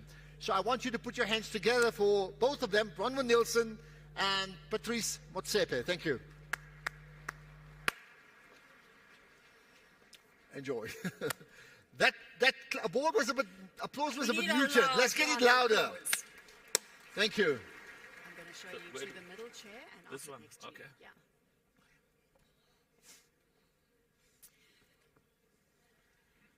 Good afternoon, and Ashraf, thank you very much for the introduction.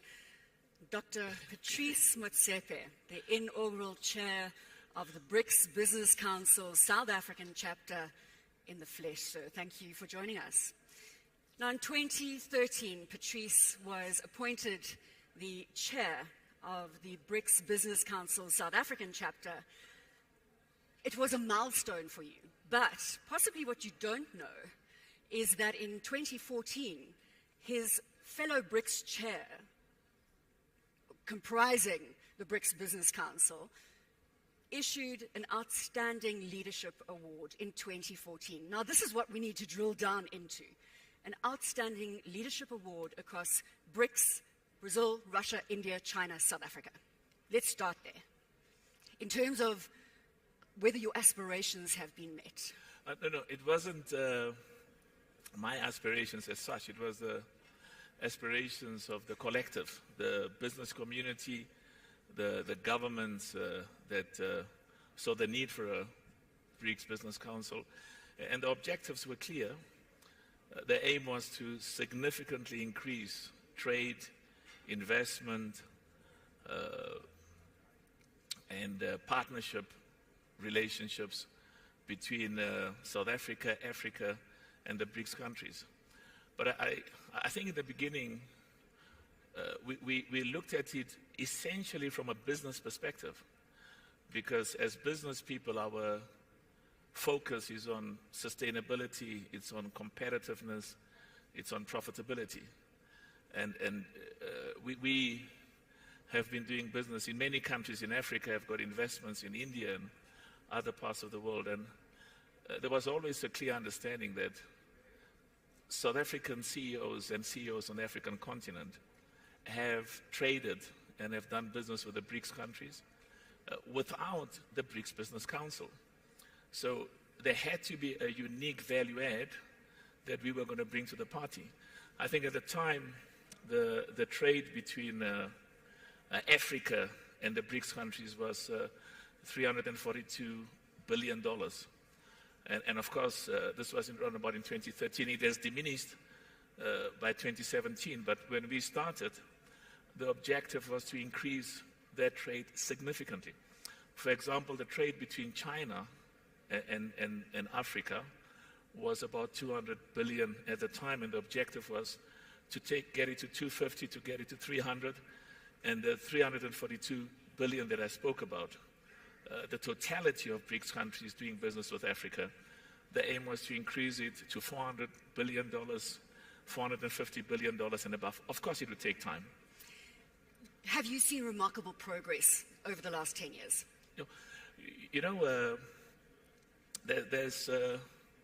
I was listening to what was said this morning, and there's a huge amount of progress that has been done. And it's just that in the business world, we set very high standards for ourselves. We set very high expectations, very high ambitions. And the relationships, of course, the BRICS country from Africa is South Africa. And there was a clear objective to focus on the trade between South Africa and the BRICS countries. But there was a fundamental commitment and an obligation that even though South Africa was the sole country in BRICS, the focus was on the African continent. Because there's a bigger focus for the future. If you look at the EU, you've got about 30 odd countries. It's a big market. They trade as a single entity. If you look at the American market, it's a huge market, 380 to 400 million people. You look at other parts of the world. So South Africa, with about 60 million people, to be a competitive trading and negotiating partner in terms of doing deals and transactions and policies and engagement, the African continent is a critical part of making sure that all of a sudden we talk as people say 1.3, but we really think the number is more like 1.4 billion people on the African continent. We've celebrated cooperation, collaboration today on this stage. In terms of cutting across cultural, economic, political differences, we've done that effectively. And as the numbers were quoted earlier, BRICS comprise 41% of the world's population, almost 30% of GDP, almost 30% of global trade. The essence to cutting across those differences that I highlighted, the political, the cultural, the economic differences. Yeah. You've got to look at this BRICS relationship as a long-term partnership, as a long-term relationship, at the heart of which has to be mutual benefit.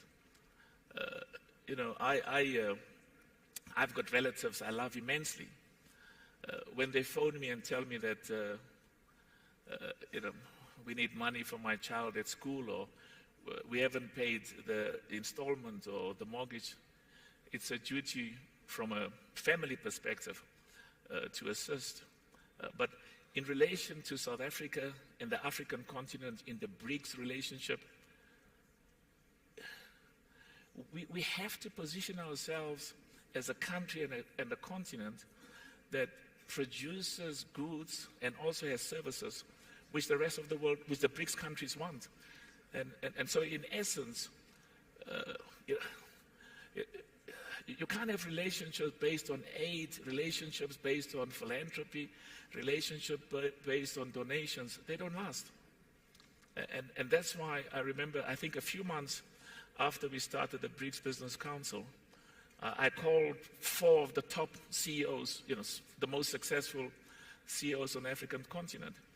And our focus was, what has South Africa got?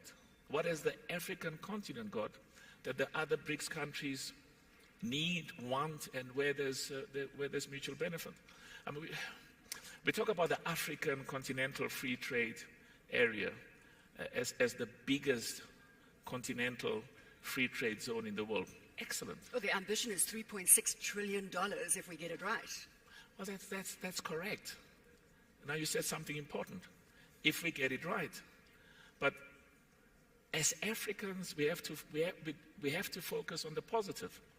There's a lot that justifiably pulls us back and where there are weaknesses and deficiencies, but you don't build an economy, you don't build a continent by focusing excessively on the failures and the deficiencies and the weaknesses, no matter how realistic they may be. So we've got to focus on those, what goods, what commodities, including services, because I was surprised this morning that the head of the BRICS Business Council from Brazil was talking about tourism.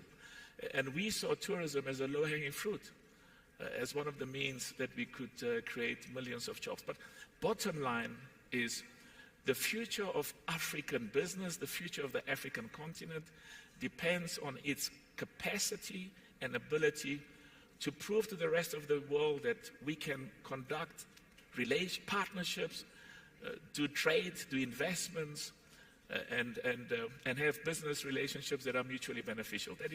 That's what lies at the heart of any mutually beneficial relationship. It's brilliant that you mention the African Continental Free Trade Area. It's taken center stage today in discussions, as you've said.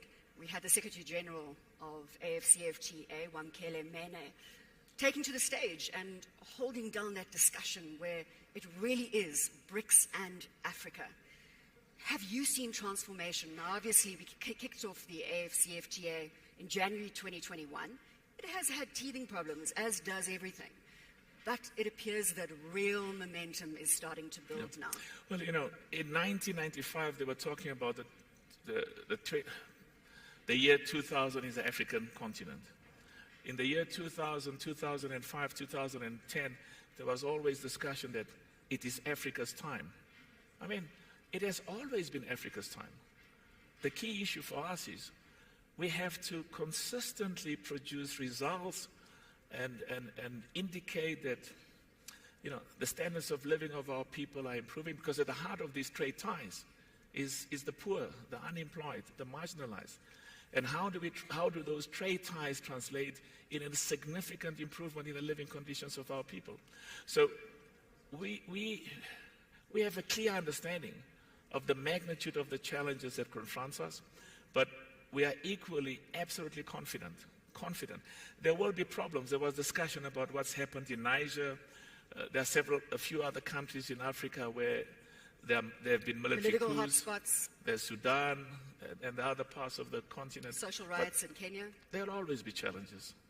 But the issue for us is we are confident more than ever before, and confident based on the facts, not just some kind of exuberant self-belief and emotional inspiration that the time for Africa has come and we will do well, but more so because 7 of the fastest growing economies in the world are on the African continent. And I think the most exciting thing is that the amount of intra-African trade is increasing significantly.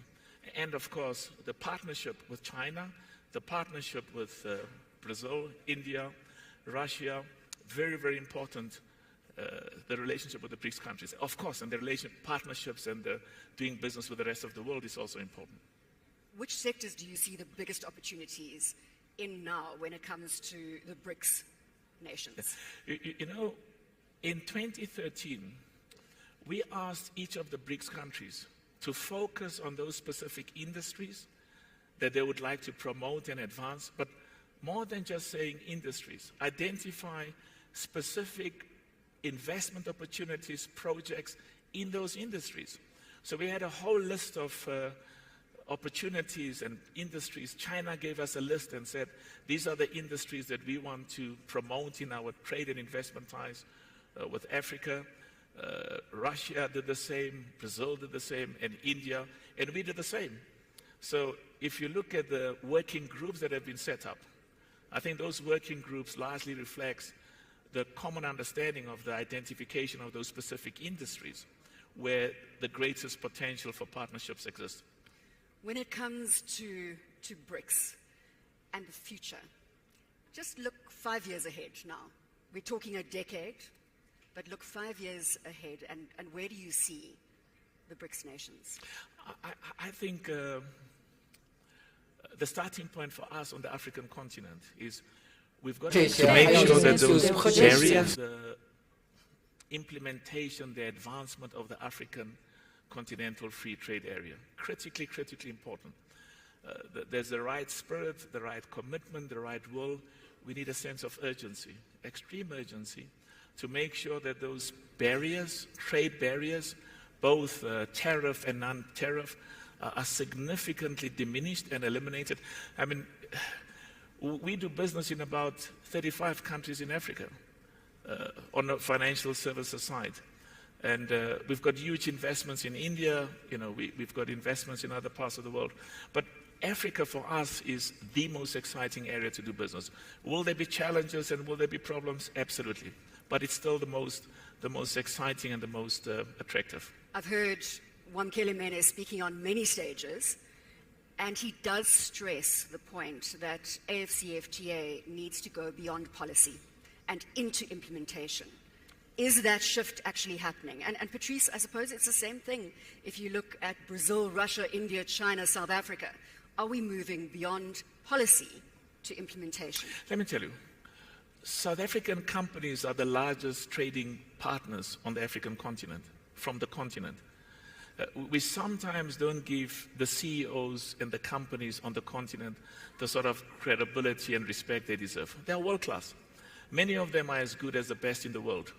So, and these are some of the things that excited us immensely because, you know, I go to Nigeria, I go to Kenya, I go to Egypt, I go to Algeria, I go to Morocco, I go to Tanzania. I see South African companies there.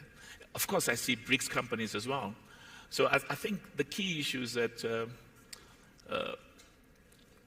the governments have to increase their partnerships with the private sector. And these discussions between the governments and the private sectors must increase significantly.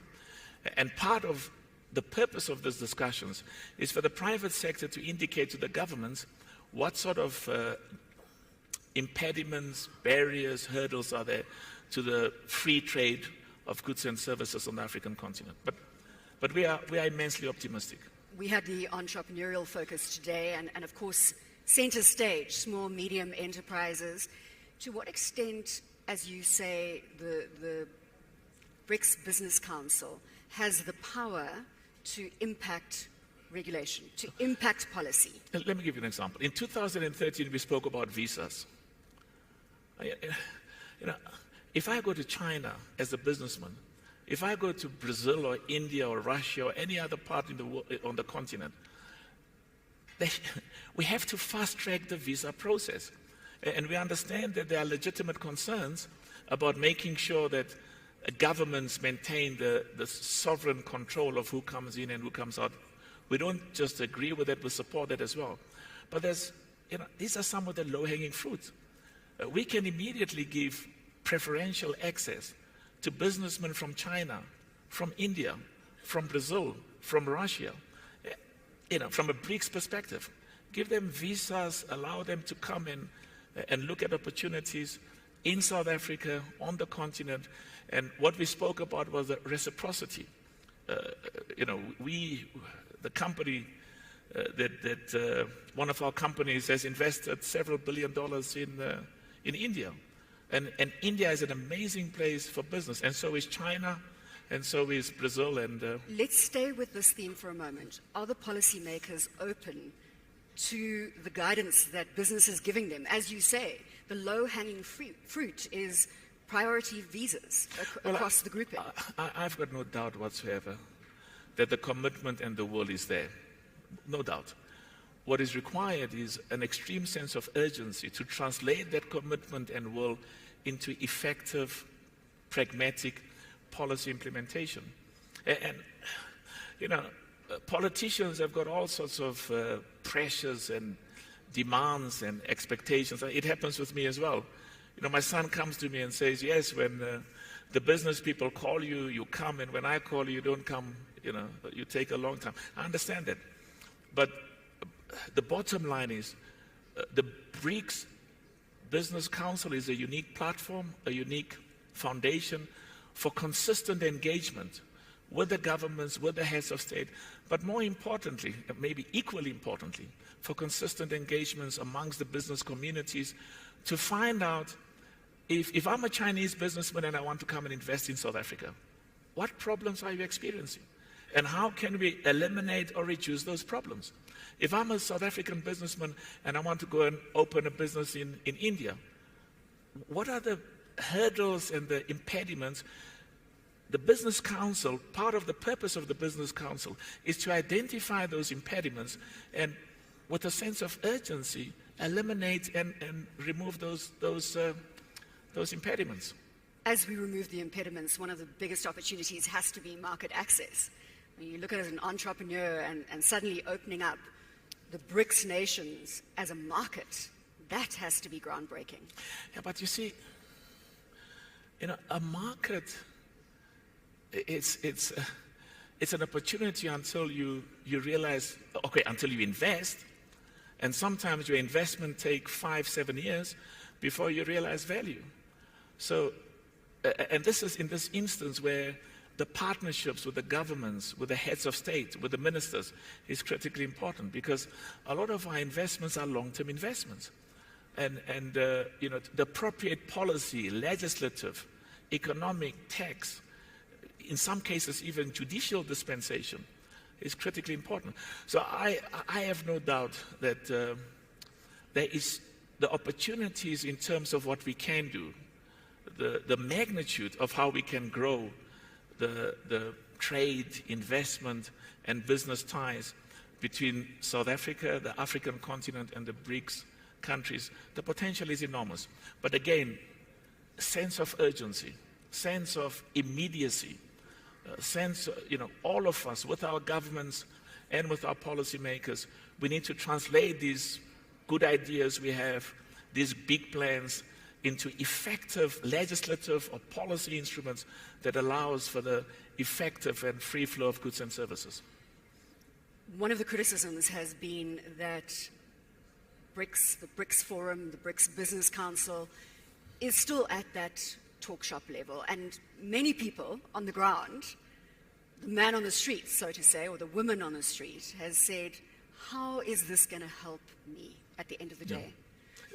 Listen, we don't have time for talk shops. And that's why I seldom go to meetings or to conferences. I mean, I came today because I've got an emotional connection with the BRICS countries. Of course, I've got ties with the rest of the world. But we've got a history as South Africa with many of the BRICS countries which emanates during the years of our fights for democracy. So that history is very, very important. Of course, we've got the similar history with other parts of the world, but we build on those historical support that they've given to initiatives and the struggle towards democracy. And we want that history we use as a basis to build very strong, mutually beneficial business and investment ties. But I need to emphasize economic growth. I need to emphasize that, let me make a bad example. In football, you've got a football team that plays beautiful football, or some people will say beautiful soccer, but they don't score goals. And at the end of every year, they don't win the cup. And we don't remember the beautiful football you played, or neither do we remember the beautiful policies you've got in place. And the same applies with cricket for India. Tendulkar, wonderful. But what makes him great is because he won. So we've got to do the same in the BRICS partnership. This partnership has to translate in accessible, quantifiable investment and trade ties, and it is doing that. It is. You mentioned football, and in your capacity as president for the Confederation of I just want to add that partnership has resulted in benefits, but in relation to where we should be, there's still a long, long way to go. Sport as a unifier. This must be something very close to your heart, and you've seen it in action.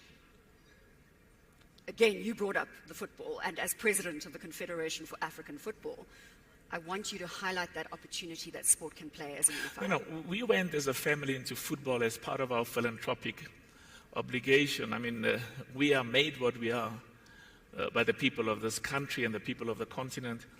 And football is one of the areas where we are trying to connect with the youth and say to the youth, because, you know, you've got to be where the youth is to try and engage with them and influence them in directions that you think is appropriate. So the key for us is Africa has got about 400 million young people between the age of 15 and 25. If we don't give a future to those 400 million people, I mean, the number is 300 million currently, and by about 2030 they expect it'll be more than 400 million. If we don't give a future to those young people, all of us don't have a future. So we use all sorts of vehicles and instruments and tools we have to connect with the youth. And football, like music and various other forces or means, is an important tool to engage with the youth and to say to them, go to school, get an education, study maths and science, prepare yourself for the technological jobs of the future. But also importantly, don't do drugs, you know, don't commit crime. And so football plays an important part in bringing people together as well and uniting people across racial, you know, ethnic, religious and cultural ties. You've been present throughout today's sessions. What stood out for you in terms of the conversations? I mean, we've had just transition, obviously the focus on climate change, especially as Brazil moves to hosting COP30. The reality of, as I said, electric vehicles, manufacturing. Agriculture took center stage today. Entrepreneurship, the African Continental Free Trade Area. What stood out in terms of those conversations? You know, you've got to focus on the detail. You've got to look at the totality of the relationships between South Africa, Africa, and the BRICS countries. And at the heart of which we must identify in which industries, in which sectors, which specific opportunities present or has the greatest magnitude to increase the quantum of trade, and side by side with that, because an increase in trade, an increase in investments results in creating jobs, results in opportunities for further education, results in improving the living conditions of our people. And as I said, that's what should lie at the heart, and that is what indeed lies at the heart of our relationships. But I still think that, let me give you an example. The trade between South Africa and China was about 28 billion in 2013. China is the biggest trading partner of South Africa. And as I said, the trade between the BRICS countries in Africa was 342 billion in 2013. The trade between China and South Africa has increased from 2013 to about, from 28 billion US dollars to about 34 billion US dollars. The issue for me is that the potential is to get it to 40, to get it to 45, to get it to 60. What does it take to get the trade ties to increase significantly? The same applies with South Africa and Brazil, Africa and Brazil. You can say the same thing, South Africa and India, Russia, all of the BRICS countries. But at the heart of the trade also is the mutuality. Because I'll go back to China. We used to import more from China than our exports. Over the last few years, our exports to China surpasses what we import from China. Now, we want the relationship, when we benefit, it's not good because we want both parties to benefit. Because if the other party benefits and we don't, it raises questions. The commitment between China and South Africa is immense. It's enormous. The same applies to the commitment between South Africa and India and the rest, all of the BRICS countries, I can say the same. At the heart of that must be the balancing of the trade and investment ties, so that they buy from us as they do. And I know in 2013 China said to us, we want to buy more, we want to buy more. We were not as responsive or as ready as we should have been. But so I just want to conclude that at the heart of these trade relationships is mutual benefit and a balance between what we import from each other and, of course, from an African perspective, beneficiation. I saw in the notices they don't talk about the mining industry. And yet, if you look at Indonesia, I see Minister Mantashe is here, and he's smiling.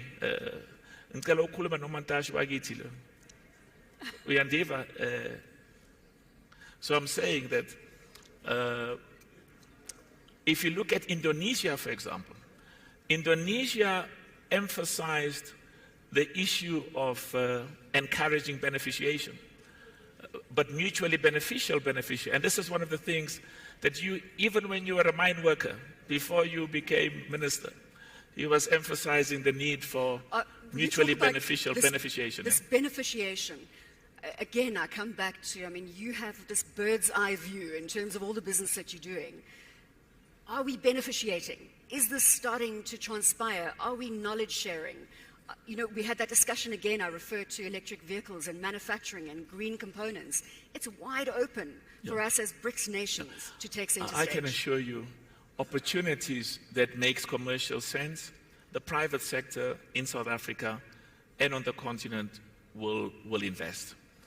We're already producing a lot of, I'm proud in Botswana, for example, a lot of the diamonds are being processed and cut in Botswana.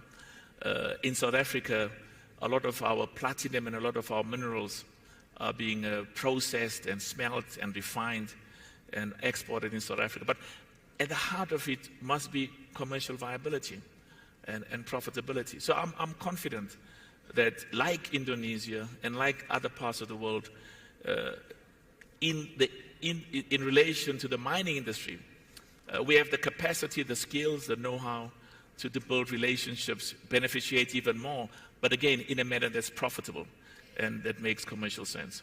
The work streams that you referred to are looking at the minutiae, at the detail. They're looking at execution across Brazil, Russia, India, China, and South Africa.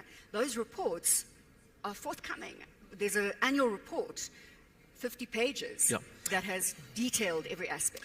When we submitted our report, we wanted to make sure that the private sector, the people who were going to put their money behind what we were saying in the report, could look at the report and make sure that we actually also use the right words.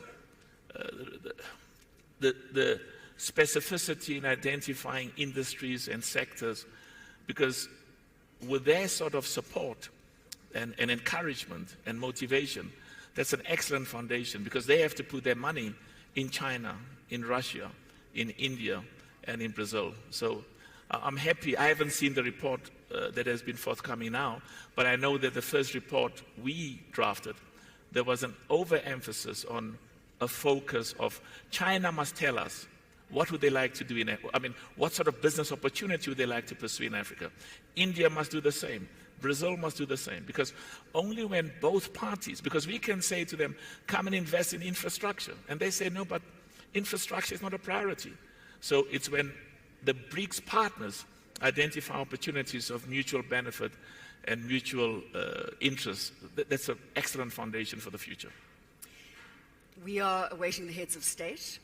You can sing whilst you're waiting for them. You've got the opportunity to lay the context before they walk onto the stage. What do you want to resonate with them? Well, I must say my time has come and gone, because I think the new business leadership from the BRICS countries, I saw my brother from India. I was working with him in 2013, my brother from Russia, and there's a Chinese delegation, and I saw the gentleman from Marco Polo, and Brazil, India, amazing. So I think they are appropriately qualified, and I say with respect more so than I am, in their document that they submit to the heads of states, to tell them specifically what are the specific industries, sectors, opportunities that they must encourage, but also what policies, what legislative interventions must the BRICS countries introduce to make sure that, that the trade between our countries grows significantly, because the potential is enormous. Well, you've laid the context, and we count down to welcoming them into the convention center shortly. Patrice, always a pleasure. Dr. Patrice Motsepe is the inaugural chair of the BRICS Business Council South African chapter, on stage here with us at the convention center. Thank you. We go that way.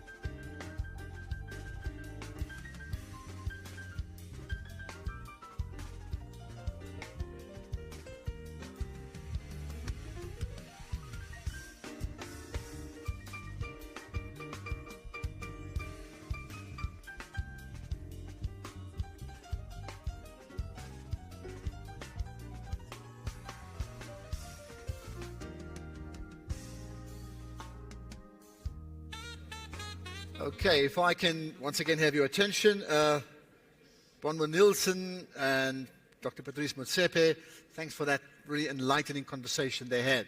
An update on the heads of state. They're on their way. They're not quite here yet, right? Which is what we had hoped for.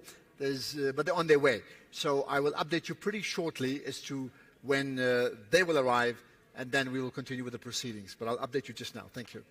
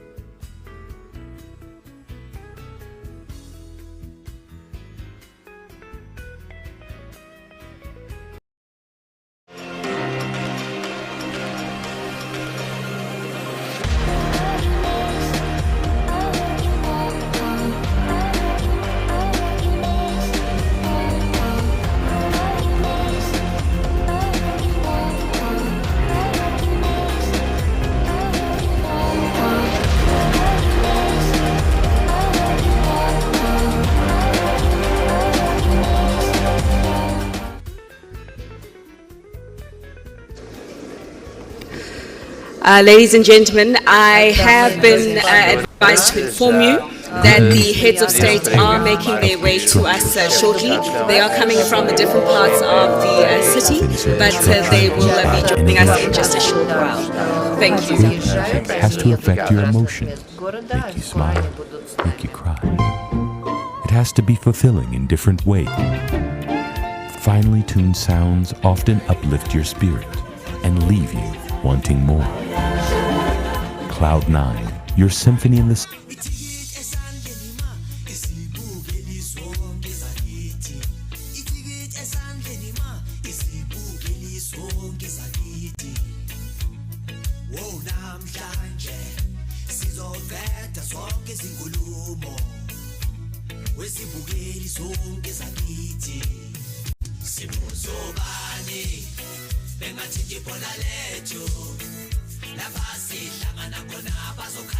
in his address to the nation, just basically expressing our foreign policy position, he did state that he wants Africa as a continent to be exposed to markets abroad. So most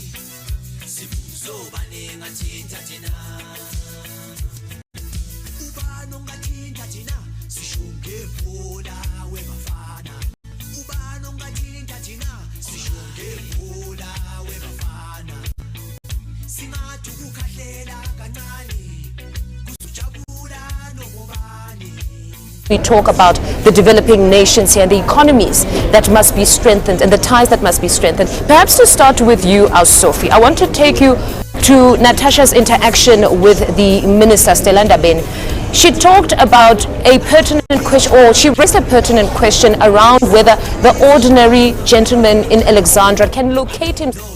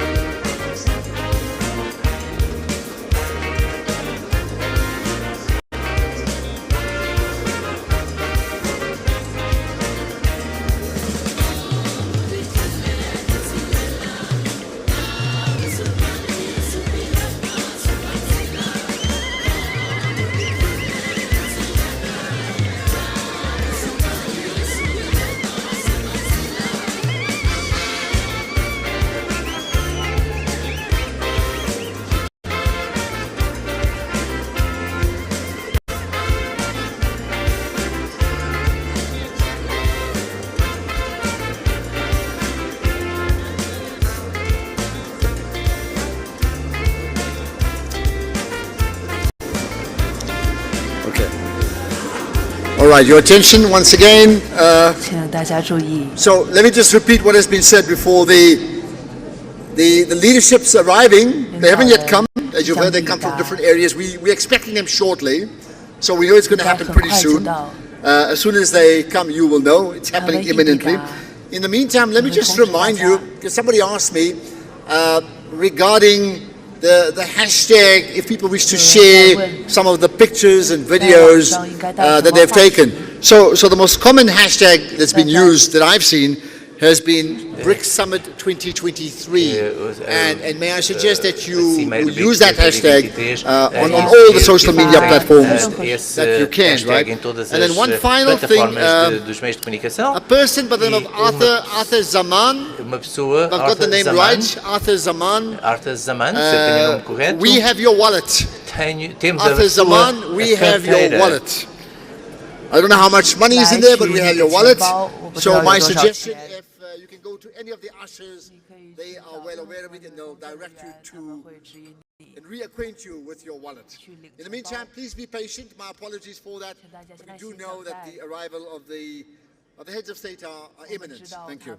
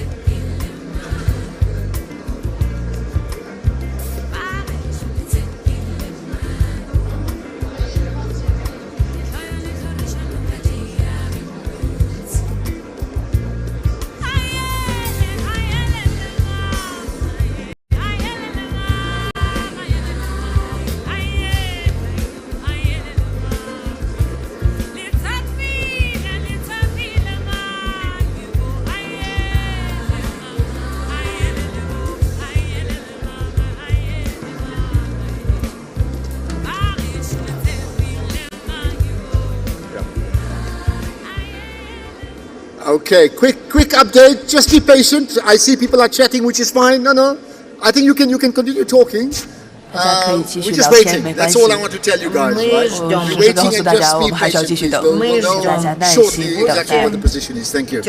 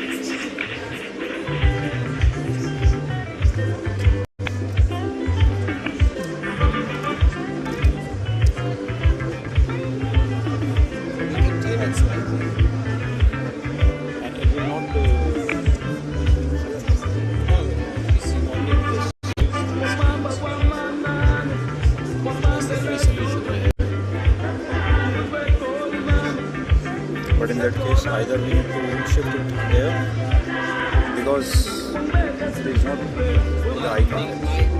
What is your suggestion? This is the only solution that we have. So that will help because we will.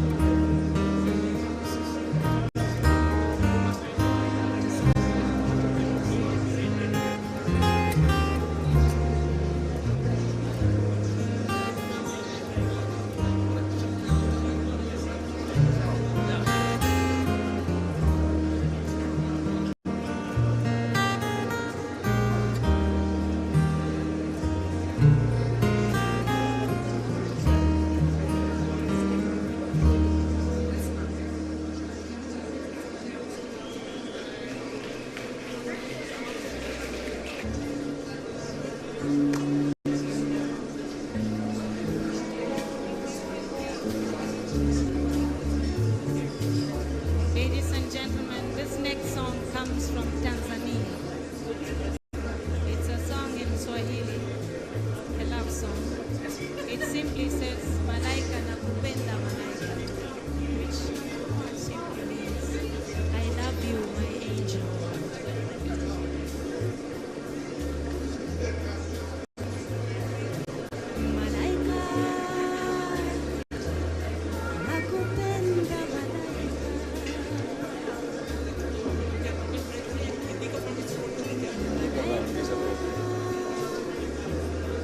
यहाँ से तो कोई मतलब नहीं है यार, इससे कोई मतलब नहीं है। और यहाँ कैसे देखेंगे?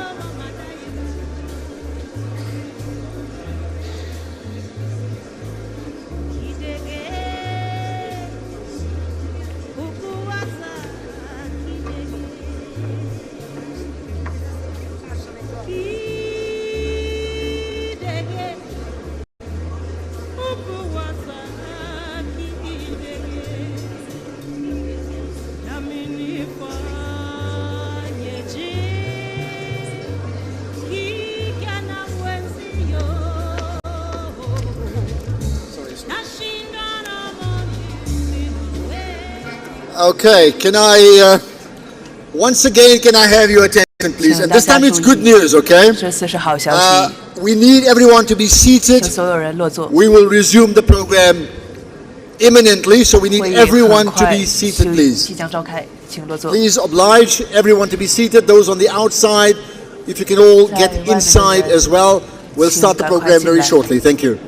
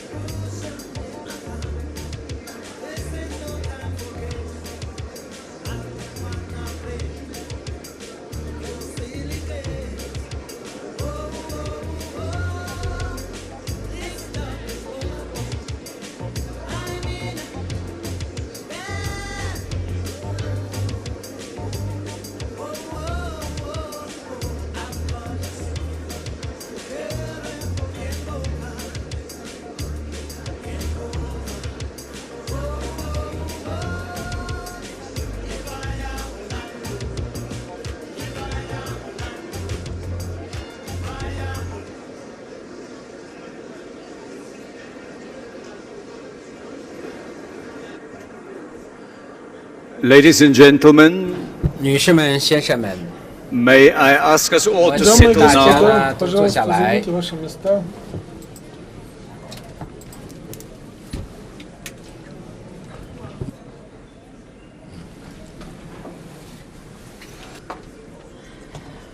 午已经看了他半天了。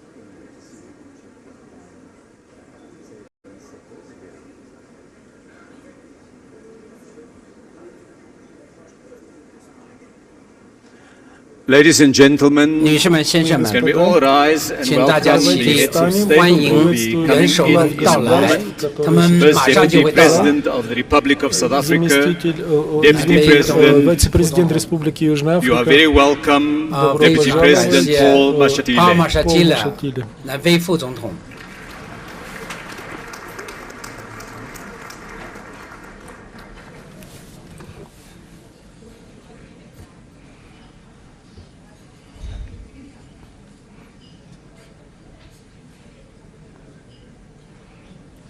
May I ask you to be seated? 请就坐。 I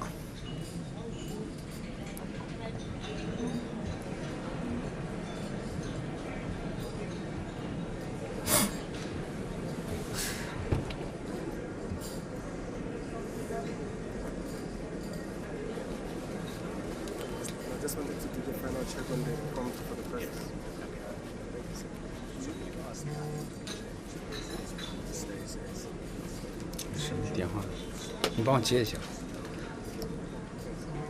Right, can I now again ask you to join me?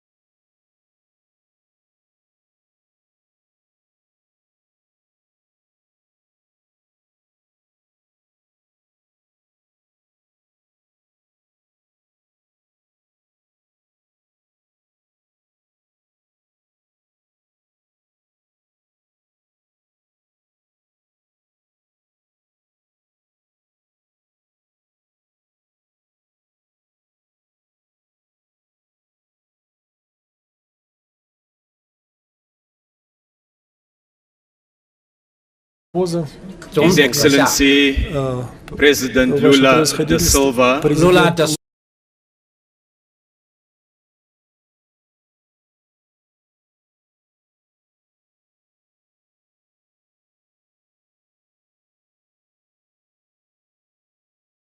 representing President Xi Jinping,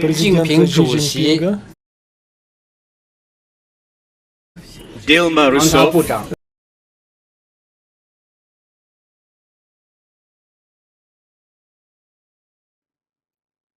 Dilma Rousseff, President of the new Development Bank, His Excellency Deputy President Paul Mashatile, may I warmly to this closing session of the BRICS Forum. Today the business community met and we were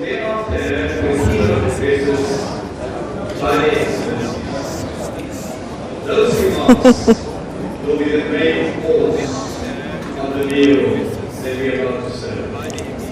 I will therefore confine my remarks as an appetizer to those addresses. I am reminded of your presence for confined travel and diet. Totally, it's about harmonizing trade policies, it's about who to expect.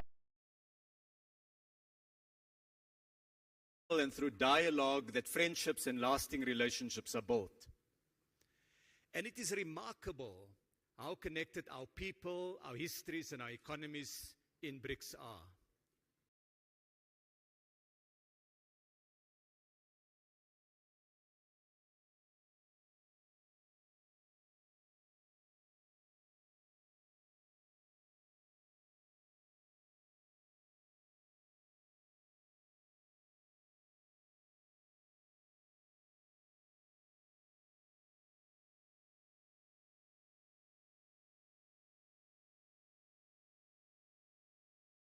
Traders. They were artists crafting the golden rhinoceros. They traded with the outside world, with India, Arabia and China, selling ivory and gold, buying pottery from China and glass beads from Persia. They were the people of Mapungubwe. They traded with China during the Song dynasty. Later, during the Ming dynasty, the great admiral Zhong He undertook voyages of discovery with a fleet of 300 ships and 28,000 crew, which traveled to the eastern part of the African continent. And they saw the great African trading cities of Sofala and Mogadishu and Mombasa, Africans trading with the world. The age of colonialism saw the first European settlements in South Africa as a refreshment station for the ships en route to India and the Spice Islands of Indonesia. Our histories converged as large land masses were colonized. Indian enslaved people were brought from the Malabar coast to South Africa in the 1600s and 1700s. And later in the mid-1800s, large numbers of Indian indentured laborers were brought to develop South Africa's our sugar industry, leaving a permanent mark in our demographic mix. And Mahatma Gandhi cut his political teeth here in South Africa. The age of colonialism saw too the start of the industrial scale transatlantic slave trade, taking captured Africans across the waters in cramp ships. And the modern state of Brazil emerged from that continent of the civilization of the Aztecs, the Mayas, and the Incas. And the spirit of Africa is alive in Brazilian culture, the warmth of its people, the music, and the samba that had its origins in Angola and Congo. And Russian history too contains connections. The great Russian writer Alexander Pushkin's great-grandfather was an African, Ibrahim Petrovich Gannibal, abducted from Cameroon, taken via Constantinople, and eventually taken to Russia, where he became a nobleman.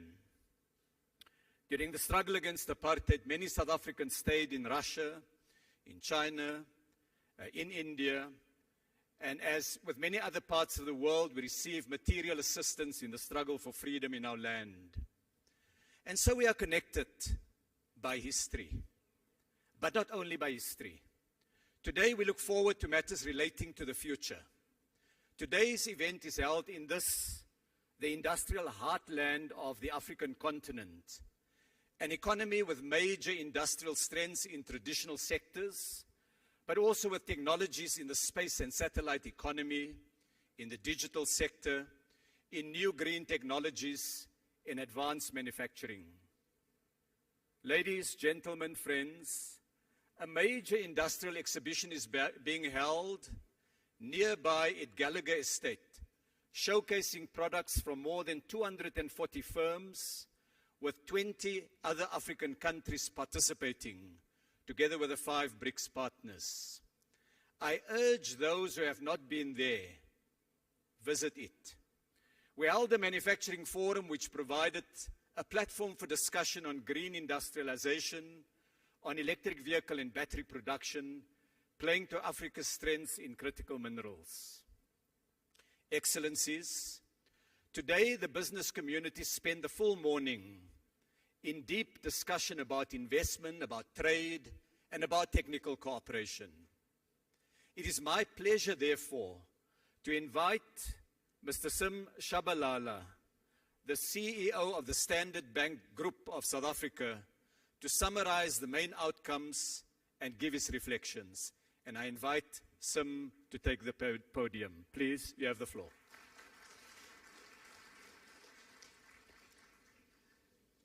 Thank you very much indeed, Mr. Minister, for that kind introduction.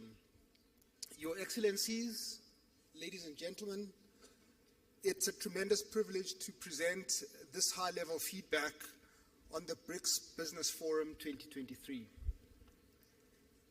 Today, guided by its theme of making accelerated growth and sustainable development a reality, the BRICS Business Forum has held sharply commercial and highly dynamic sessions attended by entrepreneurs, policymakers, business people, and indeed academics from across a number of the member countries and beyond.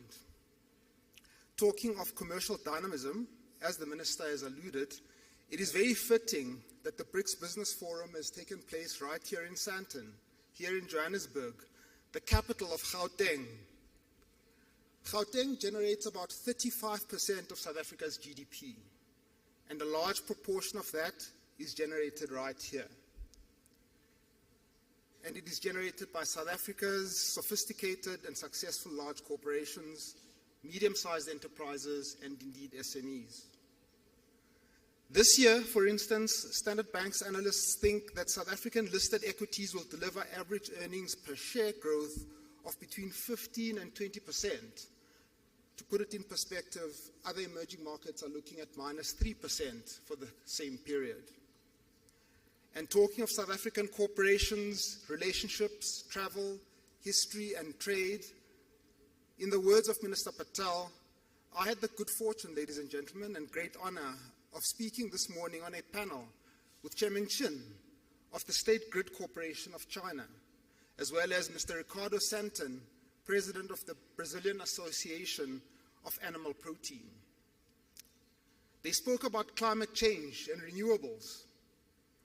Words cannot describe the profundity of that moment. As it happens, it was a South African bank, my employer, the Standard Bank Group, which was the sole financial advisor to the State Grid Corporation of China in its 1.8 billion rand acquisition of 100% ownership of 7 power transmission companies in Brazil in 2010. I mention this, admittedly, because it illustrates that South African corporate expertise and connections are an important part of making BRICS into an ongoing commercial reality. South Africa certainly has its fair share of challenges, and I would rate unemployment and inequality as the deepest and worst of these. The wealth of Sandton is within easy walking distance of the deep poverty of Alexander, a painful contrast that can be found in all of the BRICS countries, but one that is also highly conducive to innovation in the service of inclusion. For instance, to South African ears, the Brazilian financial services innovations that we heard about today sounded all too familiar. So there are serious challenges here in South Africa, but we also have immense strengths and competitive advantages. As well as the corporations that I've mentioned, these strengths include a strong rule of law, which guarantees that contracts will be observed and that commercial disputes will be settled fairly. They include our freely floating currency, open capital account, extremely skillful and credible central bank, and deep and liquid capital markets. These guarantee that returns on investment are and will remain quickly accessible in the currency of the investor's choice. More competitive advantages arise from what a Chinese panelist called South Africa's celebrity products, Mr. President, which include rooibos tea, wine, and unique tourist experiences. This brings us to another of South Africa's strengths, which is South Africa's openness for the business and tourist traveler. People from all of our major trading partners enter South Africa either visa-free or with an e-visa. Further, liberalization of travel and greater encouragement of air links between the BRICS countries and our major trading partners is certainly warranted. Perhaps above all, South Africa's competitive advantage emerges from our well-developed trade and investment network with our fellow Africans. China is indeed Africa's largest trading partner. What is sometimes missed, however, is that South Africa is the second largest exporter to the rest of our beloved continent and its fourth largest import partner. Of course, investors from the BRICS and worldwide do very much want to buy into Africa, given our continent's uniquely favorable demographics, immense natural resources, potential for low-cost industrialization, and increasing market integration under the Africa Continental Free Trade Area. For all these reasons, according to the IMF forecasts and on current trends, it is likely that sub-Saharan Africa will be the fastest growing region of the world by 2030. Standard Bank's analysts foresee that intra-Africa trade could double under the AFCFTA and that there would be a $3.4 trillion investment opportunity in Africa infrastructure emerging from this rapid growth. The bottom line is simple. If investors from BRICS and worldwide want to buy into Africa's enormous growth potential, the place to start is right here, in the square mile of Sandton.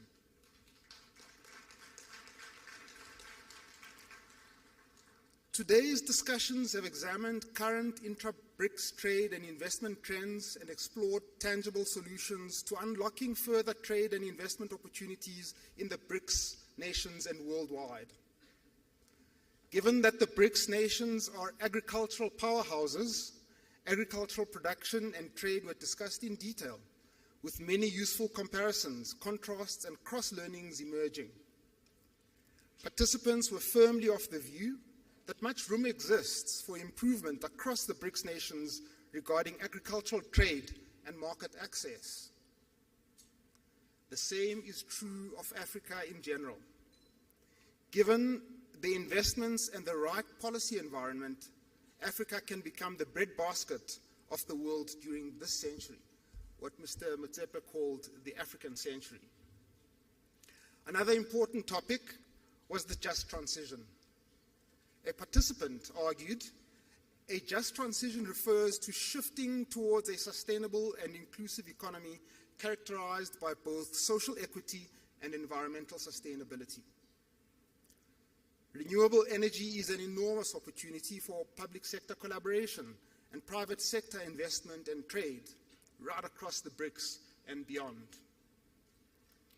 The theme of entrepreneurship featured strongly. A vibrant SME sector is often the most efficient way to create jobs.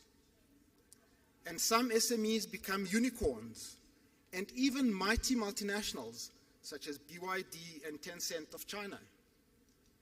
Of course, for this to happen, countries need favorable business environments, strong education systems, and the appropriate financing institutions.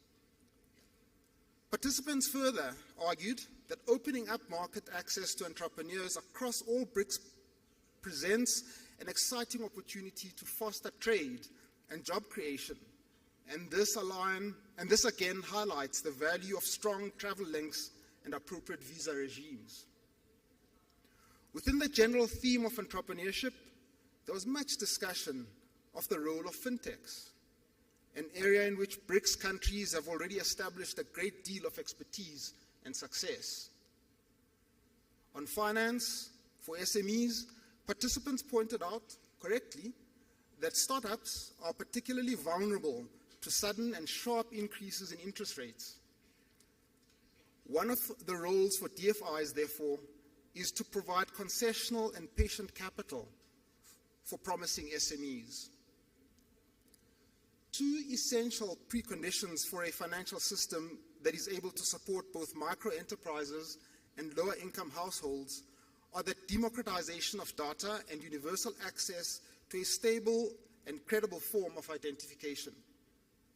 India has led the developing world on both access to data and ID, as has Brazil. In Africa, Kenya's rapid and sustained growth has also been powered by a significant pioneering use of mobile phone to create universal access to finance. The forum discussed the international payment system in some detail.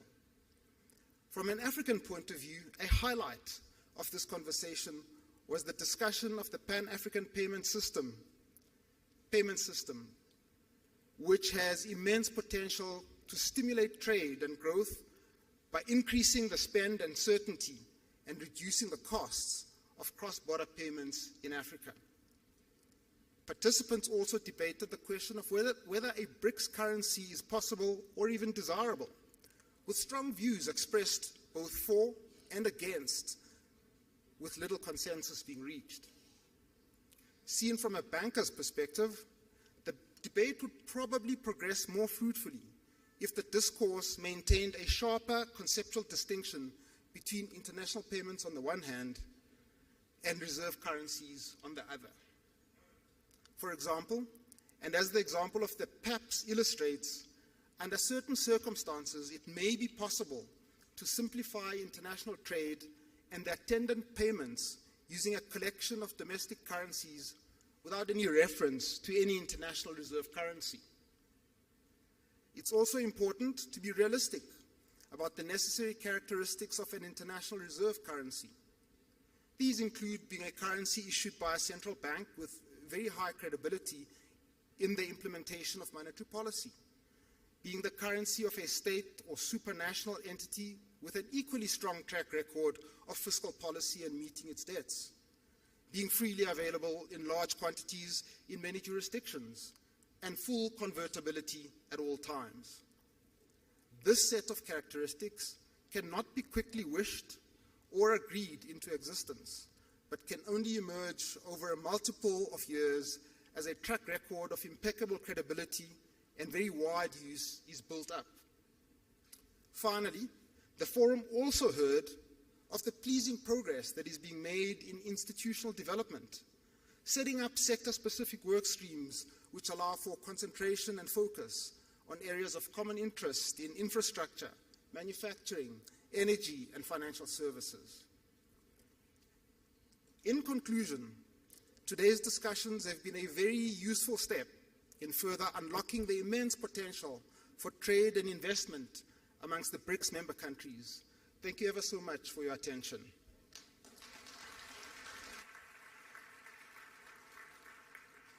I'd like to thank Sim Shabalala for that report on behalf of the business community. I'd also like to welcome a large number of esteemed guests and delegates, members of cabinet from a number of different countries, heads of the BRICS Business Council chapters, ambassadors and high commissioners. It's now my pleasure to invite the President of the Republic of South Africa, our host, who has inspired us with a vision of Africa and her place in the world. Please welcome His Excellency, President Cyril Matamela Ramaphosa.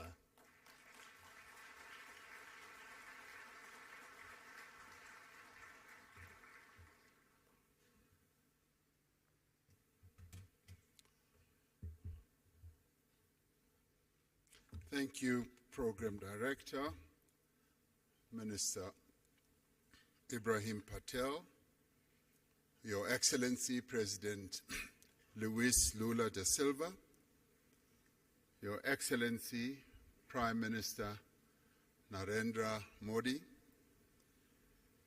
Honorable Ministers and business leaders, and Your Excellency President of the New Development Bank, Ms. Dilma Rousseff. I greet you all, and it's a great honor to have this opportunity to participate in this leaders' session of the BRICS Forum.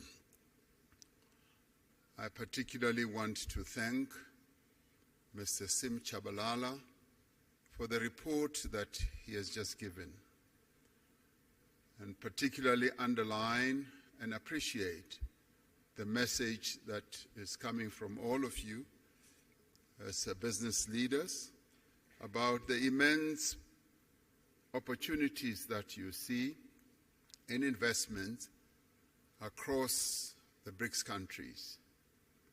The BRICS group of countries exists not only to strengthen government-to-government relations, but also to forge stronger ties between the peoples of our 5 nations.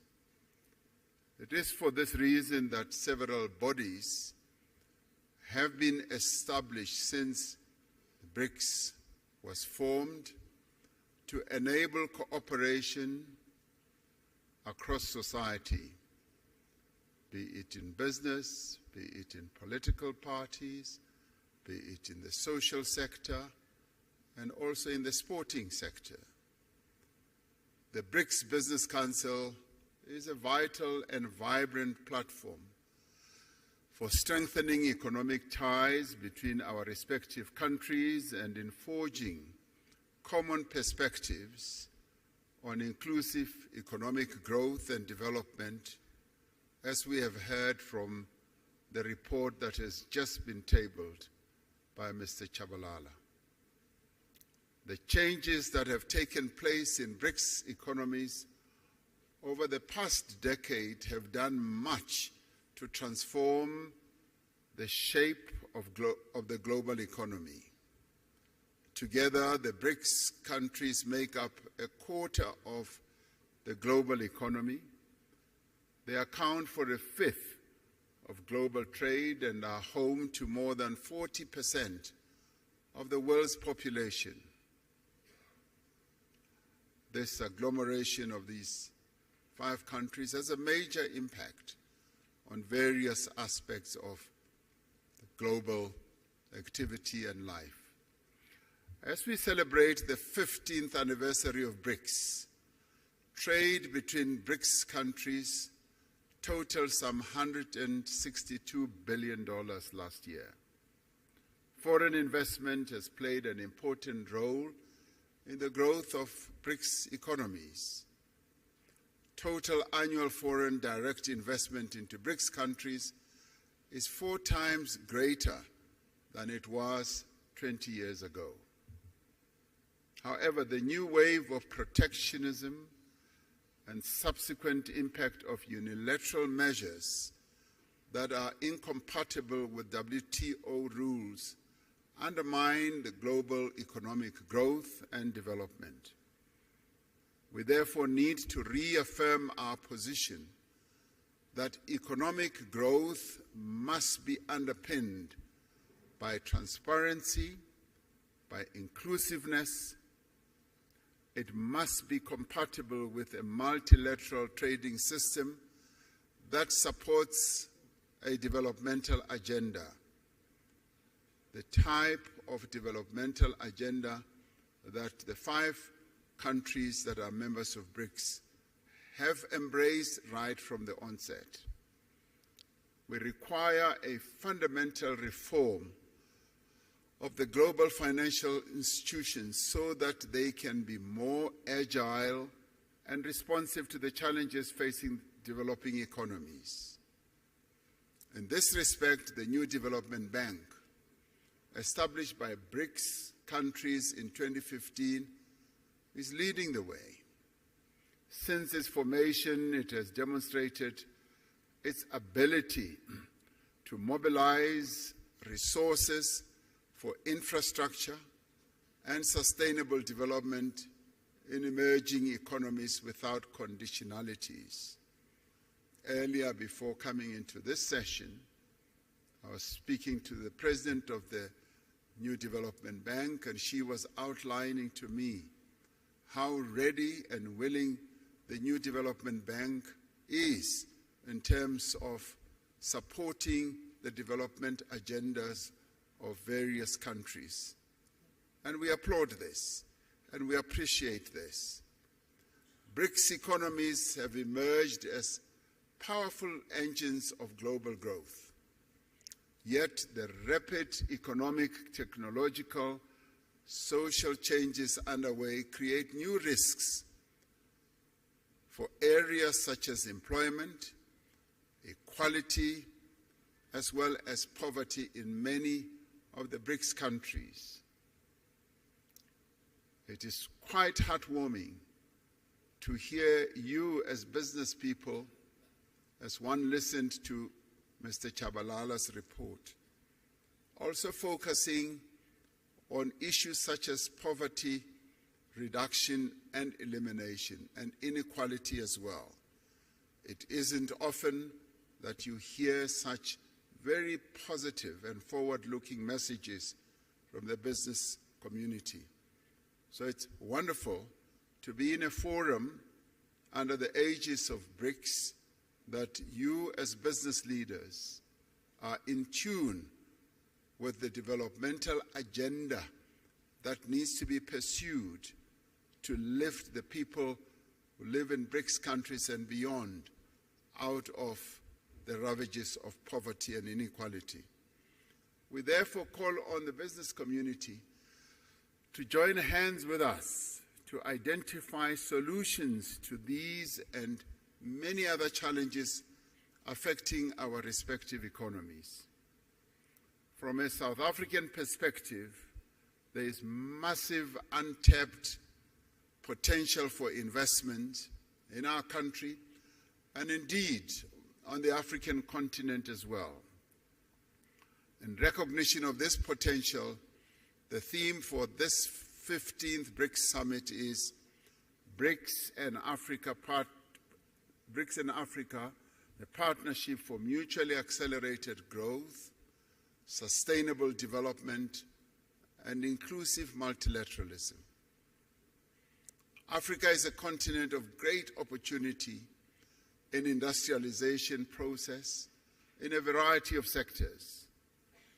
This continent is rich in the critical minerals that will drive business success in the 21st century. The continent has resources of lithium, vanadium, cobalt, platinum, palladium, nickel, copper, rare earth minerals, rhodium, and many others. And these are the minerals that are bound and are driving economic activity across the world. African countries have made it clear that the investors of choice are those who will come and invest in our continent, but also process the resources here, close to source, so that African countries do not export rock and sand, but export finished products as we would like to do. We are developing stronger regional value chains that will connect a number of African countries, providing investors with diversity, with strength, as well as with resilience. The African Continental Free Trade Area creates a single market that is expected to grow to 1.7 billion people and nearly $7 trillion in consumer and business spending by 2030. The success of the African Continental Free Trade Area will require a massive investment in infrastructure. We need to mobilize the substantial financing that is needed to build the roads, the ports, the rail, energy and telecommunications network that will enable industrialization and trade. It is also pleasing to hear that you as the business community, you also see this area as opportunities that you can invest in.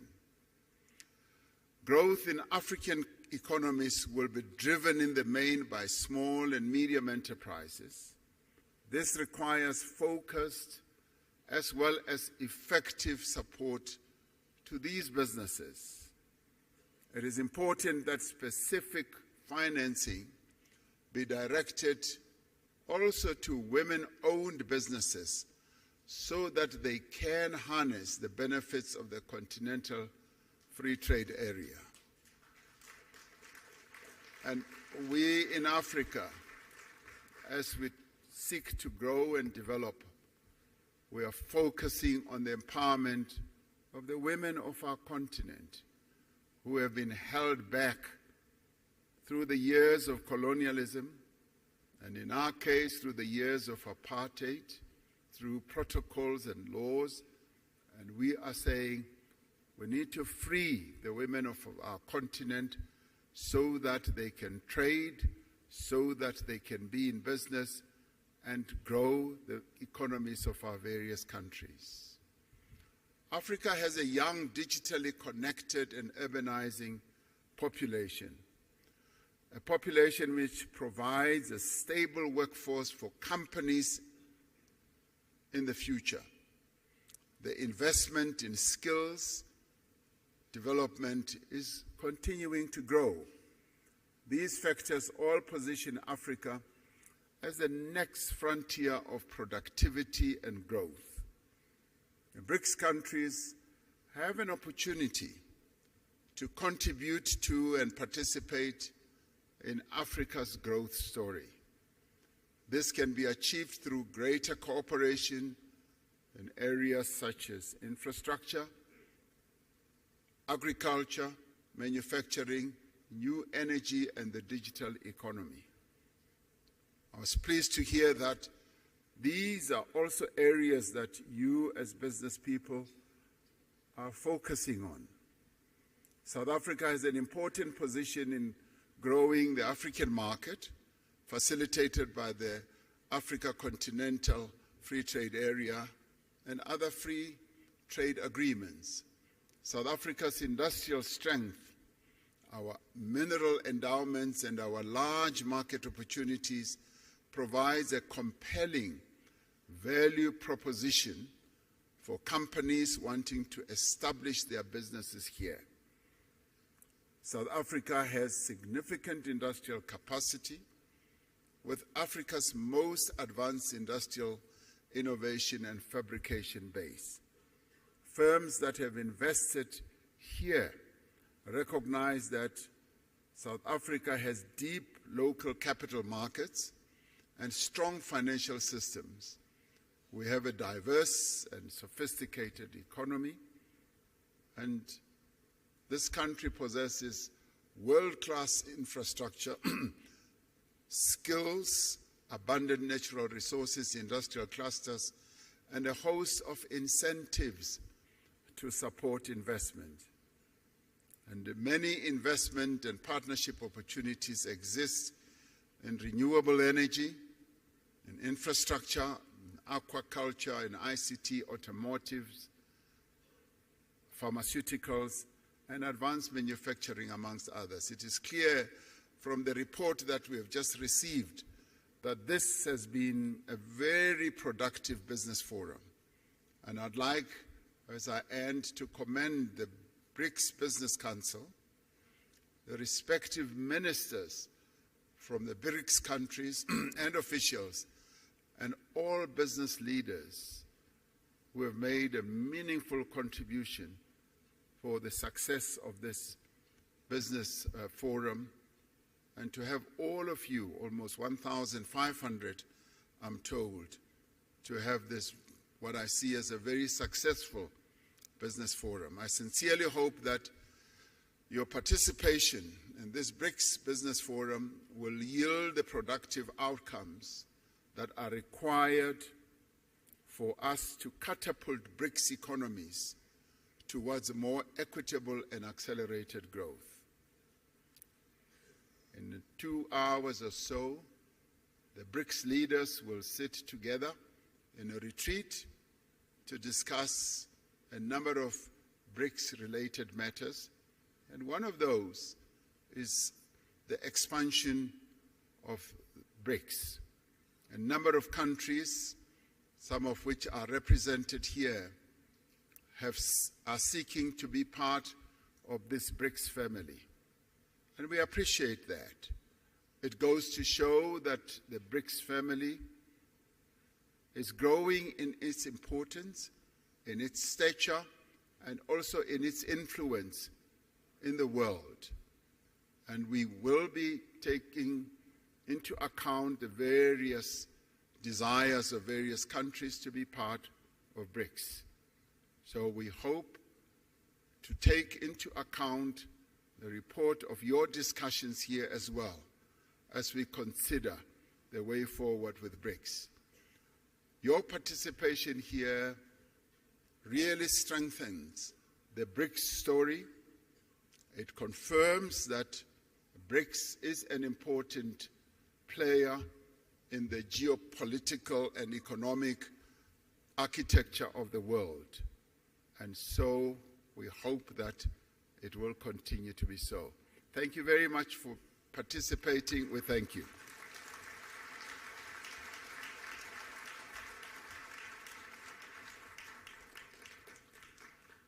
Thank you very much, Mr. President, for those remarks.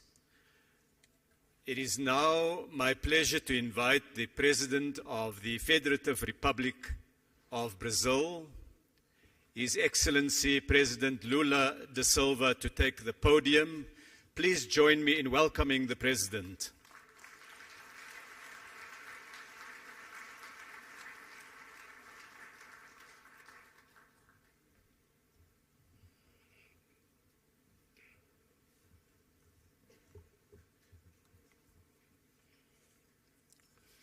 Gostaria de cumprimentar o presidente Ramaphosa, presidente da África do Sul. President of South Gostaria Africa. de cumprimentar I'd also os like to ministros. give my Gostaria de greetings to the cumprimentar a ministers, presidenta do novo banco the Coopera Dilma Rousseff. NDP president, Gostaria Comrade de Dilma cumprimentar os Rousseff, empresários e as also empresárias the aqui business presentes. people here in attendance. E gostaria, And I'd sobretudo, like de to, saudar above all, o governo sul-americano pela realização the desse fórum South empresarial. African government for Quero hosting this expressar a minha business forum. I'd satisfação like to also por say compartilhar how este pleased I am evento for com os sharing demais this event líderes with dos the other países dos BRICS. leaders of the BRICS countries. Agradeço também a I would todos also os like to thank empresários e all the empresárias business presentes, people in em attendance, especial particularly a direção do the Conselho Business Empresarial, Council que Board, completa 10 which anos. is celebrating its O 10th anniversary. estabelecimento de parcerias Establishing entre os partnerships among setores the private privados sectors é uma is a dimensão very muito relevante do relevant BRICS dimension for the e BRICS, que dá vida and e which gives continuidade life and às continuity relações to entre países. relations between the countries. Desde a primeira Since the cúpula de first chefes de summit Estado of heads of e de state governo, and government, nossa our participação share in the na global economia economy has global been vem se increasing. ampliando.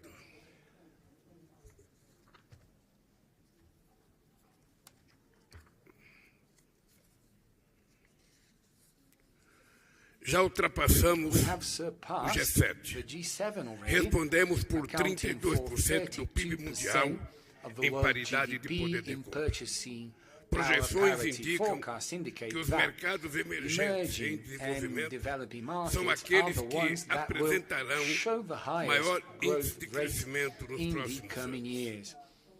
Segundo o While, FMI, enquanto os países according industrializados to the IMF, devem while industrialized countries desacelerar seu are crescimento de expected to 2,7% em grow by an 2022 average para of 2.7% in 2022, dropping to 1.4 to 2024. The projected growth for developing countries is of 4% for this period. This shows that the dynamism of the economies in the global south and the BRICS is its driving force.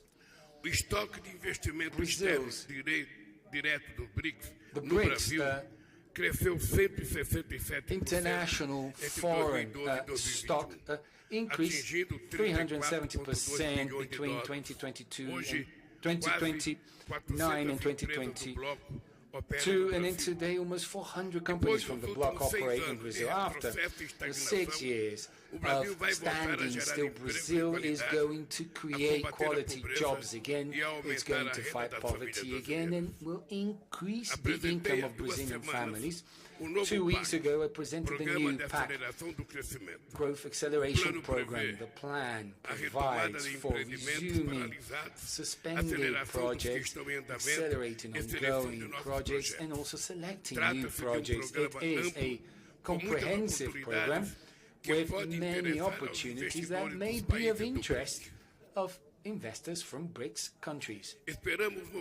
We hope to mobilize $340 billion for modernizing our logistics infrastructures with investments in motorways, railways, waterways, ports and airports. We will also give priority to the generation of solar and wind power, as well as biomass, ethanol and biodiesel.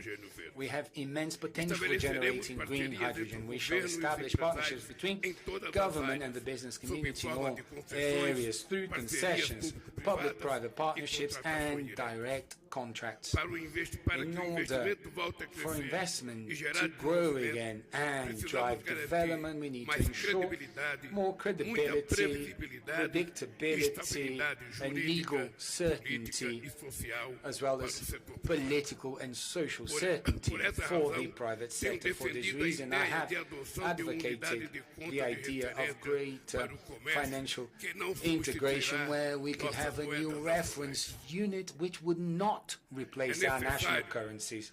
The financing needs, the unmet financing needs of developing countries remains high.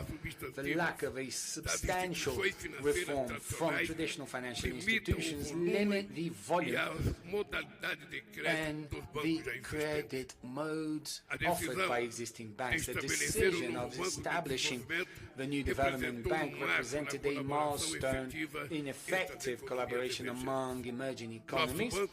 Our joint bank must be a global leader in the financing of projects that address the most pressing challenges of our time. By diversifying payment sources in local currencies, increasing its partner network and its membership, NDB constitutes a strategic platform to promote cooperation between developing countries. In this strategy, engagement with the African Development Bank will be central to this. At the multilateral level, the BRICS stood out for being a force that works in favor of a fairer, more predictable, equitable global trade. We cannot accept the greedy neocolonialism that imposes trade barriers and discriminatory measures under the guise of protecting the environment. As of December, Brazil will hold the G20 presidency. The presence of 3 BRICS members in the G20 Troika will be a great opportunity for us to move forward on issues of interest to the Global South. We already have South Africa's participation, but the group's representativeness may be increased with the entry of the African Union and other countries of the continent.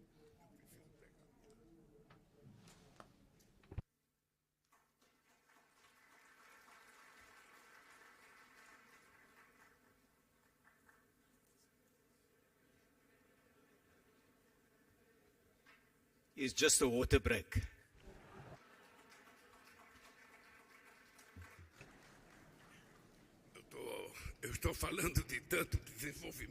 I've been talking about developing, and then suddenly, I miss the main important source of life, water. Queridos amigos, dear friends, upon taking office as president of my country again, I am resuming the guidelines of Brazilian foreign policy.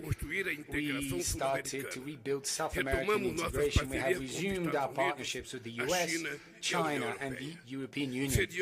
We hosted the summit of the Amazon countries. We still had to return to Africa. It is unacceptable that in 2022, Brazil's trade with Africa has dropped by 1/3 when compared to 2013, when it was almost $30 billion. Trade flow with Africa still corresponds to only 3.5% of Brazil's foreign trade. Our trade agreement network is still in its infancy. Existing agreements with Southern Africa and Egypt date from my second term. Today, over 65% of Mercosur exports to Africa went to African countries with which there is no agreement in force. There is plenty of room to grow. In addition to a past that unites us, we also share a common vision of the future. In my first 2 terms, the African continent was a priority for Brazil. I have made 12 trips to Africa and have been to 21 countries. Brazil is back on the continent where it should never have left. Africa has vast opportunities and enormous potential for growth. To discuss the relaunch of trade with the continent, Brazil brought together the heads of the trade promotion sectors of all our representations in African countries here in Johannesburg last June. Africa is building an ambitious free trade zone project. 54 countries, 1.3 billion people with over $3 trillion in GDP in this continent, which is the youngest in the world from an age perspective and will be the most popular by 2100, offers countless opportunities for Brazilian products such as food and beverages, oil, iron ore, vehicles and iron and steel manufacturers. Africa has 65% of the arable land available in the world, and it has a strong vocation for being an agricultural powerhouse with the capacity to feed its people and offer global food security solutions.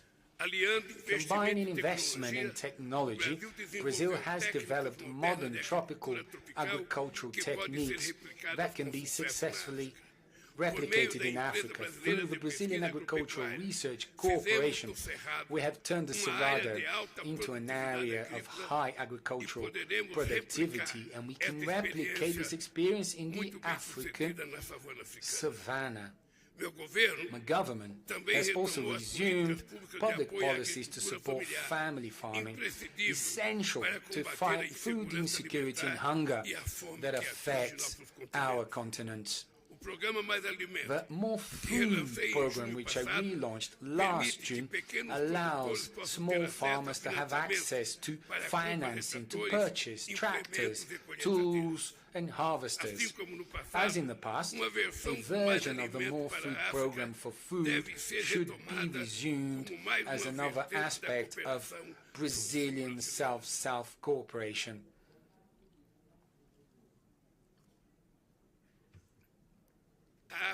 Africa is also at the heart of the digital and energy transitions.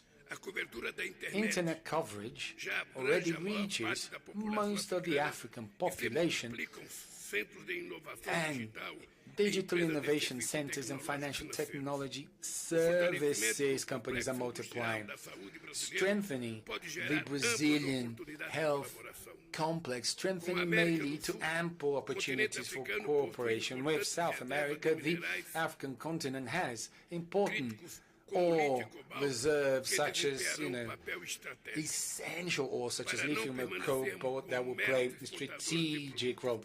So that we do not remain as exporters of primary products, we must make the most of this opportunity to forge the integration of our production chains and add value to the goods and services that we produce in a sustainable manner. Africa is the region of the world that emits the least amount of greenhouse gases. However, this does not mean that it does not have to face the most perverse consequences of global warming, such as droughts, floods, fires, and cyclones. Brazil and many African countries have comprehensive plans to renew their energy mixes.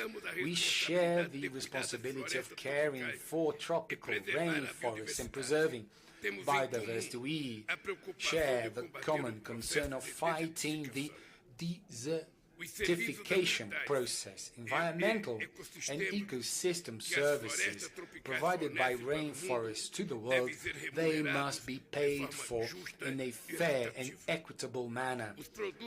Social diversity products can generate jobs and income and offer alternatives to the predatory exploitation of natural resources.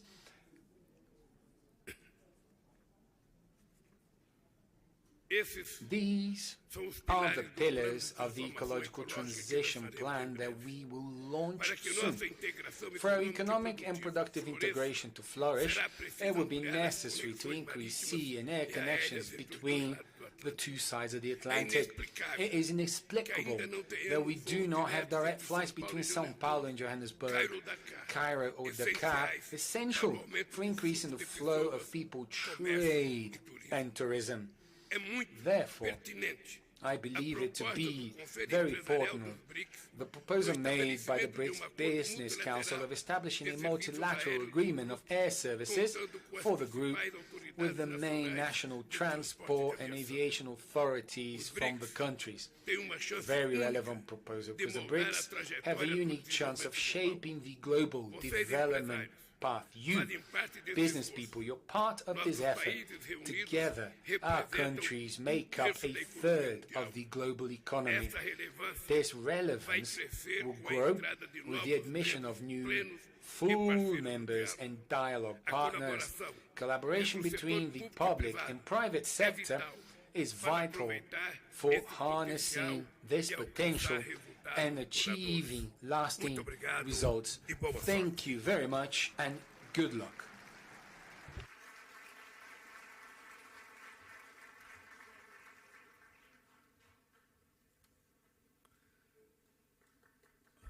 Obrigado. I thank His Excellency President Lula da Silva.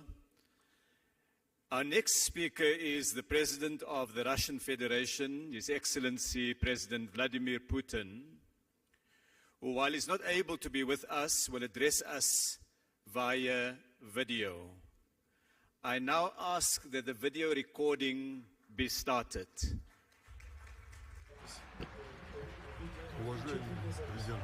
Dear President Ramaphosa, ladies and gentlemen, dear friends, I'm pleased to greet the government and business representatives, experts and industry specialists who have gathered to this meeting of the BRICS Business Forum. I would like to note that holding such business forums on a regular basis, along with the systematic work of the BRICS Business Council, which brings together top businessmen and heads of major companies of the 5 countries, plays an immense practical role in promoting mutual trade and investments, enhancing cooperation ties, and expanding direct dialogue among business communities, and thus effectively contributes to accelerated socio-economic growth of our states and achievement of sustainable development goals. It is important that this forum focuses on such pressing issues as the post-pandemic economic recovery of the BRICS states, improvement of citizens' well-being, industrial modernization, development of efficient transport and logistics chains, stimulation of equitable technology transfers.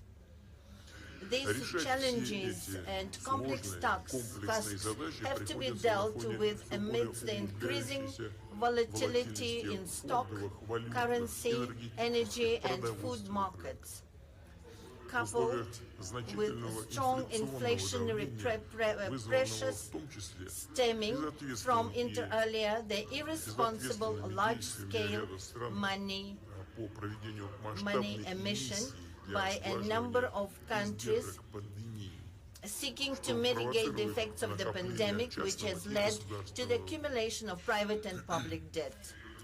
International economic situation is also seriously affected by the illegitimate sanction practice and illegal freezing of assets of sovereign states, which essentially amounts to the trampling upon all the basic norms and rules of free trade and economic life, norms and rules that not so long ago seemed immutable. Resource shortages, increased inequality, rising unemployment, and aggravation of other chronic problems of the world economy are the direct consequences. Prices for food, basic agricultural products and crops have skyrocketed, and it is the most vulnerable, poor countries that are hit hardest. Importantly, and in this circumstance, the BRICS states have stepped up their interaction, and our joint work to ensure economic growth and sustainable development brings concrete, tangible results. More and more joint projects are launched. Mutual trade is growing, industry contracts are expanding. Above all, our cooperation is based on the principles of equality, partner support, and respect to each other's interests. And that is what is the core of our association's forward-looking strategic course. The course that reflects the aspiration of the larger part of the international community, so-called global majority. The figures speak for themselves. Over the last decade, mutual investments among BRICS states have increased sixfold. Their overall investment in global economy have doubled, and their total exports have reached 20% of the world's exports. As for Russia, the trade volume with the BRICS partners has increased by 40.5%, and reaching the record of 230, even more than 230 billion. And the first half of this year, it grew by 35.6% as compared with the same period in 2022, and it reached $134.7 billion US. I would also like to point out that the share of the BRICS countries, with their population totaling more than 3 billion people, now accounts to nearly 26% of the global GDP.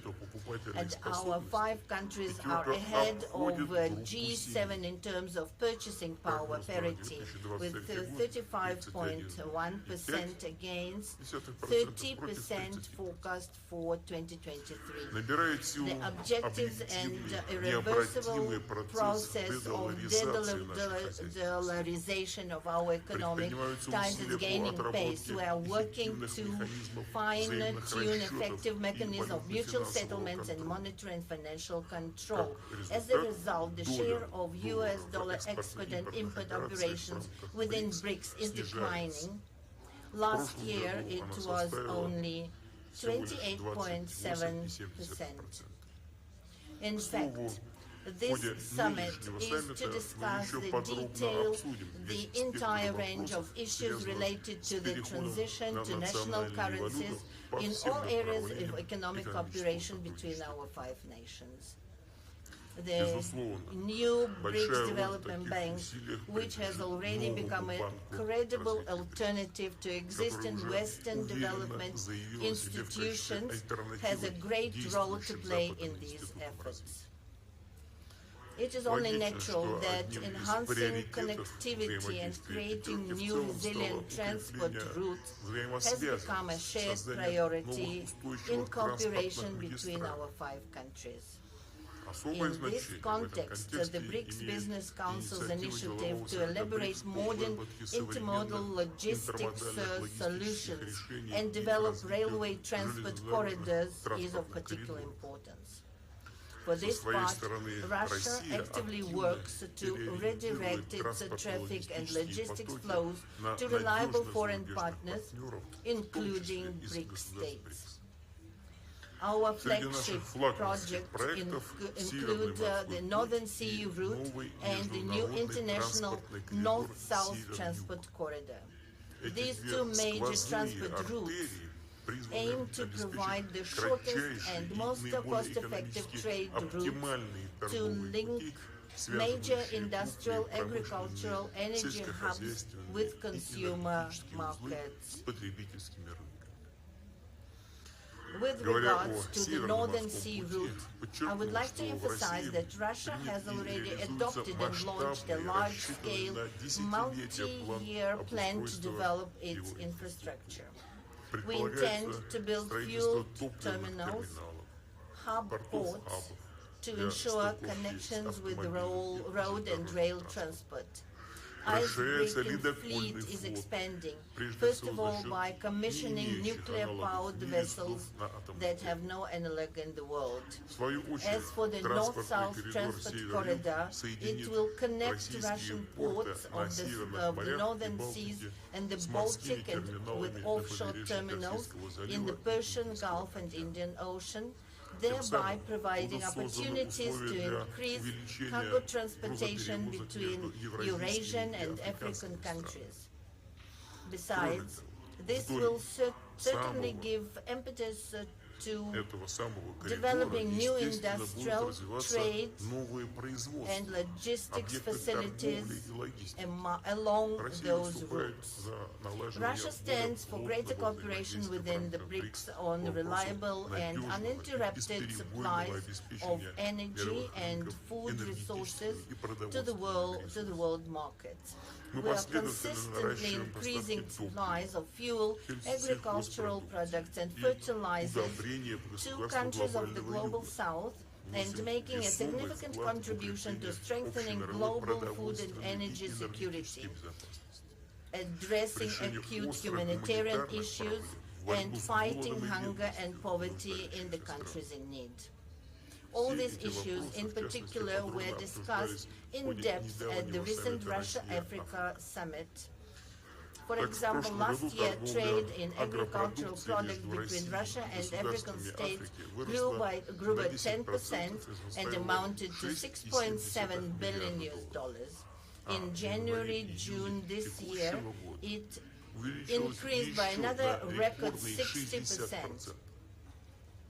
Our country is and will remain a responsible supplier of food to the African continent. Russian grain exports to Africa amounted to 11.5 billion tons in 2022 and almost 10 million tons in the first 6 months of 2023. And this is despite the unlawful sanctions imposed on us that seriously hinder the export of Russian food products and complicate transport, logistics, insurance, and bank payments. Russia is being deliberately obstructed in the supply of grain and fertilizers abroad, and at the same time we are hypocritically blamed for the current crisis situation in the world market. This has been clearly seen in the implementation of the so-called grain deal, concluded with the participation of UN Secretariat and initially aimed at ensuring global food security, reducing the threat of hunger, and providing aid to the poorest countries. We have repeatedly drawn attention to the fact that in a year under the deal, a total of 32 million tons of cargo has been exported from Ukraine, of which over 70% have reached high and upper middle income countries, including the European Union, first of all, and only about 3% have gone to the least developed countries, less than 1 million tons.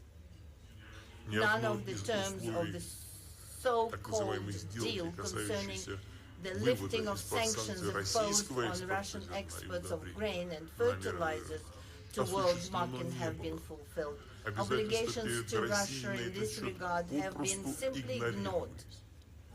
Even our free transfer of mineral fertilizers blocked in European ports have been obstructed. In fact, that is a purely humanitarian campaign that should not in principle be subject to any sanctions.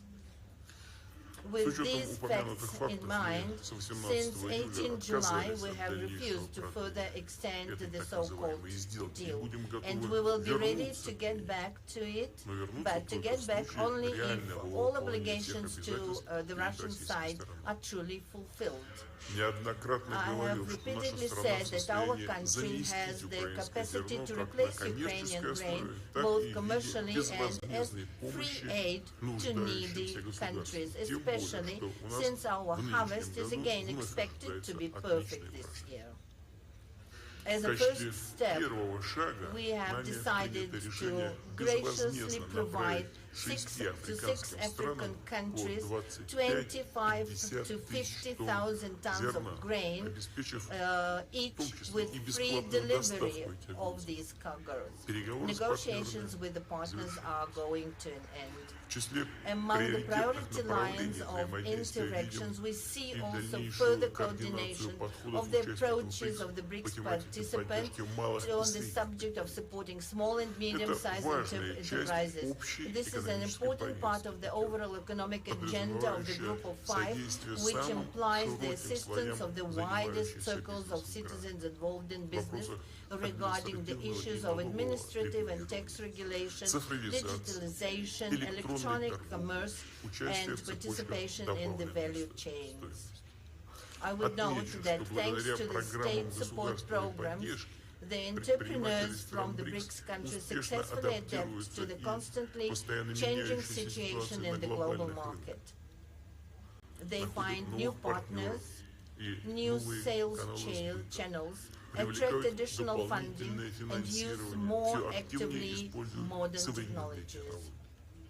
It is equally significant to continue to develop cooperation within the BRICS countries in the field of decarbonization of economy, reduction of man-induced impact on the nature, and adaptation to the changing of climate.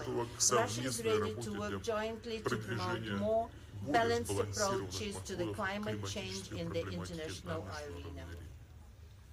Our country is consistently implementing the National Low-Carbon Development Strategy. We plan to reach the carbon neutrality of the Russian economy not later than 2060, including through the introduction of technological innovations, modernization of infrastructure, for access to affordable and clean energy, conservation of ecosystems on land and sea. We believe that the implementation of the climate goals can be facilitated by a variety of technologies, including those that have been in use for a long time already, such as nuclear generation, hydropower, gas motor fuel. To sum it up, I would like to reiterate that the multifaceted partnership and cooperation within the BRICS not only makes a significant contribution to ensuring sustainable growth of our states, but also generally promotes the healthy global economy and successful achievement on the global development goals and targets set by the UN to fight poverty, expand people's access to quality health care, eradicate hunger, and improve food security. Therefore, I'm confident that the BRICS Business Forum and Business Council will continue their creative work aimed at the improvement of contacts between the entrepreneurial circles of the countries of the Group of Five and joint implementation of mutually beneficial projects. In conclusion, I would like to invite representatives of the business circles to our countries to come, to the Eastern Economic Forum in Russia that will take place in 10 to 13 September in the city of Vladivostok, where by tradition there will be discussion of issues that are of interest, including the business community of the BRICS countries. Thank you very much for your attention.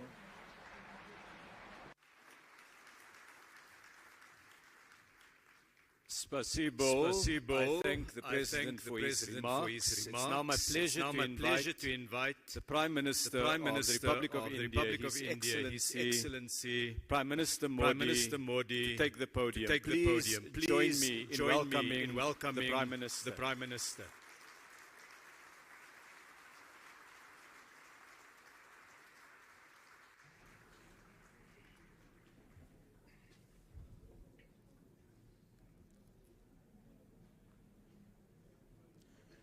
Excellencies, leaders of BRICS business community, my namaskar, good evening to you all. I am glad that Immediately after arriving in South Africa, our very first engagement is the BRICS Business Forum. First and foremost, I thank President Ramaphosa for his invitation and for organizing this meeting. My heartiest congratulations and best wishes on the 10th anniversary of the BRICS Business Council.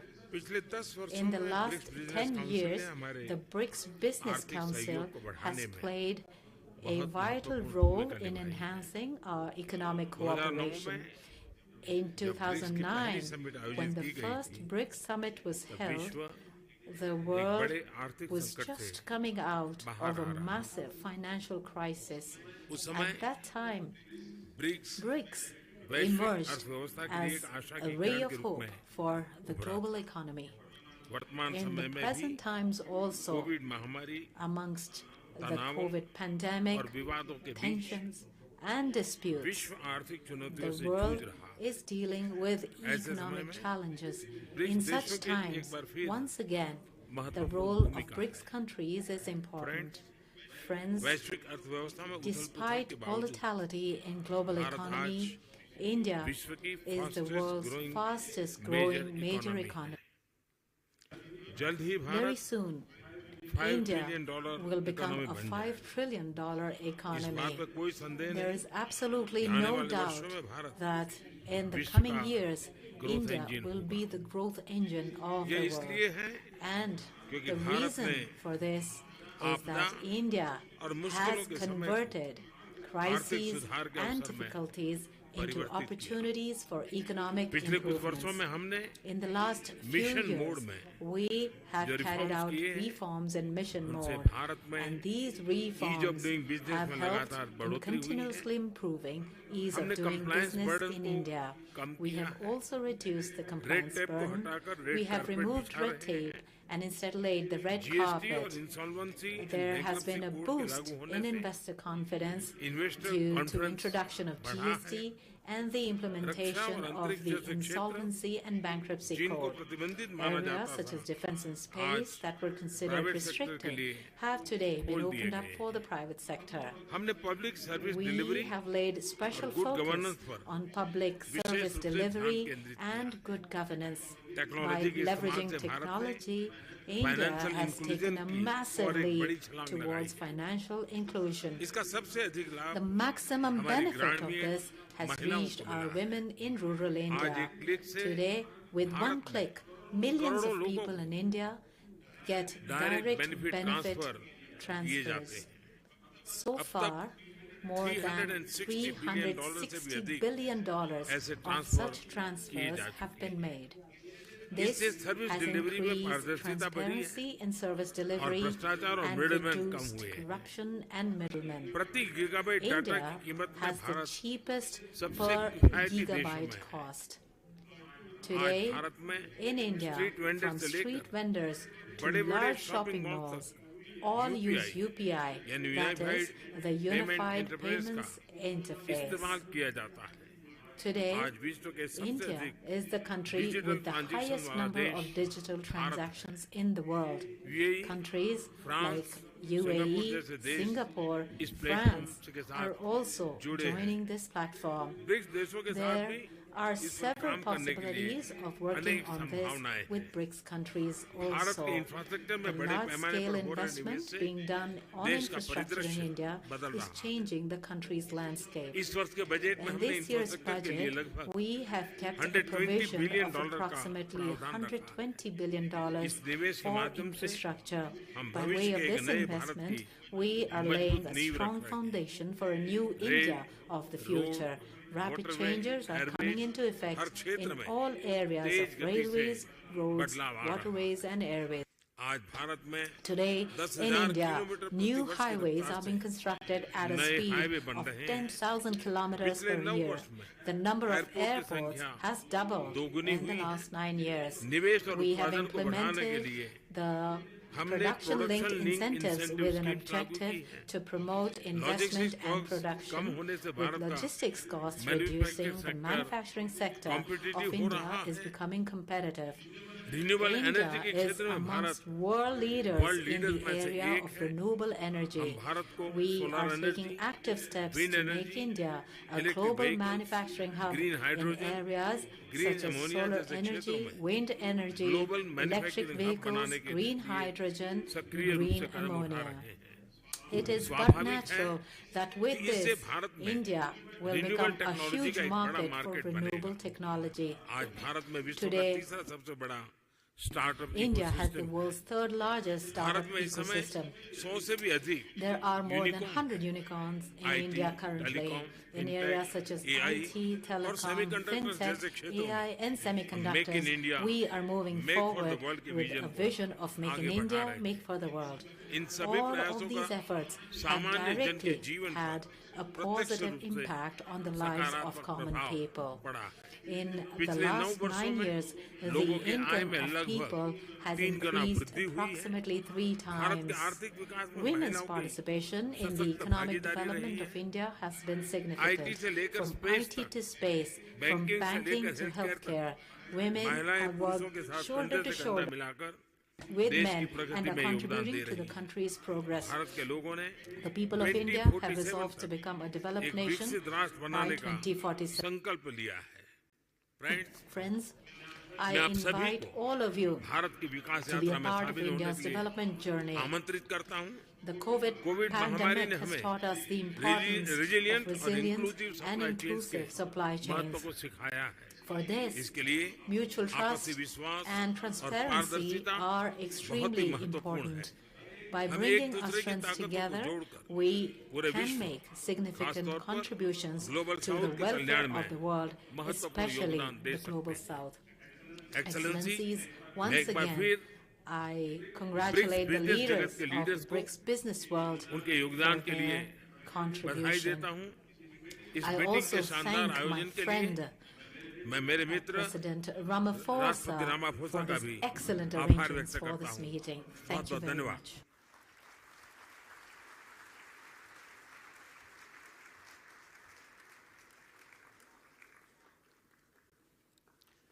I'd like to thank the Prime Minister, Danyabad. Thank you. We now have a statement by His Excellency President Xi Jinping, President of the People's Republic of China, which will be delivered by Mr. Wang Wentao, the Minister of Commerce of the People's Republic of China. Please join me in welcoming Minister Wang to make the statement on behalf of President Xi.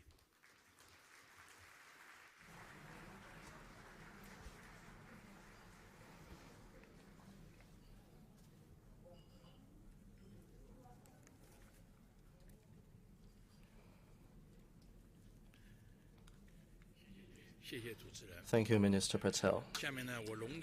It is my great honor to read out the remarks on behalf of His Excellency Xi Jinping, President of the People's Republic of China, at the closing ceremony of the BRICS Business Forum 2023.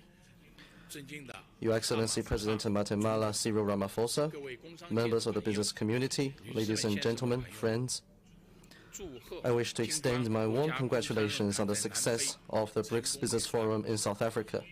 10 years ago here in South Africa, we BRICS leaders witnessed the birth of the BRICS Business Council. Since then, the Council has stayed true to its founding mission. It has seized opportunities to deepen cooperation, contributing to economic and social development of BRICS countries, and helping sustain global economic growth. Right now, changes in the world, in our times, and in history are unfolding in ways like never before, bringing human society to a critical juncture. Should we pursue cooperation and integration, or just succumb to division and confrontation? Should we work together to maintain peace and stability, or just sleepwalk into the abyss of a new Cold War? Should we embrace prosperity, openness, and inclusiveness, or allow hegemonic and bullying acts to throw us into depression? Should we deepen mutual trust through exchanges and mutual learning, or allow hubris and prejudice to blind conscience? The course of history will be shaped by the choices we make. An ancient Chinese thinker observed that following the underlying trend will lead one to success, while going against it can only cause one to fail. We humankind have achieved notable economic development and social progress over the past decades, and that is because we have drawn lessons from the 2 world wars and the Cold War, followed the historical trend of economic globalization, and embarked on the right path of openness and development for win-win cooperation. Our world today has become a community with a shared future in which we all share a huge stake of survival. What people in various countries long for is definitely not a new Cold War or a small exclusive bloc. What they want is an open, inclusive, clean, and beautiful world that enjoys enduring peace, universal security, and common prosperity. Such is the logic of historical advance and the trend of our times. 10 years ago, I made a proposition of building a community with a shared future for mankind, calling on all countries to build this planet we all call home into a harmonious family. In the face of high winds, choppy waters, and even treacherous storms, we in all countries need to uphold the correct views of the world, of history, and of our overall interests, and act to translate the vision of a community with a shared future for mankind into reality. We need to promote development and prosperity for all. Many emerging markets and developing countries have come to what they are today after shaking off the yoke of colonialism. With perseverance, hard work, and huge sacrifices, we succeeded in gaining independence and have been exploring a development path suited to our national conditions. Everything we do is to deliver better lives to our people. But some country, obsessed with maintaining its hegemony, has gone out of its way to cripple the emerging markets and developing countries. Whoever is developing fast becomes its target of containment. Whoever is catching up becomes its target of obstruction. But this is futile. As I have said more than once, that blowing out others' lamp will not bring light to oneself. Every country has the right to development, and the people in every country have the freedom to pursue a happy life. With that in mind, I have proposed the Global Development Initiative with the goal of promoting development for all by the international community and boosting the UN 2030 Agenda for Sustainable Development. With the support of many countries, solid gains have been made in pursuing this initiative, with cooperation flourishing in various fields.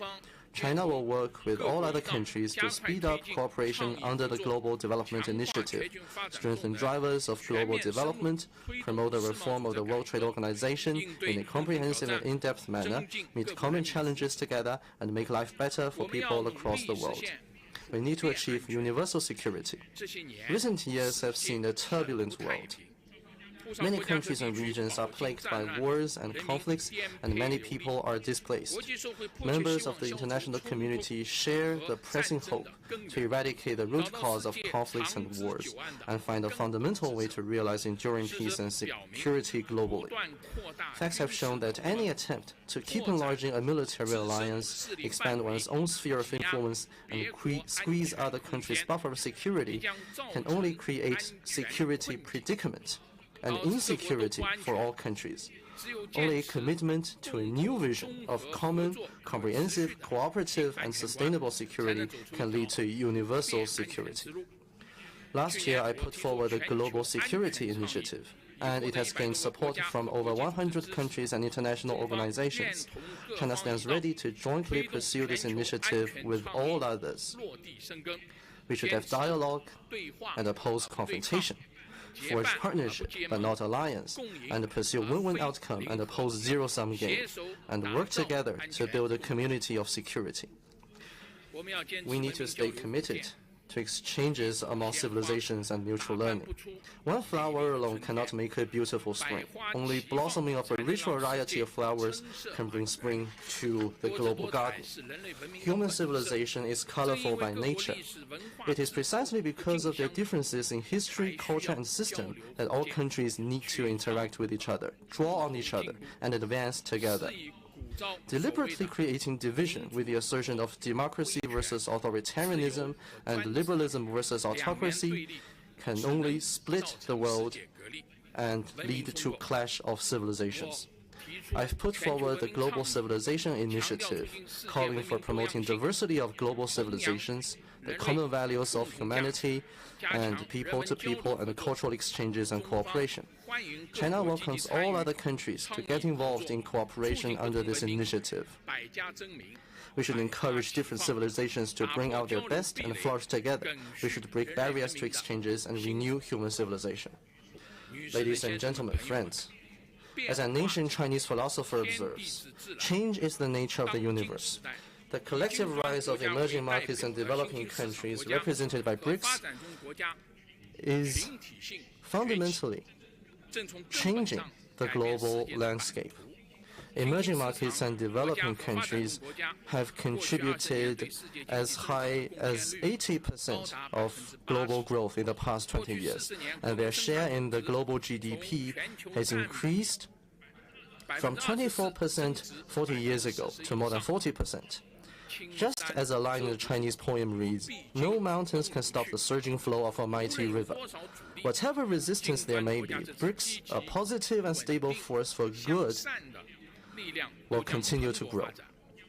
We will forge stronger BRICS strategic partnership, expand the BRICS Plus model, actively advance membership expansion, deepen solidarity and cooperation with other emerging markets and developing countries, promote global multipolarity and greater democracy in international relations, and help make the international order more just and equitable. The gathering between BRICS countries and more than 50 other countries in South Africa today is not an exercise of asking countries to take sides, nor an exercise of creating bloc confrontation. Rather, it is an endeavor to expand the architecture of peace and development. I'm glad to note that over 20 countries are knocking on the door of BRICS. China hopes to see more joining the BRICS cooperation mechanism.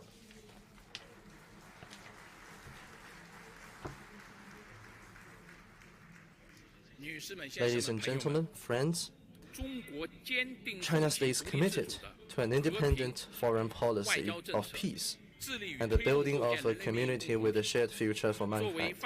As a developing country and a member of the Global South, China breathes the same breath with other developing countries and pursues a shared future with them. China has resolutely upheld the common interests of developing countries and worked to increase the representation and voice of emerging markets and developing countries in global affairs. Hegemonism is not in China's DNA, nor does China have any motivation to engage in major power competition. China stands firmly on the right side of history and believes that a just cause should be pursued for the common good. At present, we Chinese, under the leadership of the Communist Party of China, are advancing the great rejuvenation of the Chinese nation on all fronts by pursuing Chinese modernization. Chinese modernization aims to achieve common prosperity, material and cultural ethical advancement, harmony between humanity and nature, and peaceful development for a huge population. Chinese modernization has created a new form of human advancement and presented a new future of modernization. I hope that other developing countries and draw on the outstanding achievements of human civilizations and find their own paths to modernization in keeping with their national conditions. Achieving high-quality development is a top priority in China's goal of fully building itself into a modernized country. We are committed to applying a new development philosophy and creating a new development paradigm. In the past decade, China has contributed more than 30% of annual global growth. This year, The Chinese economy has maintained the momentum of recovery and growth. China enjoys several distinct advantages: a socialist market economy in systemic terms, a supersized market in terms of demand, a full-fledged industrial system in terms of supply, and abundant high-caliber labor force and entrepreneurs in terms of human resources. The Chinese economy has strong resilience, tremendous potential, and great vitality. The fundamentals sustaining China's long-term growth will remain unchanged. The giant ship of the Chinese economy will continue to cleave waves and sail ahead. China will remain an important opportunity for the world's development. Our door is wide open to anyone who wants to engage in cooperation with us. As a supersized economy, China will remain firm in advancing high-standard opening up. We will continue to expand market access, cut the negative list for foreign investment, and further open the modern services sector. We will steadily improve the business environment, provide national treatment to foreign investment enterprises, foster a world-class market-oriented business environment governed by a sound legal framework, and build a globally oriented network of high-standard free trade areas. We will continue to advance ecological conservation, accelerate the building of a beautiful China, actively and prudently move toward carbon peak and carbon neutrality, and pursue all-round green transition in economic and social development. Going forward, as it endeavors to achieve modernization for its more than 1.4 billion people, China will surely contribute even more to the global economy and provide even more opportunities for the global business community.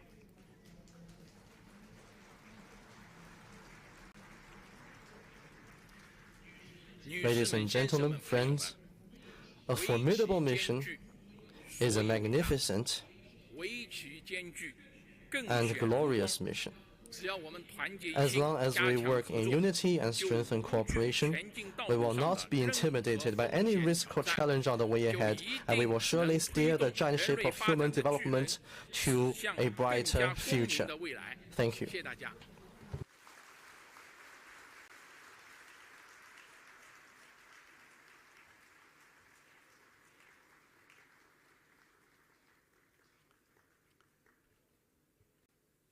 I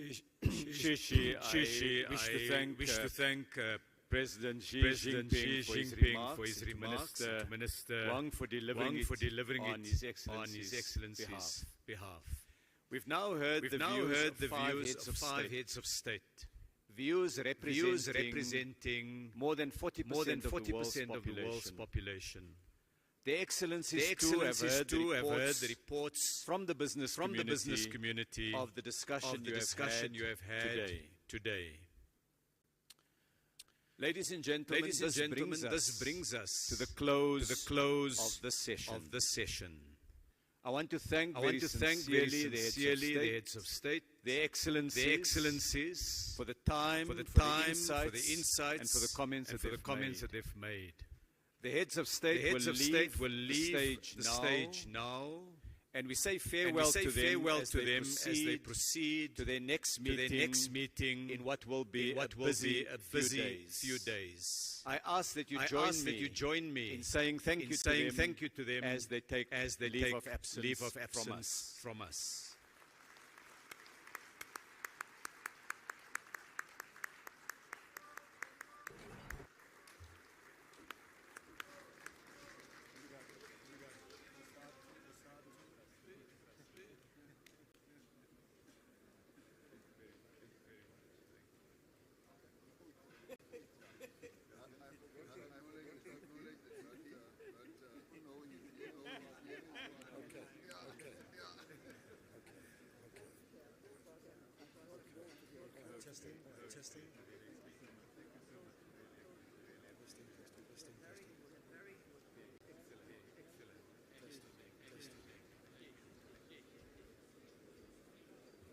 All right, can I have your attention? 也请大家注意。